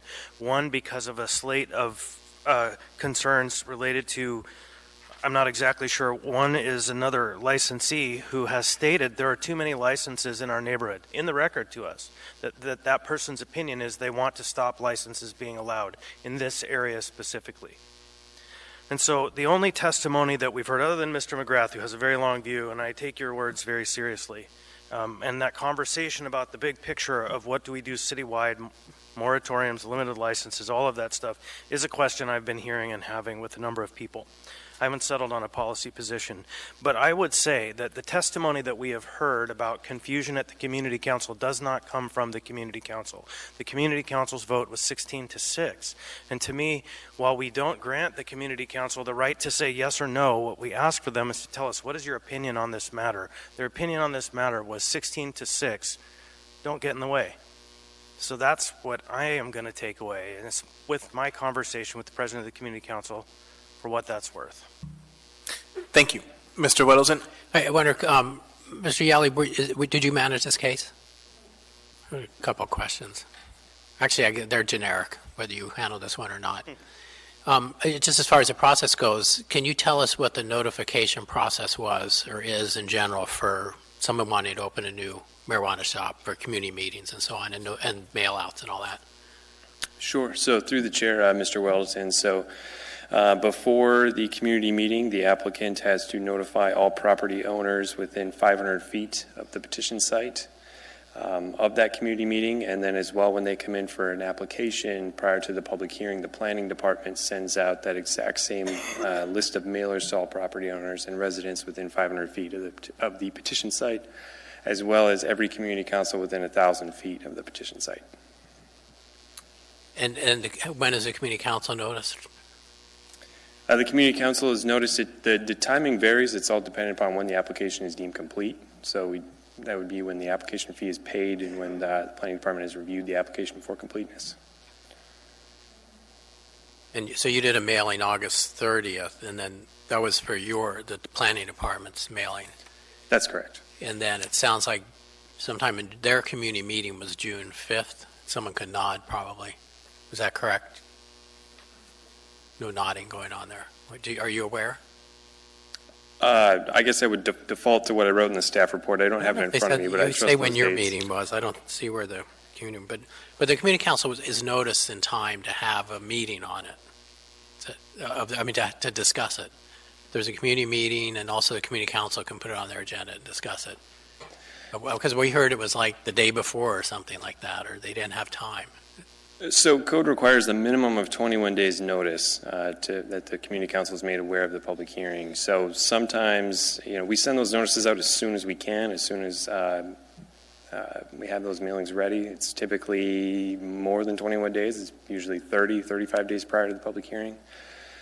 Sometimes it's the meeting schedule of the community council itself that we may have a situation like what was represented where you only have a few days prior to the meeting to review those materials. It happens. Okay, so August 30th, the mailing went out. We're here now 2 months later with the public hearing. All right, thanks. Thank you. Mr. Constant? Just a quick follow-up question, Mr. Yell. I didn't see anywhere in your report that said the standard wasn't met. And so is it your position then that the public notice was submitted in a timely manner for this license? Through the chair, Mr. Constant, it's the planning department's position that yes, that was submitted in a timely manner. Thank you. Thank you. Ms. Alatel. Yeah, so I think we've all had a lot of conversations now with the Spinard Community Council president trying to track down what may or may not have happened. And it sounds like they were neutral officially on the special land use permit. So that doesn't sound like it's for or against, it was neutral. I guess the issue I'm trying to get at is, and maybe Mr. Yell can answer this, is does a community council know it doesn't have to enter into an MOU? I mean, that may not be really a fair question because you don't know what community councils know or don't know, but there's nothing that directs them to enter into an MOU, correct? Through the chair, Ms. Altel, I guess the way I could answer that question is in code, the requirement is that the applicant either provide a memorandum of understanding with the applicable community council or submit a community engagement report. So there is no codified requirement that they submit an MOU. And I guess by extension, one could say that the community council does not have a requirement to enter into an MOU.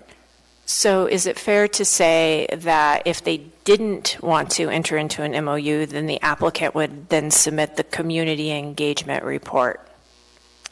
That is correct. Okay, thank you. Thank you. Mr. Constant? Thanks. Just a fine point on the responsibility planning process. I think the conversation for the last couple of years has been to those communities that have been not so interested in having any relationship with any licensee, is it's to your peril not to engage with these folks, because this is your opportunity to engage with them and have a chance to shape their operation. So that's been the message consistently. And I would offer that the Spenard Community Council is not one of the community councils in this town that lets things happen to them. They're one of the community councils in this town that has the hand on the oar, and they're driving the ship or the wheel. And so for my part, I definitely didn't communicate that they supported it, but I said 16-6, they voted down the resolution opposing it. Thank you. Seeing no further discussion, members may proceed to vote.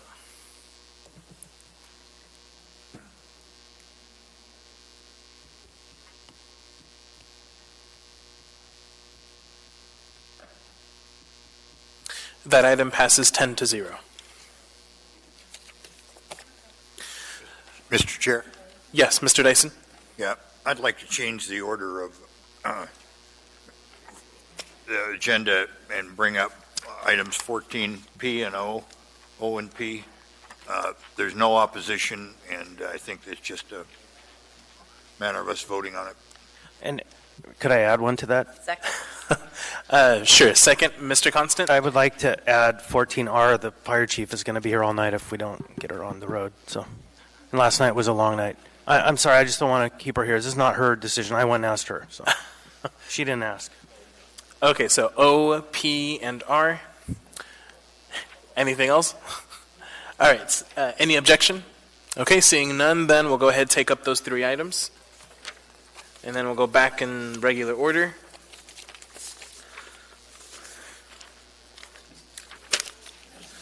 So we now have before us item 14O.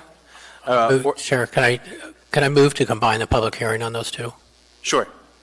Second. Yeah. Any objection to that? And that's combining the public hearing for items 14O and 14P, which are substantially similar. Okay, seeing no objection, then we'll go ahead and combine. So we now have before us for public hearing items 14O and 14P, ordinance number AO 2019-123, an ordinance amending the 2006 Chugiak Eagle River Comprehensive Plan Update Land Use Plan Map to change the classification of approximately 4.0 acres from commercial to industrial for lots 53A, 53B, 53C, 53D, and 53E. Waive reading. Again, subdivision, Lot 53, Section 11, T14N, R2W, and Lot 61, Section 11, T14N, R2W, SM, Alaska. And 14P, ordinance number AO 2019-124, an ordinance amending the zoning map and providing for the rezoning from CERO and CEB3, respectively, to CEI1 for lots 53A, 53B, C, D, and E, and McGann subdivision. All the same thing that I read last one. Public testimony is now open on these two items. Would anyone like to testify?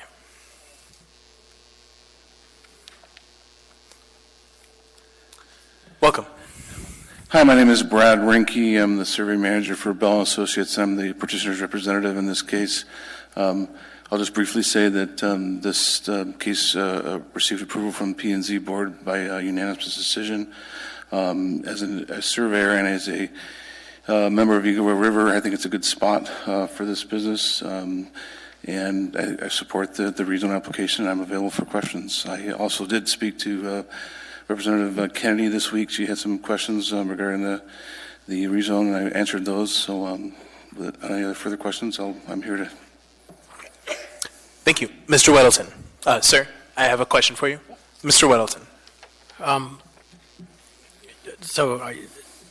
Your comment kind of touches on something I think we all should never forget. A rezone is just a rezone. A rezone is not someone has a business idea and goes in and rezones for their business, because that business may never happen. We see that very frequently. Or that business does happen, and then sometime later it becomes something else.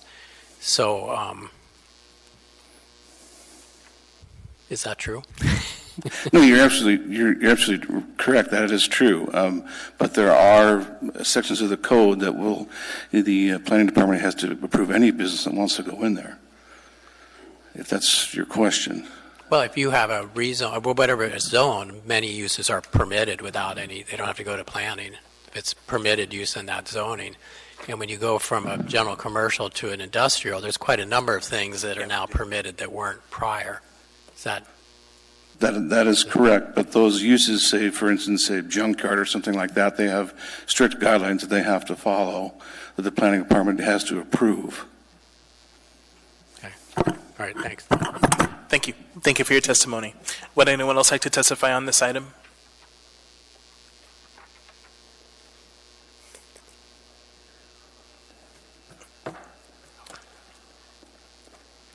Welcome.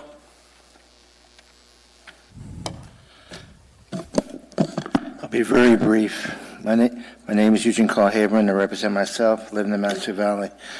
Words that really come to mind is words comprehensive plan update.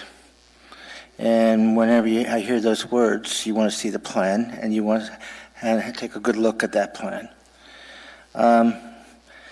I would strongly encourage you to not close public hearing on these two items tonight. With all due respect, the big thing in the news was the plastic bag scenario, but tonight this was lost in the news. You need to give more reflection and time, give a chance. And I'd also like to remind you of the history of rezoning in the municipality of Anchorage. It's had a bad history. I've seen industrial next to residential and all that kind of stuff. It's created basically a patch quilt, the municipality of Anchorage. So 40 years ago, it looked a lot better. There was a chance, but the idea is just go to the planning commission and so forth and get a rezone. And all of a sudden, municipality of Anchorage just got a patch quilt of zones that shouldn't be next to each other. And that's all it took. The one integrity part of the municipality of Anchorage, as far as integrity, has been the jewel, the trails. And that has shown that it's left intact, but not the rest. And so take some time and thought. This is a comprehensive plan. This affects a significant community in the municipality of Anchorage, and it shouldn't be rushed through. And so I would encourage you just to stop, and look. And where is the plan, by the way? I don't see it anywhere in the documents. Wouldn't you think it would have been tied with the ordinance? And so I just say, I put a motion to do a continuance and let some discussion. And also note this last piece. What about the community council comments? Where are they? Where are they in this plan? So that's all I have to say. But put a motion to continue. And the chair, respectfully, please don't usurp the power of the council. Ask if there's any objection before closing. Otherwise, usurped and you abused your power. Thank you. Thank you for your testimony. Would anyone else like to testify on this item? Anyone at all? Seeing and hearing no one, public testimony is closed. What is the will of the body? Move to approve. Second. Moved and seconded. Mr. Dyson. Yeah, thank you. This piece of property is a little bit of an anomaly. It sits down underneath or on the west side of the new Glen Highway. Apologies. Very isolated. Mr. Dyson, I just want to be very clear for the record that we are deliberating item 14O, and then we'll deliberate item 14P after. Yeah, and it applies to both. They're contiguous. There's virtually no residential in the area. To the north of them is the Catholic Church sitting way up on a hill above it. There's only one road going in, and it's been a difficult, it's not a place people drive down just looking. So it's a very isolated piece of property and very little probability of any being an annoyance to anyone. And I might add that it's light industrial, and it's just switching from commercial to light industrial. And we've heard of no opposition, and our community councils are pretty active and watch these kind of things. So I'd encourage us to vote it, approve it. Thank you. Mr. Weddleton. You know, I'd make some comments on this, but they're so closely aligned because you can't really do the rezone unless you change their comp plan and so on. But I am worried about this one because In fact, there is residential zoning to the north and to the west, and looking at Google Maps, there are residences just to the north of this. So when we've gone from general commercial to light industrial, right next to residential, and we had a case recently off of C Street where it was a huge concern, and it is very important, and there was a special limitation for an extra big buffer with a berm. There's none of that in here at all. The Planning Commission said, well, with the expected use, we don't think it'll be much of a difference. The neighbors won't see. But that's, again, they were referring to a certain use, which we can't bank on. A rezone is a rezone. And I'll just list a few things that will be allowed with this rezone that are not currently allowed. And this is permitted. No conditional use, no site plan review. They can go in and they can do this. And it's public safety facility, I guess a cop shop. They could do general industrial, heavy equipment sales and rental, general manufacturing, light manufacturing, an impound yard, motor freight terminal, storage yard, or a warehouse, which can be substantially different from what, I think, is it a sign shop or something they're looking for now? And it's, but all those things can and should be expected that any of those happen at some point in the future after this rezone. And we don't have any kind of special accommodation for that residential in the north. So I'm worried about it. I mean, we haven't heard complaints, and I tend to trust the two representatives from that area, and I'll probably vote for this. But it is a concern. I'm worried about the lack of special limitations here. Thank you. Ms. Kennedy? Thank you, Mr. Chair. As Mr. Dyson said, the local community council here has looked at this a couple of times, and they don't have any issues with it. And it is an interesting area, like Mr. Dyson was saying. There's actually two churches there. There's a very small one and a missionary school. There's a large security storage system business there. There is a log home. I don't know what you call it. It's not. They don't manufacture the log homes there, but they present them, and you can go in and look all about what you'd like to do for your new log home. But anyway, and there are some very large lot homes in there, and it's already quite a piecemeal or patchwork piece of or area of land anyway. My only concern in all of this, and this is really the bigger conversation that I think Eagle River has to have, is that there are places where we have a lot of RO, residential office zoned areas, and they tend to be more residential than office. And so we end up sometimes with those office right there in the middle of a neighborhood. You'll have 2 or 3 doctor's offices down in a street or a row full of homes. And so it kind of begs the bigger question of how do we want to use our RO land? And we certainly don't want to see too much of it. We don't really want to lose the residential parts. But we also recognize that there might really be more of a need for light industrial. So I think we have to have that bigger conversation. But for purposes of what this is all about, this works just because it's already in a little bit of a conglomerate area. But I certainly appreciate the concern, and I think these are things that we need to look at. I will finally say, too, that if anybody knows former Assemblywoman Debbie Osiander and all the work that she did on Title 21, especially the Chugach Eagle River Comprehensive Plan, if I can get her blessing on something like that, then I'm usually feeling I'm pretty safe. So she said that she doesn't really have an issue with this, but she would like to make sure that we watch what's really happening with our RO's lands. But anyway, so I think we're safe with this one, but it's definitely going to be a little bit of a bigger conversation to come. So thank you. Thank you. Seeing no further discussion, members may proceed to vote.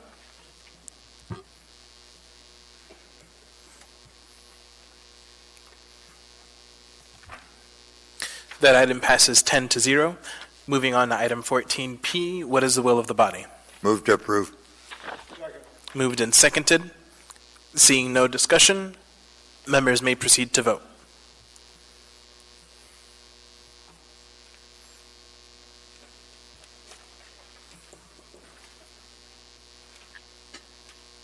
Thank you, Mr. Chair. You're welcome. That item passes 10-0. We now have before us item 14R, ordinance number AO 2019-134, an ordinance amending Anchorage Municipal Code to move chapter 23.55 Fire Protection Service Outside Service Areas 2012 edition to Title 27 Service Areas to address emergency service outside service areas and to add fees for new categories of emergency services. Public testimony is now open on this item. Would anyone like to testify? Anyone at all? Seeing and hearing no one, public testimony is closed. What is the will of the body? Move to approve. Second. Moved and seconded. Any discussion on this item? Mr. Falsey. Just to clarify, I believe there's an S version of this one. So Yes, the S version.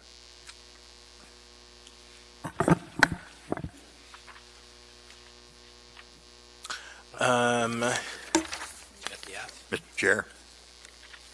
Sorry.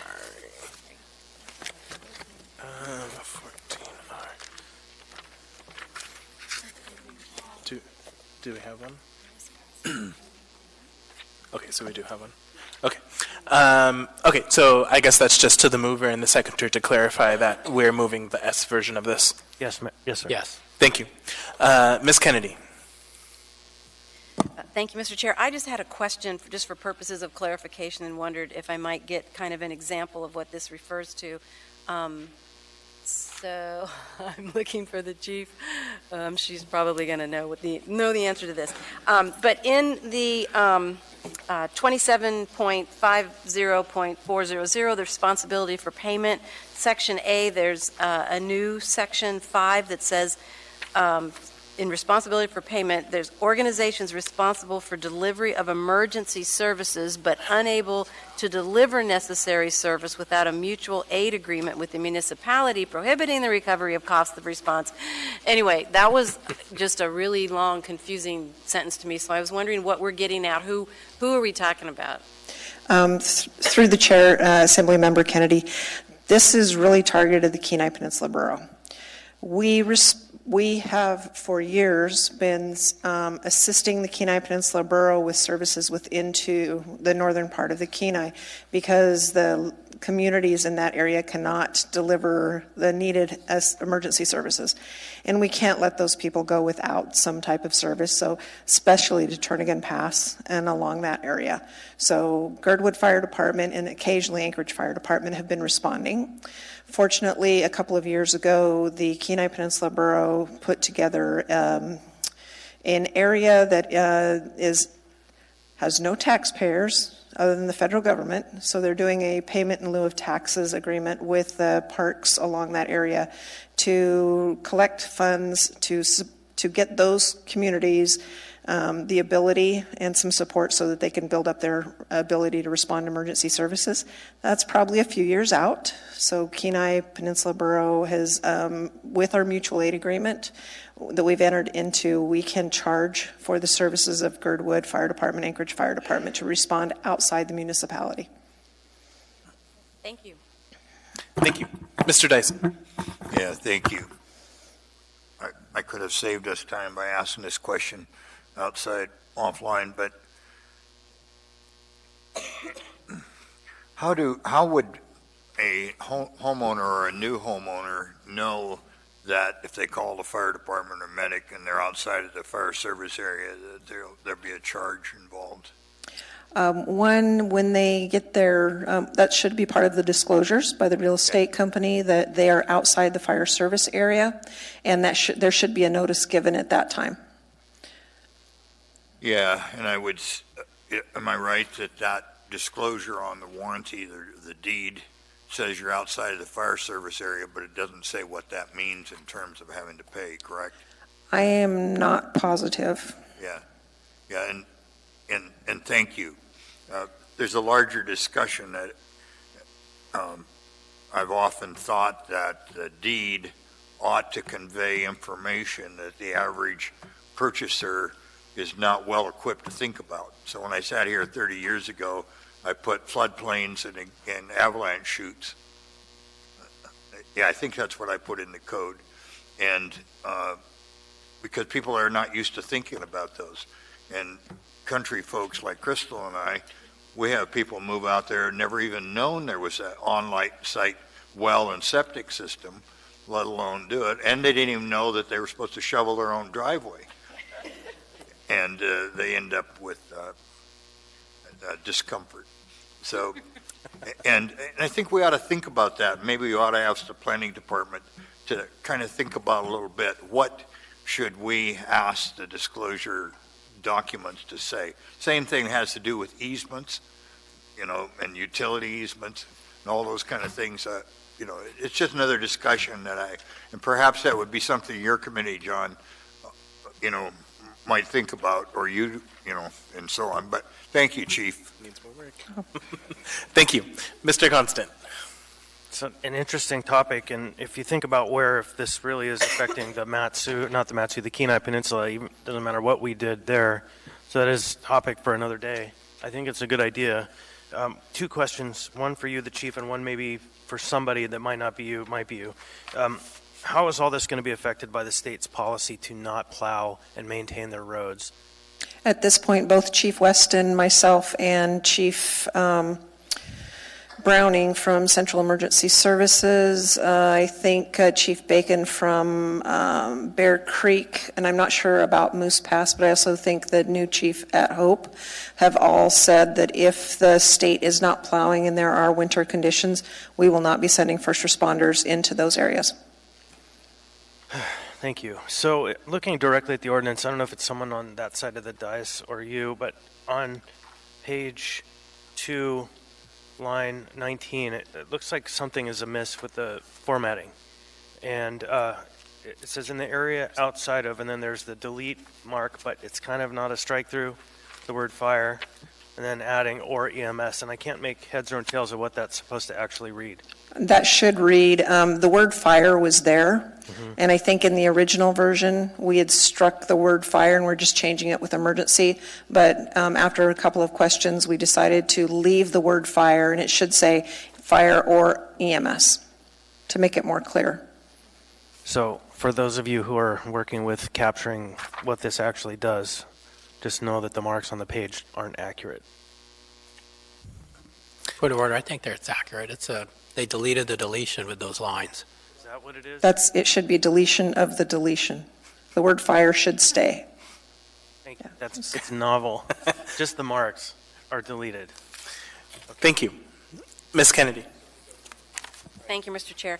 You know, I know this actually does affect the Eagle River area, especially down Eagle River Road. Because we do have, I think it's at mile 6 or 5, something like that, where the fire service area ends, and so another 12 miles down the road, there's basically this open area, and which is exactly why 2 years ago, former Assembly member Amy Demboski put on the ballot an ordinance to see if that area wanted to join the Anchorage Fire Service and pay the appropriate taxes, and the answer was no, they did not. And knowing that this was coming down the road was the whole reason why Ms. Demboski put that on the ordinance, just to give people an option. So I'm assuming that most people down there probably know this is coming, and that if they need some kind of fire or emergency service, they're going to pay for it outright. But I do have another question in regard to backup services. If the Chugiak Volunteer Fire Department is responding to something and they ask for AFD backup, would that implement any kind of a fee against anybody in the volunteer fire service area? No, this strictly would, because the Chugiak Volunteer Fire Department's under contract with us, we have a built-in mutual aid agreement, and they come provide assistance with us just as much as we provide assistance for them. So there is no charge between there. Same situation with Girdwood Volunteer Fire Department and Anchorage Fire Department. And I would like to correct, we are not changing the fee structure or anything on the fire stuff. That's what was put in place 2 years ago. We had a fee increase, but that was put in place 2 years ago. This ordinance is not changing any of that. We're just moving it from one section to another. The only thing we're adding with this one is the inclusion of our ability to charge for EMS services outside the municipality. So, yes, they are aware, and it's been the same for quite a while. Thank you. Thank you. Seeing no further discussion, members may proceed to vote.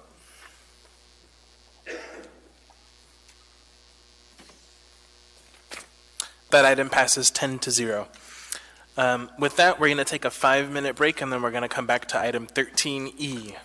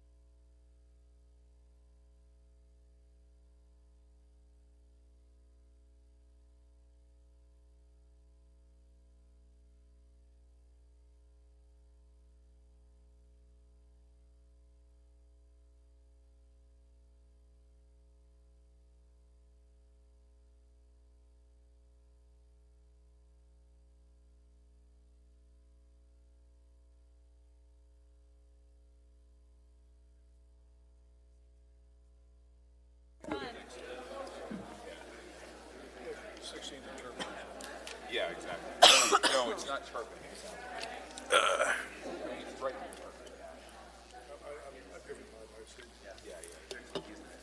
I've doorknob through there. Doorknob place before, but it was like off season. Sure. We got the full thing going. It was like lights flashing, fog machine. Yeah. In my hometown, everything is Christmas decorations. My hometown's called Christmas City. I was born on Christmas Day and I grew up in the Christmas City.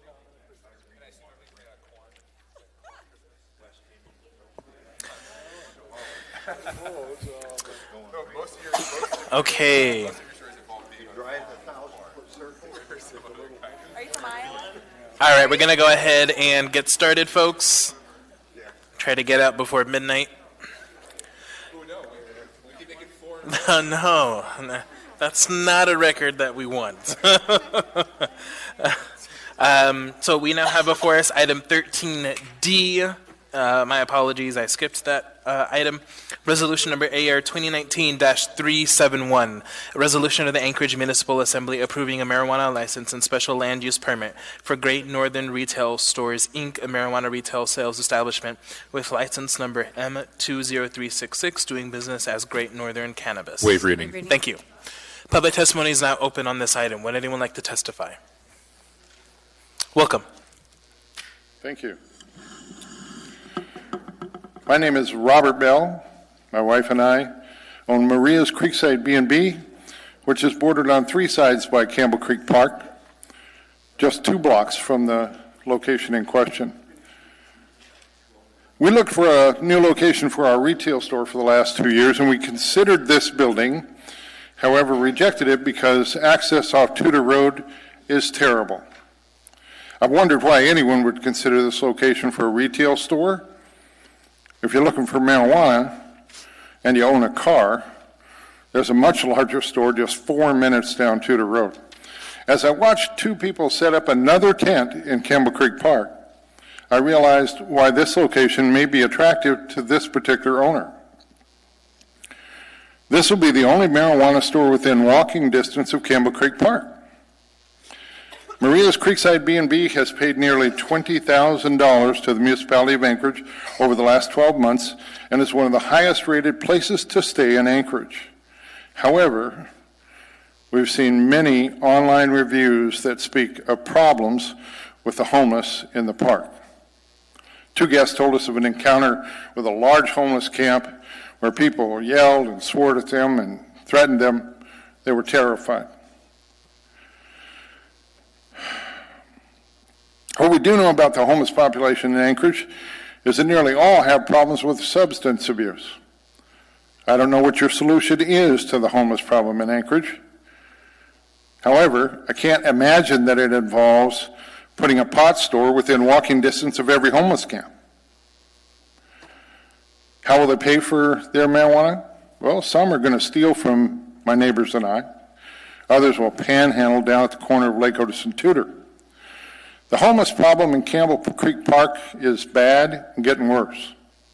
So far, this assembly seems to be following the Seattle-San Francisco model. You've shown that you are far more concerned about the rights of the homeless than property owners like me. Maria wondered just the other day if we should just sell the B&B and get out. If you put a marijuana shop within 2 minutes walk of Campbell Creek Park without first solving the problem of homeless in the park, you'll be telling me it's time to get out. And I'd like to ask a question. How many on the assembly have never accepted a dime from anyone associated with or any business associated with the cannabis industry? Raise your hand. Thank you for your testimony.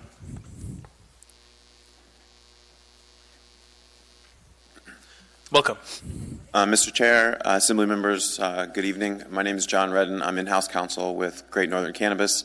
I'm here on behalf of the applicant, and if you have any questions for me, I'd be happy to answer them. I do have one question. Ms. Salatel? Thank you. Did you ever get a signed memorandum of understanding from Campbell Park Community Council? I don't have one in hand. After I attended 4 community councils over the summer, on the 4th one that I attended, they voted to sign an MOU. However, I have not received that yet from Sandy Training. Okay, thank you. A few more. Mr. Constant? Is it your business plan to sell to homeless people? No, it is not. And in fact, I believe we have a very good track record at our other 2 locations for not serving outside the regulations. So. And do you know if currently there are people panhandling at the corner of Lake Otis and Tudor regularly? I travel that way regularly, and I would say they're probably there now. And so you're not operating yet, right? I am not. Thank you. Thank you. Mr. Weddleton? Well, I want to pursue that a little more because it seems like it's more perception. To the extent that I've watched people going into marijuana retail shops, it seems like there are people who have the money to afford it because it's not cheap. So, I mean, what's your clientele like? I mean, is it homeless people, and where are they getting their marijuana if not from you? I can't really answer that. I mean, fair enough. we have a very wide variety of clientele, I think, that come from all different types, walks of life. And I mean, there are lower income people that come into our retail stores, but at the same time, we have, like I said, people from, that are very wealthy that can come to our retail stores. So, yeah. Okay, thank you. Thank you. Mr. Peterson? Thank you, Mr. Chairman. And I just wanted to tell you that I've gotten positive feedback about customers of yours that were raving about what a great place you ran and how clean it was and how organized and how professional. And so keep up the good work. I appreciate hearing that. Thank you. Mr. Constant? Last question for me. So your stores have an aesthetic about them. It kind of is lambasted a little bit in the community because it's a little over the top. If you were to describe the aesthetic of your operation, how would you describe it? Bright, clean, and safe. Okay. And some would call it like the Apple store or the jewelry store of the marijuana marketplace. But bright, clean, and safe is apt. Yep. Thank you. Thank you for your testimony. Would anyone else like to testify on this item? Anyone at all? Seeing and hearing no one, public testimony is closed. What is the will of the body? Second. Moved and seconded. Mr. Weddleton.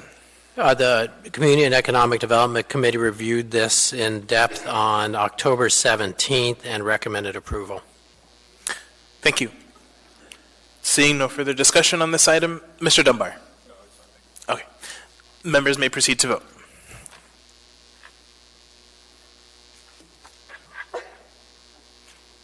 That item passes 10-0. We now have before us item 13E, ordinance number AO 2019-89, an ordinance of the Anchorage Municipal Assembly amending Anchorage Municipal Code section 2.70.020 to modify and streamline the process for appointments to fill a vacancy on the Assembly. Public testimony is now open on this item. Would anyone like to testify? Anyone at all?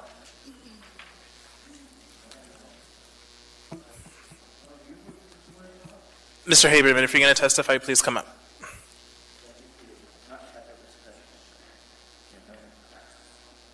Welcome.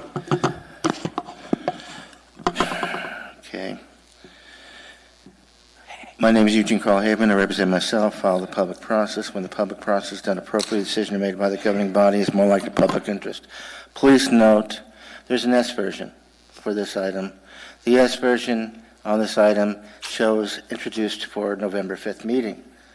Now, dealing with changes of laws of elections, it's not a simple matter. It's a complicated issue. And with all due respect, putting it as an introduction for a change in S version for tonight's meeting and not giving it a fair chance is not right. I'd like to make 5 key points roughly on what should be dealing with the process for selecting. Number 1, the meetings need to be open. As Assembly members, you need to be the ones to appoint all of you in a public meeting with a proper public notice. You need to, in the interview process, which I'm referenced to, That's part of the public meeting. You're hearing the interview with the parties, but you should not go straight to a vote. After you interview, you should allow for public comment so they have a chance to respond, and then you vote.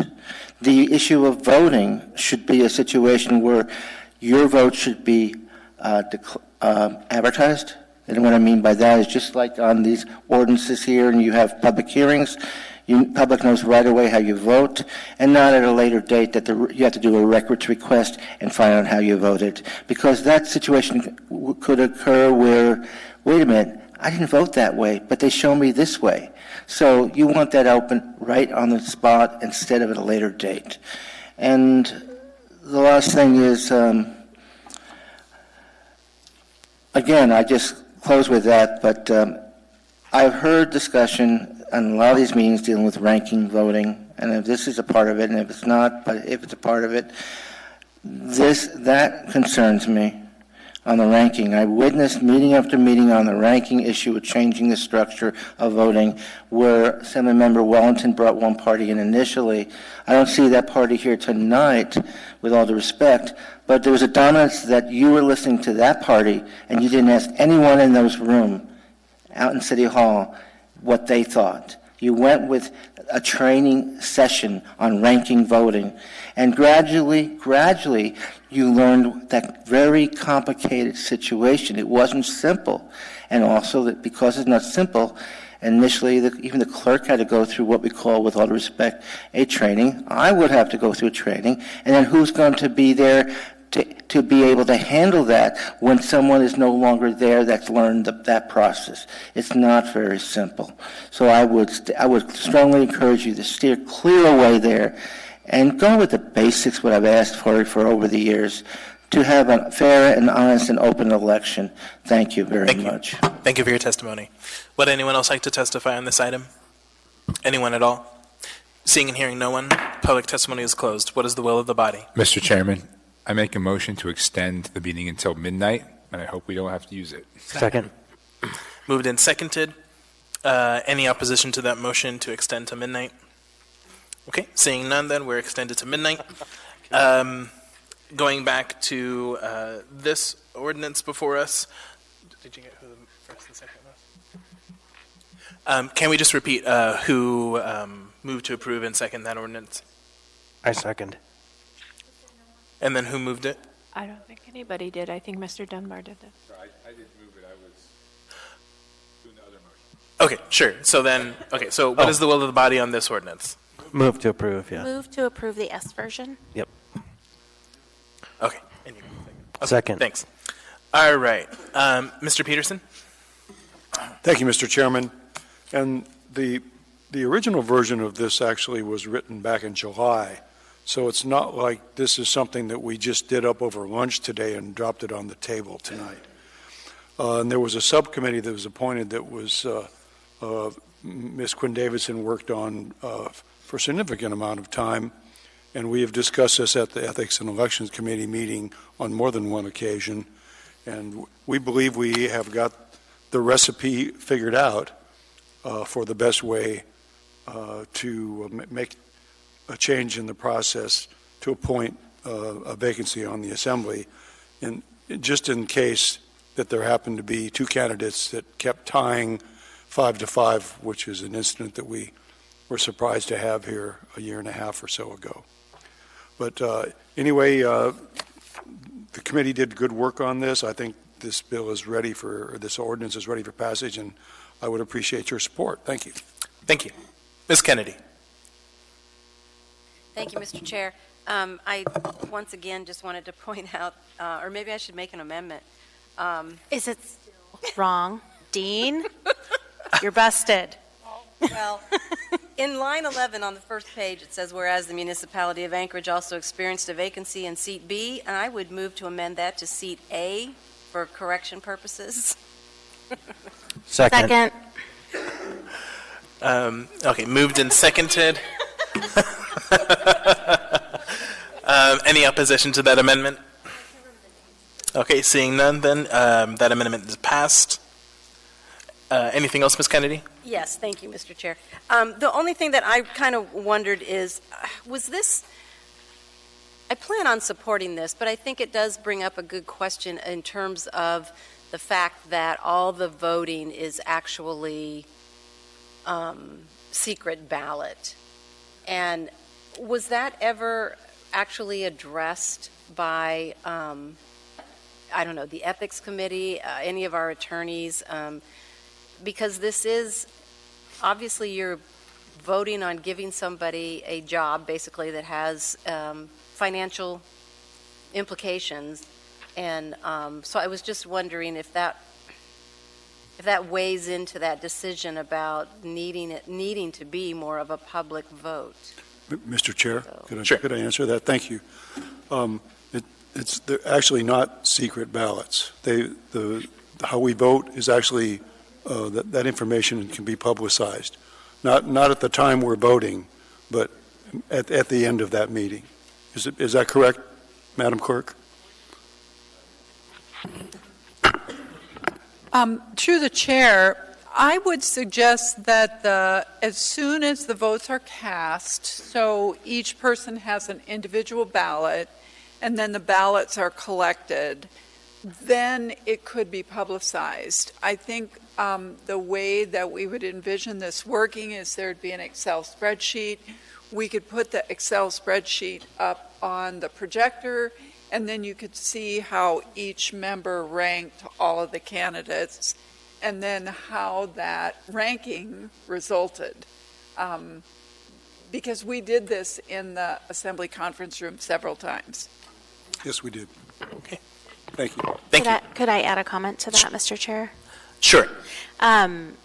The other thing to remember, and I was going to just run through the ordinance a little bit, but we will only engage in the ranking after some up to three rounds of traditional voting. And so at that point, there will only be a smaller group of folks that we would be, that would publicly show up on this spreadsheet. But as Mr. Peterson noted, all of the votes are discoverable if someone wanted to seek that information. Thank you. Ms. Salato?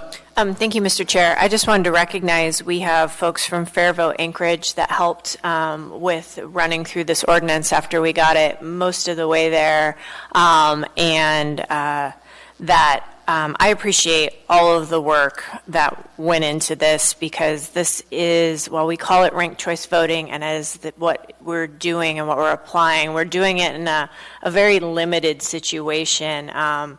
And so it took a lot of work to make sure the mechanics worked out well. And I want to recognize Ms. Quinn Davidson really for spearheading this effort and being the wordsmith here, and really making sure that the mechanics worked out and were really easy and could be followed as we move forward. And we have maybe in the long future changes in the clerk or some other situation. So this really is the roadmap on how to do this. Thank you. Thank you. Mr. Weddleton. Well, Susie, I hope I will support this and hope everyone else will too. And it says in there, streamline the process, and I think they had, Meg and Austin had gotten fairly far with it, and then I unstreamlined it and said, let's try rank choice voting. And the two of them did most of the work. I just figured since I threw the wrench in, I better go to the meetings, so I did that. But it actually turned out very well, and I think, as Mr. Haberman said, we did stumble over it a bit, but we really, and I think Austin and Meg got it so that, so that it is step by step in this iterative process. It actually is very clear what you need to do now. I think we've improved on the communicating how ranked choice works, and you guys should use it. Feel free to use our work. Thank you. Thank you. Ms. Quinn Davidson.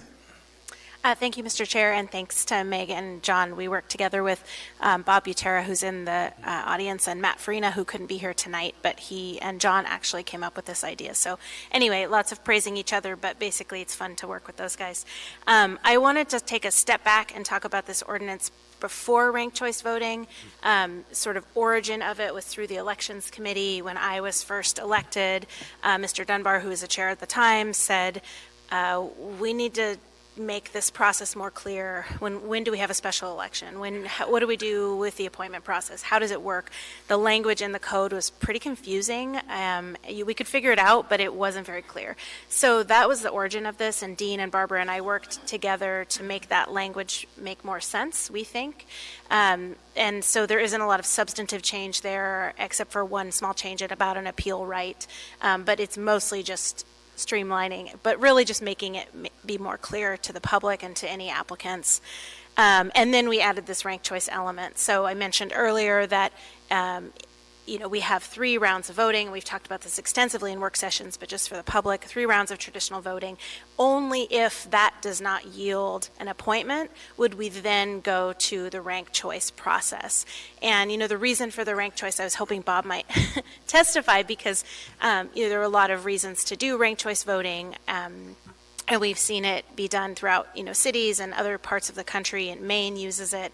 And the idea is that you get the candidate in the end that has more support from more voters, or in this case, more members who would be appointing. So I think that's a good reason to support it. And sort of long term, I know that other folks are interested in thinking about this in terms of vote by mail. We haven't gone to that. It's a way bigger issue. This is just a tiny, tiny little world of appointing someone to fill a vacancy on the assembly. So I ask for everyone's support and just appreciate everyone's patience as we figured this out.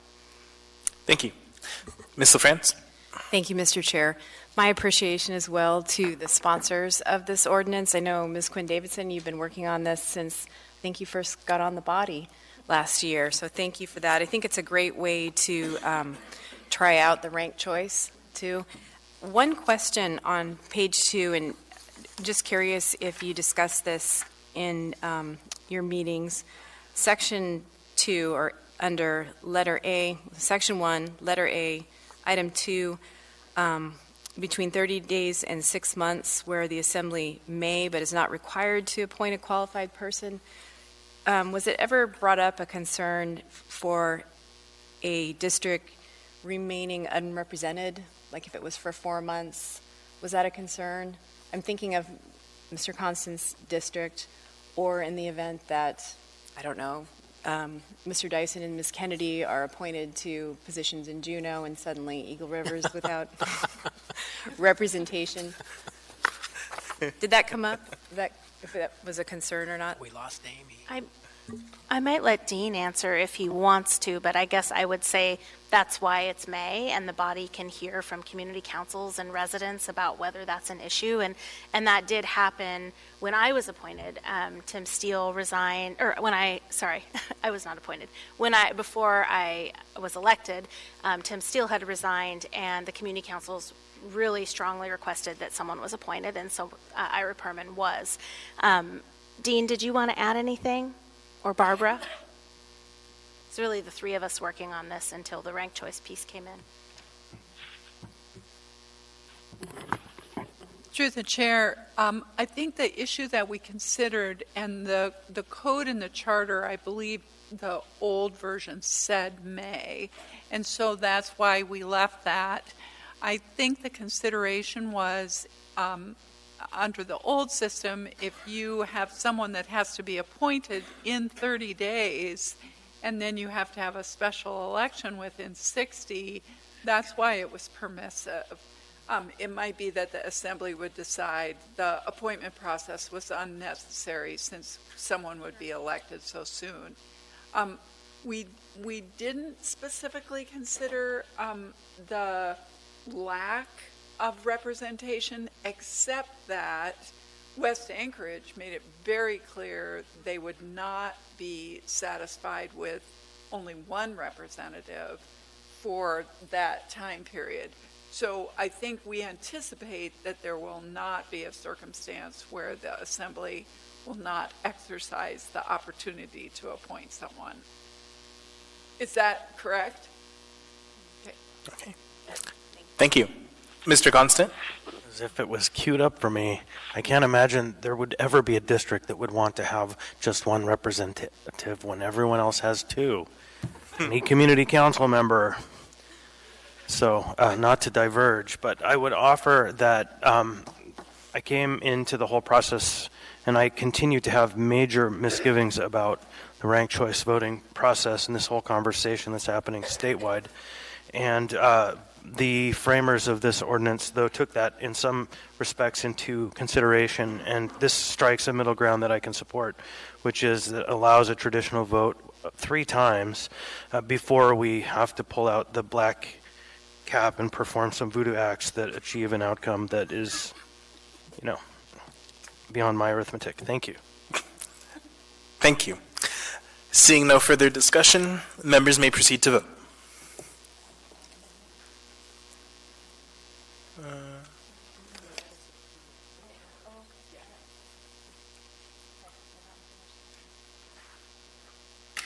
So do we need to do another one?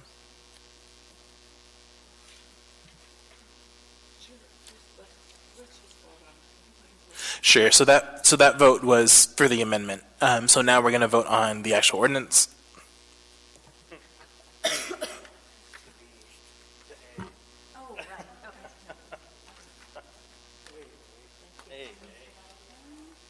Mr. Weddleton and Mr. Dunbar.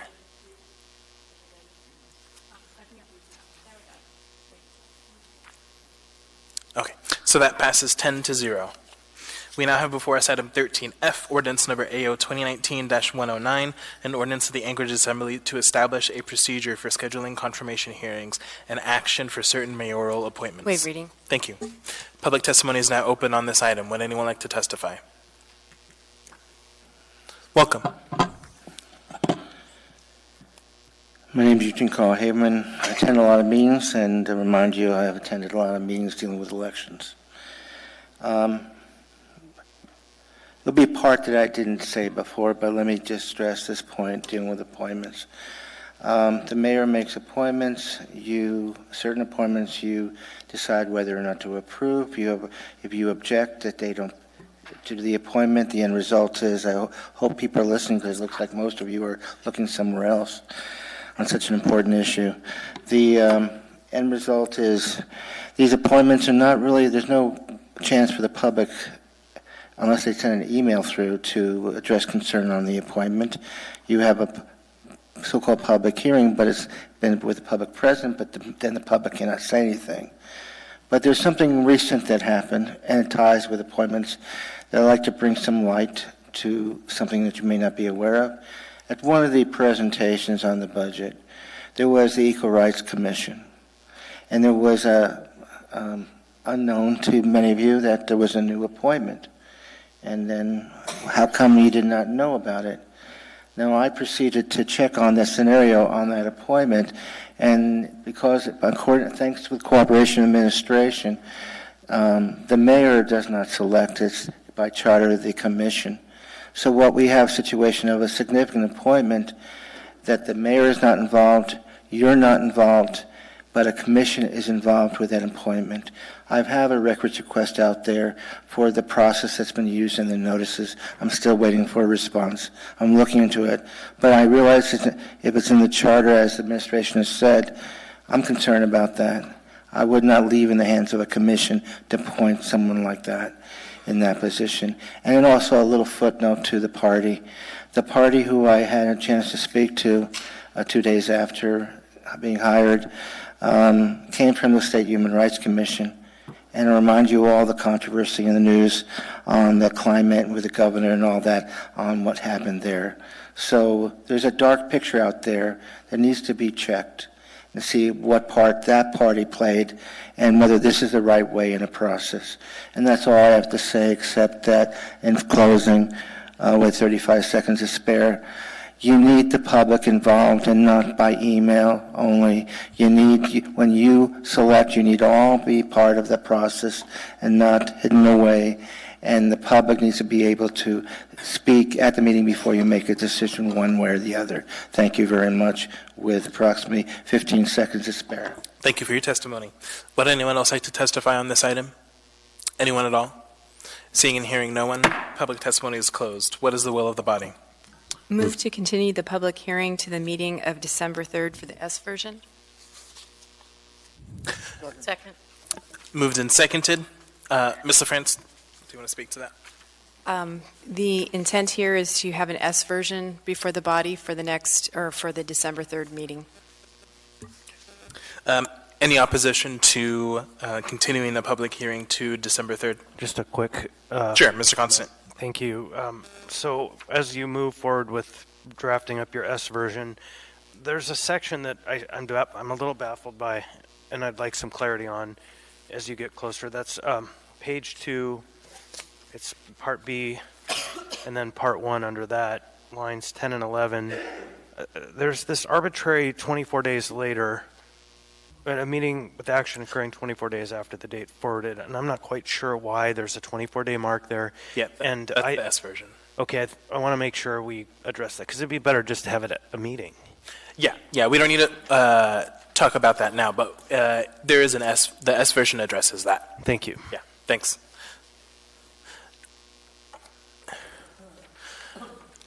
Mr. Gates, did you still want to talk about that? No, I was just going to say the same that Madam Clerk did. Okay, thank you. So, seeing no objection to continuing that, then we'll have that back before us on December 3rd. Now we have Mr. Weddleton. I'd like to move to change the order of the day to pick up 14T, U, 9B1, and 14V. Second. Those are, we might have a time issue on protests. Okay.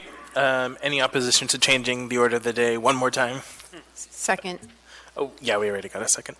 Okay, seeing no, then the order of the day has been changed yet again.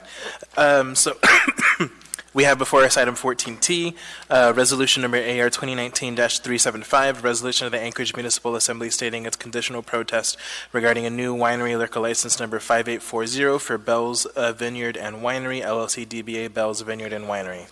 Waive reading. Thank you. Public testimony is now open on this item. Would anyone like to testify? Welcome. Good evening.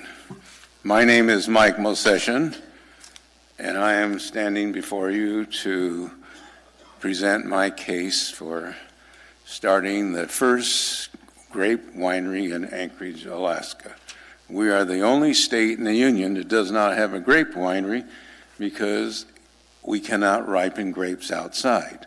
Even in North Dakota, they have wineries because recently in the 20th century, the University of Minnesota bred the indigenous species of wild grapes with the European species, vinifera. And the indigenous grapes are hardy to 20 and 30 below zero. However, some of these varieties are not as good as the European varieties, but if you blend their wine with, say, California wine or Washington wine or Oregon wine, they make pretty good table wine.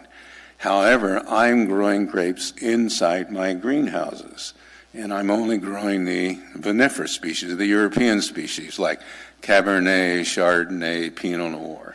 And it's remarkable how well they're doing, especially this year with all the sunlight, at beautiful clusters of Cabernet and especially Pinot Noir and Chardonnay. And I was impressed that I got 22% sugar. So several years ago, I planted several thousand square feet of grapevines, and it's taken several years to bring them to maturity where they're now fruiting. And so I would like to start a winery and bottle the wine and sell it. And in order to do that, I had to rent a place in an industrial zone because I cannot do it at my nurseries, which are R1 zoning. So I am standing before you to ask your permission to approve my request to start the first grape winery in Anchorage, Alaska, that will use local grapes. Thank you. Thank you for your testimony. You have any questions? I don't see any. I have lots of experience growing things in greenhouses, 50 years. So I've grown everything from figs to tomatoes millions of pounds of tomatoes, cucumbers, eggplant, bell peppers. Actually do have a couple questions now. Mr. Dunbar? Yeah, thank you. We received an email with a question about, and I see here that you're an LLC, but this person was wondering if you were a religious organization in some way, that you had some religious affiliation that might impact your property taxes. I don't see anything here that that's the case, but is there any religious affiliation with this business? No. Oh, yeah, we'll get to everything. Point of order. I think that's a different item. Okay. Yeah. I don't know. I think it's this one. Yeah, which is why I was curious, but thank you. Thank you. Ms. Kennedy? Thank you, Mr. Chair. My question was just in regard to the fact that since since this is new to Alaska, was there already provisions in state law that allowed you to begin this process, or is there kind of a new side process that hasn't really been developed yet? Well, you are allowed to have a winery. I believe there's a winery in Talkeetna that makes wine out of honey. It's called mead. And there's a winery in Homer. It's called Bear Creek, but they make wine out of concentrated grape juice. They buy drums, 55-gallon drums of 66% grape juice. And when you heat grape juice under a vacuum and pull off the water, you lose a lot of the esters and aldehydes and wonderful organic chemicals that give wine the beautiful flavor. So I'm making wine out of grapes grown locally, not out of concentrate. So we do have wineries, and we have breweries, as you know. Mr. Constant? Yeah, I think the term in wine is terroir. It's terroir. It's the land in which the grapes are grown makes the wine. Thank you. Well, that's true to a certain extent. Your land is what we're talking about. You can grow grapes, I grew grapes in pure gravel. So you can grow them in just about anything. And I've actually grown them in this very acidic soil, and I didn't think they'd do very well, but they did extremely well. And if you go into Europe, there are places where the vineyards are very stony, but the grapevines are noted to go down 25 feet looking for water. So they do well during drought, unlike almonds, which takes the roots are on the surface and they have to constantly be irrigated. Ms. LaFrance. Thank you, Mr. Chair. So a quick question. How many additional employees will you need to hire to carry out your operations?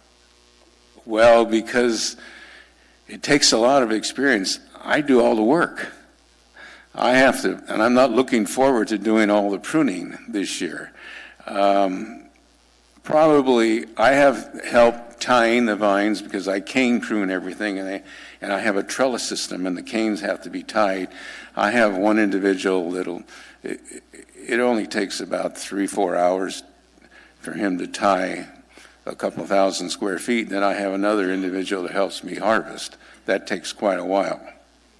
So essentially about 2 people, but it's very few man hours actually, because all summer long while they're growing, the only other job that has to be done is leafing. You have to open up the canopy to the sunlight. And I have an irrigation system, so all I do is turn on a valve, and I have drip irrigation to conserve water. Like this summer where it got over 100 degrees in the greenhouses, fortunately I had irrigation, so the vines did well. All right. Thank you for your testimony. Okay. No other questions? Would anyone else like to testify on this item? Anyone at all? Seeing and hearing no one, public testimony is closed. What is the will of the body? Move to approve. Moved and seconded. Any discussion on this item? Ms. LaFrance. Thank you, Mr. Chair. Just a quick point of order in reference to the question we received about item 14T. I did talk to Mr. Schutte about this, and he pointed out that the question actually was in reference to license application number 5856, the Eucharistic Heart of Jesus Ministries package store license. And it's not before us at this time, but it is one in South Anchorage that the Ocean View Old Seward Community Council referenced in their resolution. Thank you, Mr. Chair. Thank you. Seeing no further discussion, members may proceed to vote.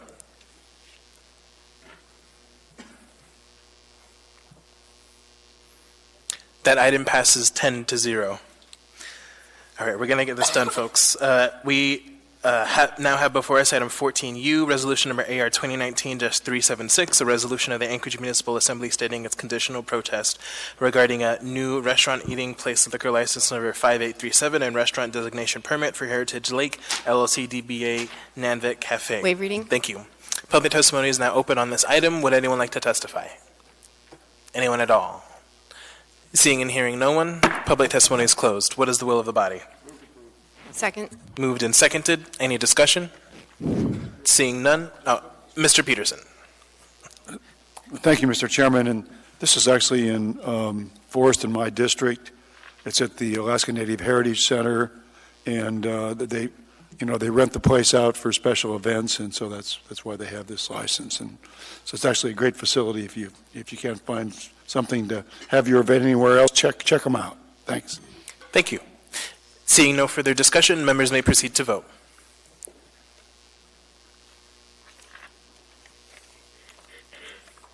That item passes 10-0.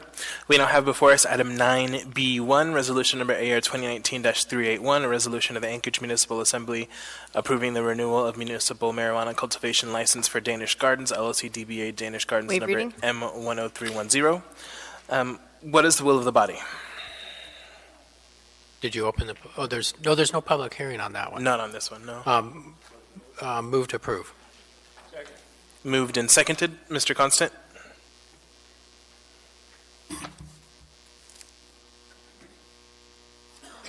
Mr. Constant?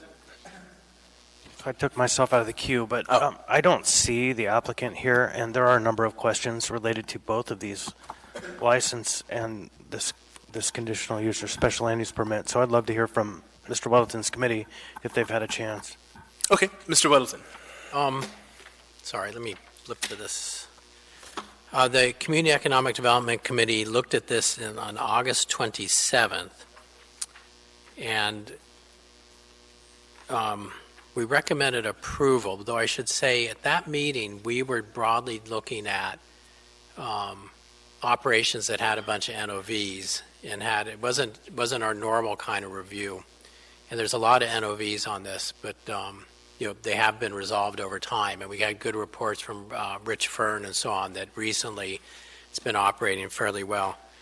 I think in this one in particular, if anyone was looking for a delay, this would be to waive our protest of the state license. So this is I think our deadline is probably coming up pretty quick here. The other one would be regarding our license and special land use permit. So I recommend approval of this, and I think the other one I'll maybe discuss a little bit more. And to clarify, it does state in item 14V that this is the last meeting we have prior to the expiration of the protest period. So any further discussion on this item, 9B1? Seeing no further discussion, members may proceed to vote.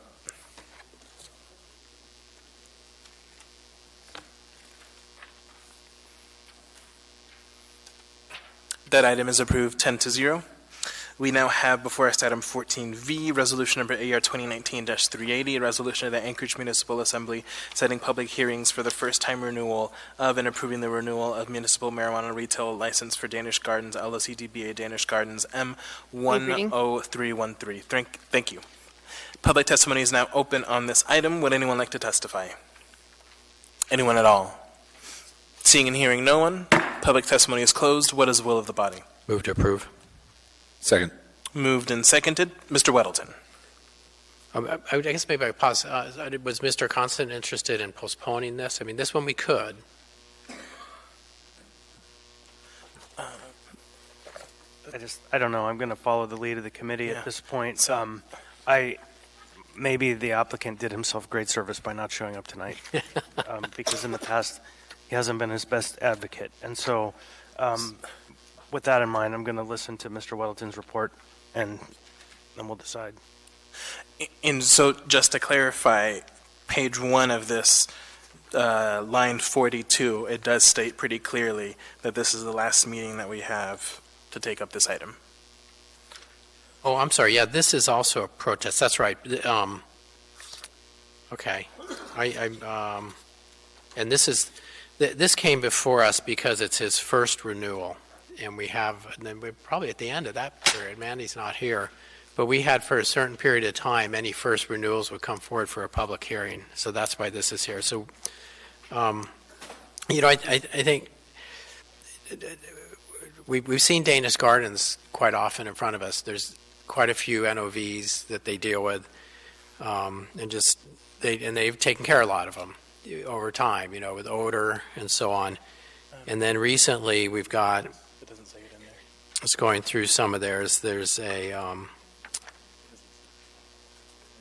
NOV in August for delinquent taxes, NOV for Metric, their point-of-sale system in July, another one in June, which those two might be connected to each other, tax delinquent in June.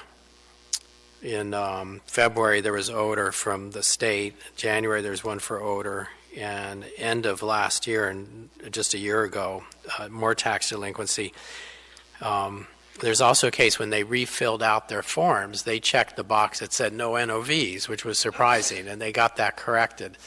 But all of this makes me very nervous with this operator, and we don't have a clear path for when do we cut someone off and say, I'm just too scared of continuing with them.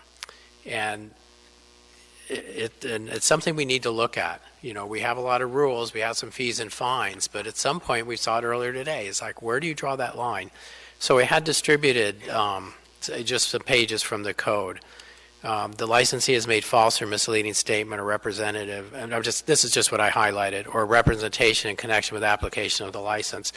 How someone with so many NOVs could check that box, no, there are no NOVs. Now, he corrected it, but that makes me nervous. Contains any false statement or material fact, which is, again, he's got to list NOVs, and he should take it seriously and not and embrace it almost. And then also the applicant is delinquent in the payment of taxes due in whole or in part from the operation of a licensed business. And this doesn't specify state or local. Now, for his retail would be to us, and apparently that's paid up, but for the wholesale, that would be the state. And in some regards, it seems like they're delinquent, but they work out a payment plan with the state, so it's okay. But to me, this one's on the brink, but I don't know where to draw that line. So that's why I just wanted to highlight it. We need to be thinking about this. Where do we draw the line on pulling the plug on these places? But I will vote for this and recommend you may or may not. Thank you. Mr. Constant? Thank you. And remind me, is this the one that we received, that pretty voluminous packet, which was the administrative hearing officer's analysis of all of these things? And so to add to Mr. Weddleton's concerns, this has been going on, and it's gone on through every level of appeal process that we have available to us through the municipality. And I understand from memory that we have the ability to set a shorter time than a year where we could review these things if we wanted to, as a means of looking at this license, or what I heard Mr. Weddleton intimating is the need for kind of a review of the second half, what happens when, part of the code. And maybe that's more effective for the whole community if we do that, or we could do both, I guess. But I too share grave concerns. Again, my comment when I started was that in some ways it's better he didn't show up because he tends to make it worse for himself. And with that kind of background, that's how I'm approaching this vote. I don't want to vote to take away his right to operate a business at this time, but I share Mr. Weddleton's concern we have a problem. Thank you. Mr. Peterson? Thank you, Mr. Chairman. And I think the issue of being delinquent on taxes is something we're going to hear more often as we go forward with these marijuana businesses. The competition is really, really stiff out there, and we have more retail operations and opening up, and so the competition is even going to get more difficult. And You know, and typically with the $50 an ounce tax from the state, if for a cultivator, that adds up pretty quick when they're retailing or they're wholesaling the marijuana for less than $200 an ounce. By the time they pay their overhead and their employees and utilities and everything, sometimes there's nothing left. And so, it's going to be it is a very competitive business, and it's going to continue to be more competitive. And in some of these places are probably going to fall by the wayside or get bought out by other operators. And we said that from the beginning when we made the decision that we weren't going to limit the number of licenses, that we were going to let the market take care of that. And so we might in the next year be getting to the point where the market might be, unfortunately, maybe eliminating some of the people that don't have the greatest location or the best operation. Thank you. Thank you. Ms. Alatel? Thank you, Mr. Chair. So if we wanted to bring this license back before us before another year lapses, or I guess this is through August 31st, would we just change that date to something sooner?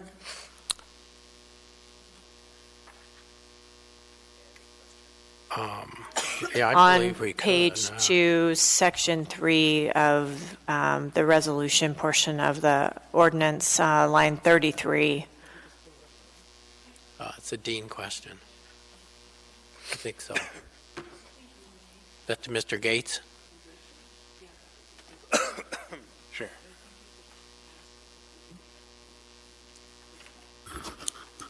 I believe the code does allow you to do that. I would also remind the Assembly that in code in section 108076 for the license on a renewal, on an application for renewal of a license, the Assembly may add, remove, or modify conditions to the license. And I do recall we had a license renewal in the past where we added conditions where the licensee was required to attend the CEDC meetings and report progress on addressing some of the, issues that the Assembly identified in the past for that applicant. So you can do something similar with this applicant as well. So do we want to add a condition then?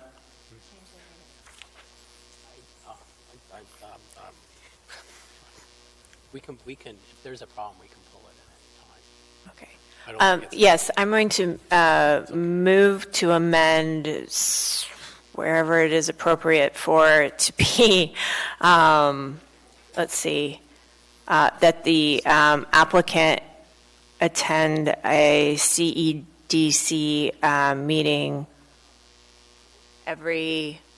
Well, we won't watch it that close. We get quarterly. Reports. Do you want? Well, we get quarterly reports on notices of violations and so on. What I'd say, if you want to do something, we could, like, August is 9 months from now, just say this comes back to us in April. Okay, that's what I would like to do, please. So April 30th, 2020. Okay, so we'll add a condition that the licensee needs to come back to the Community and Economic Development Committee in April, seconded by Mr. Well, Weddle. no, I'd say that would come back to us, and it could go to CEDC prior. But Okay. what it would be is we're not renew this through August 31. We would renew it through April 30th. Is that what you said? Sure.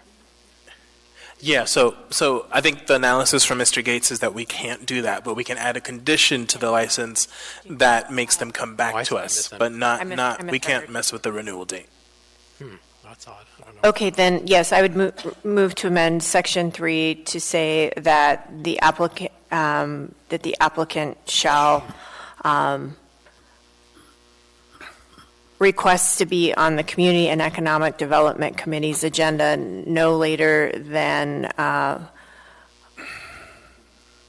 April 15th, 2020, period, and then it would continue on as written. Yeah. Excuse me, through the chair, I would hesitate to have you have the applicant request to be on the CEDC agenda, and instead, the clerk's office can put them on the agenda and give them notice. So may I make that recommendation? Yes, please. Okay.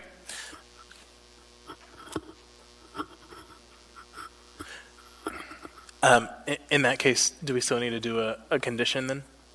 Oh, Yes. Yes, I do. Okay, think so. great. So then we have motion and second on a condition. Any further discussion on that? Okay. Yes, Ms. Altel? The reason I think this condition is appropriate is I have a lot of heartburn that they checked that they didn't have violations, because if they had left that box blank, they would have had to have given a written explanation of their violations and why they're repeat. That really bugs me, so that's why. They did after. Thank you.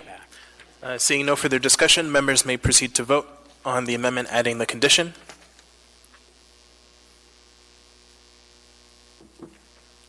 And that amendment passes 10-0. We now have the main motion before us. Any discussion? Seeing none, members may proceed to vote.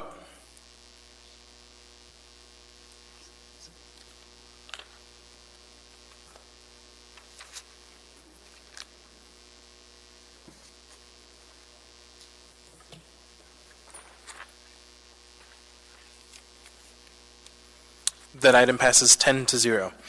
Going back now in our agenda, we now have before us item 14H, resolution number AR 2019-365, a resolution appropriating $600,000 as a grant from the U.S. Environmental Protection Agency and a contribution of $1,195 from the 2019 General Government Operating Budget, Real Estate Services Area-Wide General Fund, all to the Federal Grants Fund for the implementation of the EPA Brownfields Coalition Assessment Grant activities, all within the Real Estate Department. Public testimony is now open on this item. Would anyone like to testify? Anyone at all? Seeing and hearing no one, public testimony is closed. What is the will of the body? Move to approve. Second. Moved and seconded. Any discussion? Seeing none, members may proceed to vote.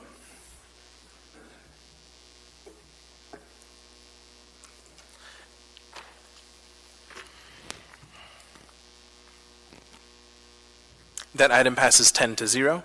We now have before us item 14I, resolution number AR 2019-366, a resolution of the Anchorage Municipal Assembly appropriating $348,552 as a grant from the U.S. Department of Justice, Office of Justice Programs, Office of Juvenile Justice and Delinquency Prevention, and $7,665 as a contribution from the 2019 Anchorage Police Operating Budget, Anchorage Metropolitan Police Service Area Fund, all to the Federal Grants Fund, Anchorage Police Department for the continuation of the Alaska Internet Crimes Against Children Task Force. Public testimony is now open on this item. Would anyone like to testify? Anyone at all?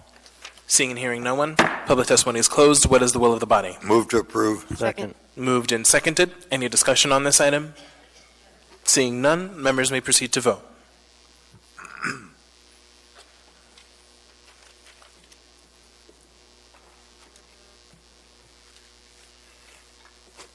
That item passes 10-0.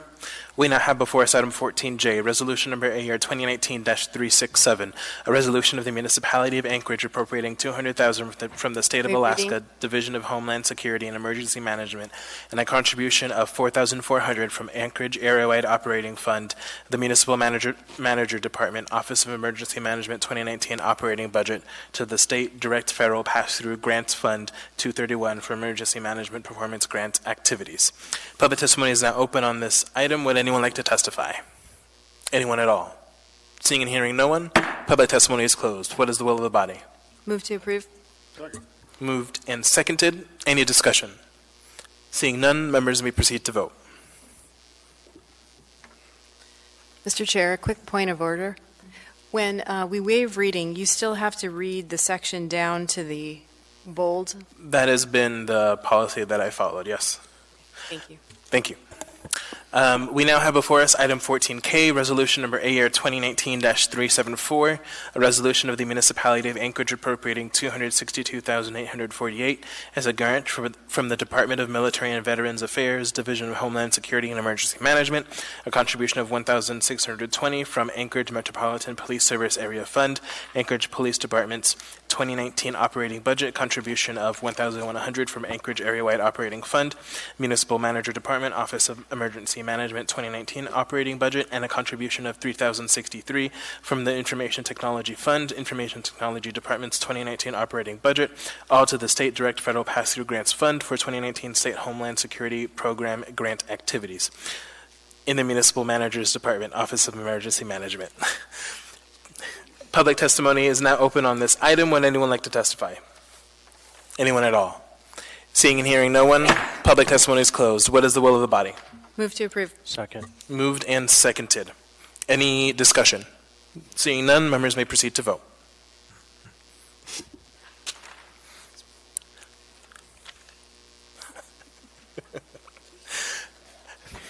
That item is approved 10-0. We now have before us item 14L, ordinance number AO 2019-129, an ordinance authorizing a shared access agreement with EHESE Investments LLC on municipal real property located at 4333 Bering Waive Street. reading. Thank you. Public testimony is now open on this item. Would anyone like to testify? Anyone at all? Seeing and hearing no one, public testimony is closed. What is the will of the body? Move to approve. Second. Moved and seconded. Any discussion on this item? Seeing none, members may proceed to vote.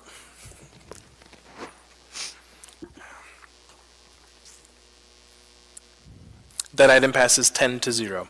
We now have before us item 14M, resolution number AR 2019-368, a resolution of the Anchorage Municipal Assembly approving economic development real property tax exemption under AMC Chapter 12.35 for improvements constructed on the parcel legally described as Odom Industrial Park TRB1. Public testimony is now open on this item. Would anyone like to testify? Anyone at all? Seeing and hearing no one, public testimony is closed. What is the will of the body? Move to approve. Second. Moved and seconded. Any discussion on this item? Seeing none, members may vote. Proceed to vote, whatever.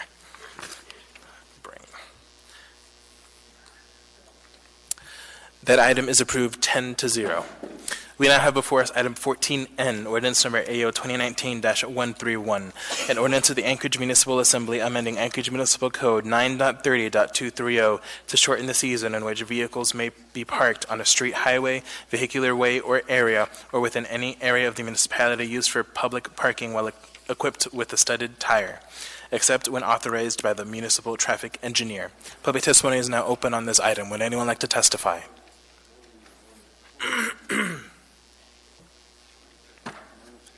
Welcome. Yeah, oh, am I awake? My name is Eugene Carl Haberman. I follow the public process. Okay.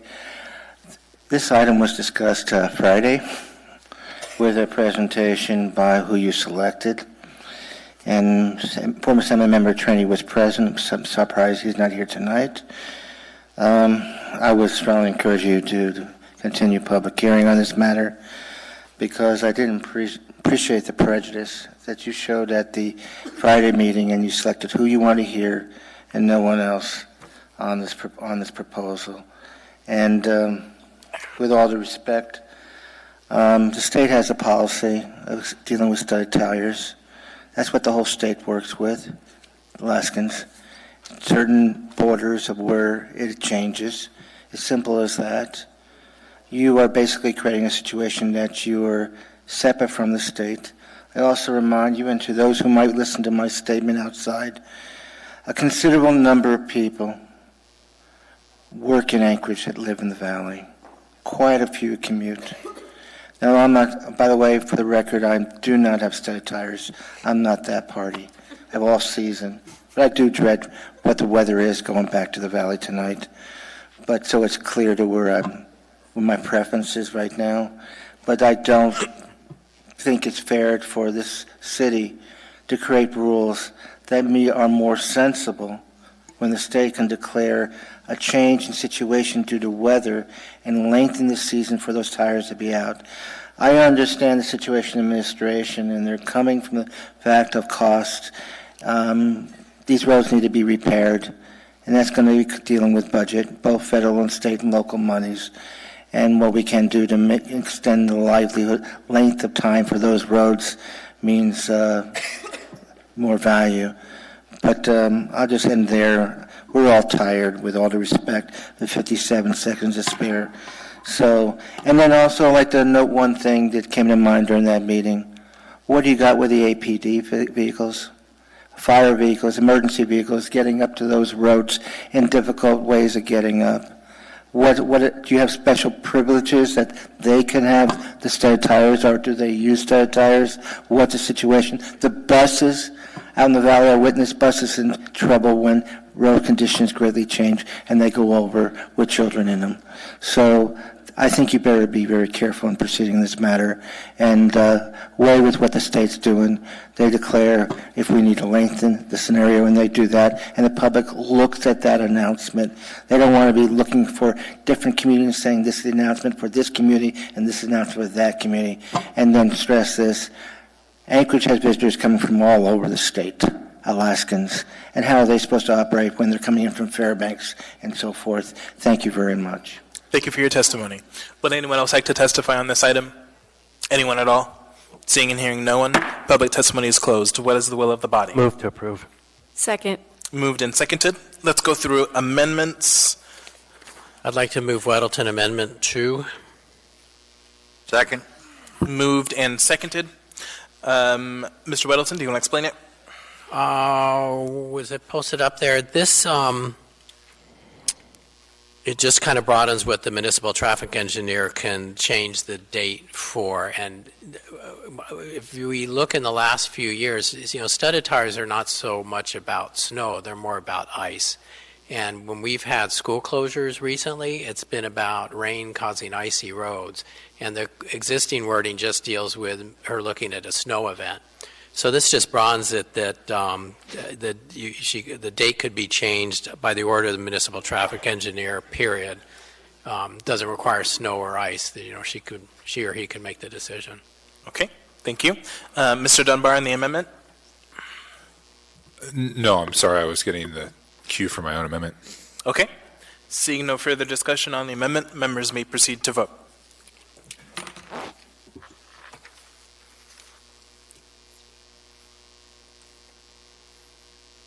That amendment passes 10-0. Mr. Dunbar. I move Dunbar Amendment number 1. Second. Moved and seconded. Mr. Dunbar. If I could just quickly explain it. For those that are at the work session, I already discussed this. Anchorage receives a lot of visitors from the north, and obviously it starts to snow earlier up north.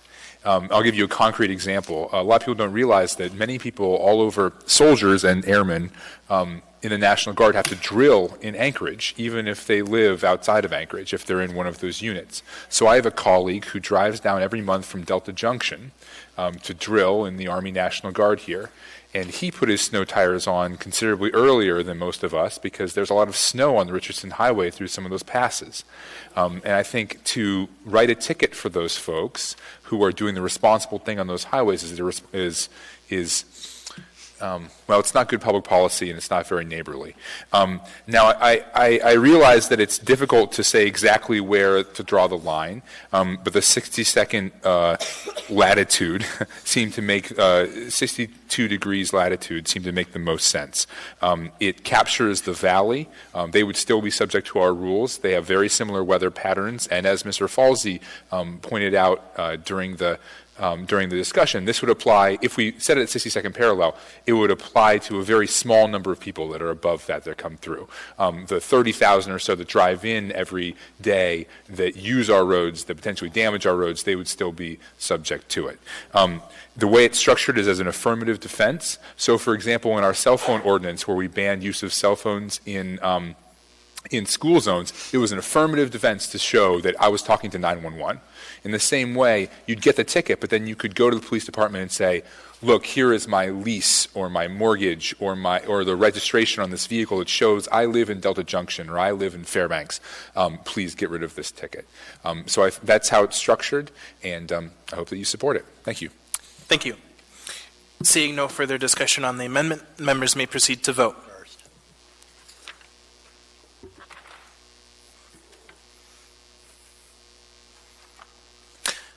That amendment passes 10-0. We now have the main motion before us. Mr. Weddleton. I appreciate everyone passing the amendment I propose, and I appreciate Mr. Dunbar's. I can't support this, and I like the idea of it. Don't use studded tires. It's warmer. We don't need them as long as we did. But I just don't see this working well unless it's done at the state level. I mean, there's too many people coming from too many different environments, and they could be south of town even or north, and to make them go plead their case to a judge when it's snowy because they live in Hatcher Pass area or something, it just doesn't seem to work. So it's a good concept. I just can't get through that, even with Forrest's amendment. Thank you. Thank you. Thank you, Mr. Weddleton. Mr. Rivera? Thank you, Madam Vice Chair. So I actually would support postponing this measure 1 or 2 meetings to allow time for communication with some other jurisdictions who would be below that, what was it, the 62nd north latitude. Particularly the Mat-Su Borough. I haven't had a chance to talk with them. I don't even know if this is something that they know is on the radar. And as we had our recent Mat-Su Borough joint meeting with them, we did talk a lot about collaboration, and I think this would fly against that if we didn't actually discuss this with them before we voted on it. So with that, I can't make the motion, but if someone would like to make that motion, I think I would appreciate it. Thank you. Date? What was the date? Till it knows? First ice event? Who knows when that's going to be? I would be okay with December 3rd.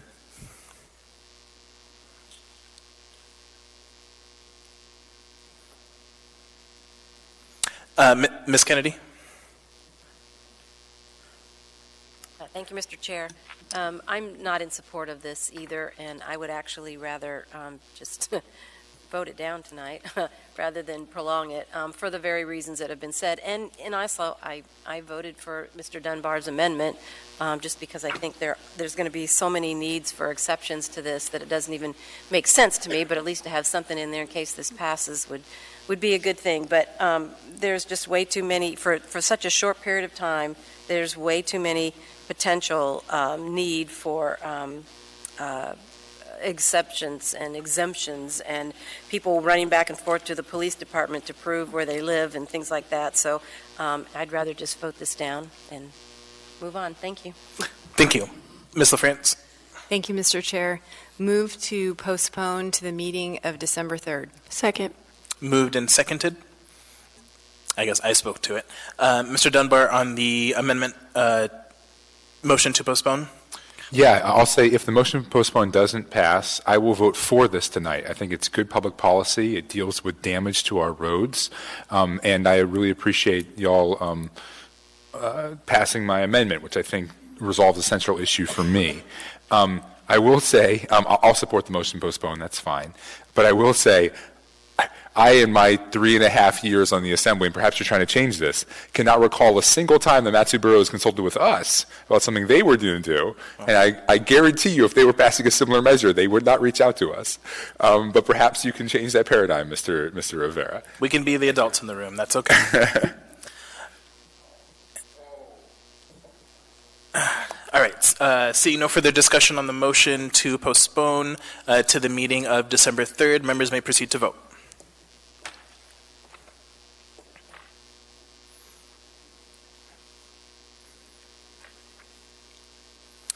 That motion passes 7-3, so that'll be back before us on December 3rd. We now have before us item 14S, ordinance number AO 2019-130, an ordinance amending Anchorage Municipal Code, section 7.20.030 and 7.20.070, defining responsible bidder to require that municipal contractors certify compliance with fair wage practices and workplace safety to qualify for municipal contracts. Public testimony is now open on this item. Would anyone like to testify? Anyone at all? Seeing and hearing no one, Ms. Quinn-Davidson? I'll let Chris speak to it. Sure. Mr. Constant? Yeah, thanks. I'm going to make a motion to postpone this item to December the 3rd. There's some work behind the scenes that needs to still be conducted between members of the general contractors community and other parties that are interested in having some input. And I won't be in attendance in person at the meeting on the 19th, so moving it to the 3rd, if you all would work with me on that. Thank you. Thank you. Any discussion on that? Sorry, was there a second to that? Second. Thank you. Any opposition to continuing the public hearing to the meeting of December 3rd? Seeing none, then that'll be back before us on the meeting of December 3rd. Moving on in our agenda, that completes our regular agenda. Special orders, there are none. Audience participation, would anyone like to speak before us?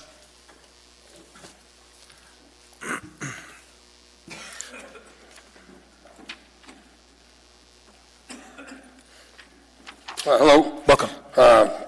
Two things. I don't know if I can ask questions or not, but I'd like to make a suggestion about limiting testimony to people who live in Anchorage. That'd be great. Secondly, I'd like to talk about Campbell Lake again, which I talked about at the last meeting. I just want to let you guys know that, and Rebecca Wynn-Pearson's here, we on September 30th emailed the city asking them for a position on public access to Campbell Lake and an easement that exists. We've had many people contact us about that. The city was supposed to get back to us on October 16th and then the 25th, and they still haven't gotten back to us, and I believe they're coordinating with the Department of Natural Resources about a joint statement. So I just, again, say that we're waiting for that, and I keep hearing from people, and I don't have anything to tell them. So we're doing more articles and follow up on this issue, and I would just suggest that the city forms a position and if it happens to involve the state, that's fine. But it's been almost 2 months, I guess, since we've started asking about this. Thank you. Thank you. I have a couple questions for you. Ms. Alatel? Thank you. So I don't know if you've been able to connect with, but I had a constituent reach out, Tim Potter, and you two should connect on the issue. He would love to give you information on the history of the situation. So he reached out and mentioned it to me, so I'm trying to make that connection for you. Make sure you set aside several hours. Ms. Quinn-Davidson? The chair is correct. I was just wondering, Becky, if you could give us a report. I mean, legal opinions are complex, and if their state is involved and city is involved, it might take a little while, but can you give us a bit more information? Certainly, through the chair, and that's why I'd asked to be in the queue. I did send a response to Mr. Langfield's colleague, Mr. Wolber, just letting him know that we are working on an opinion with the state. The issue is that both the question of whether a waterway is public is connected to a navigability decision. All of that is a state decision about because those waters are entrusted to the state. And the question of access to section line easements is also a state issue because those easement rights are held by the state. As a result, we've been working with the state on trying to issue a joint response that addresses our legal conclusions and theirs, because these are, again, land rights and water rights held by the state.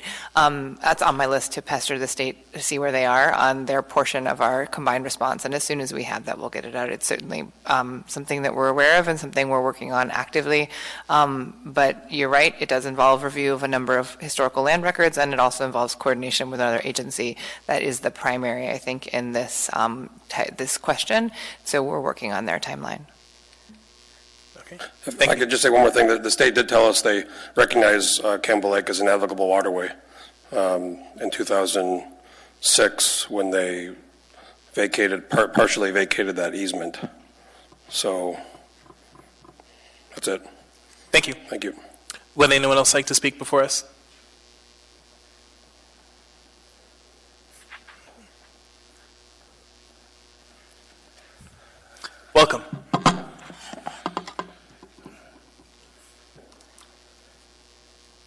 Eugene Carl Heyman. I live in the Matsu Valley. I represent myself. I follow the public process. And the public process done appropriately, decision made by the governing body is more likely public interest. Back in July, I informed you that the school board was changing their schedule from Monday to Tuesday nights. It would start in August.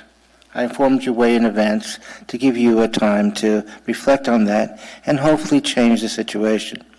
What's happened since is August. Approximately 2 meetings were held the same night as the assembly.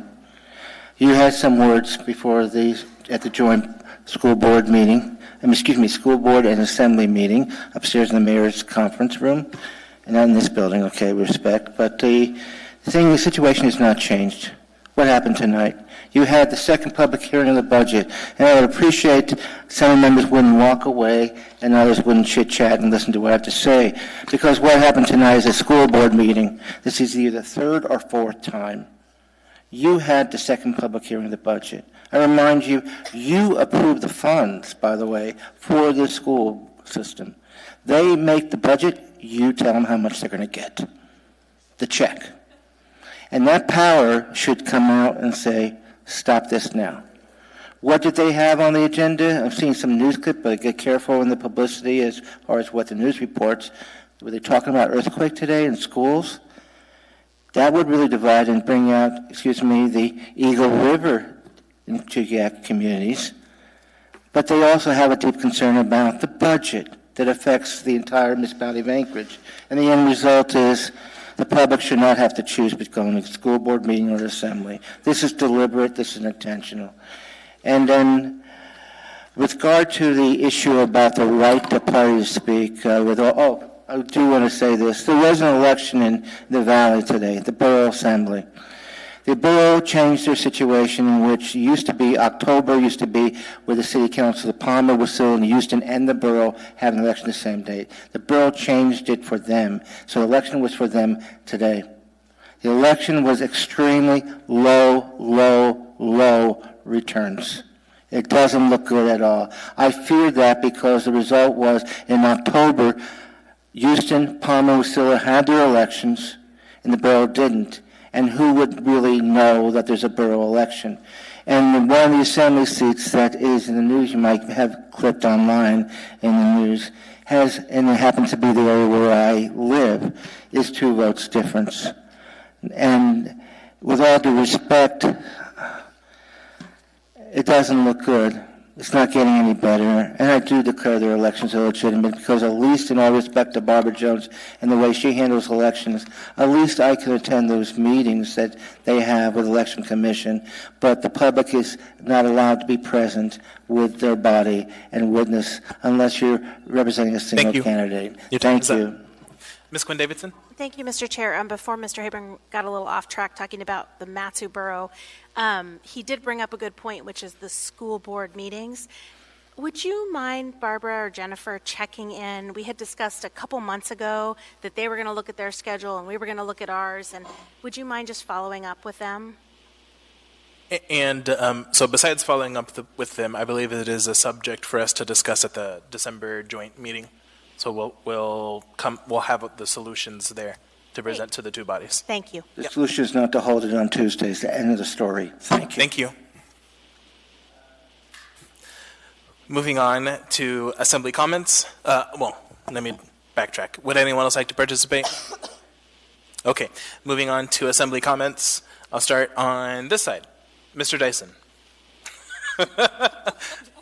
That's a no thanks from Mr. Dyson. That's like, no right. Thanks from me as well. Okay. No thanks from me, too. I don't even have to ask.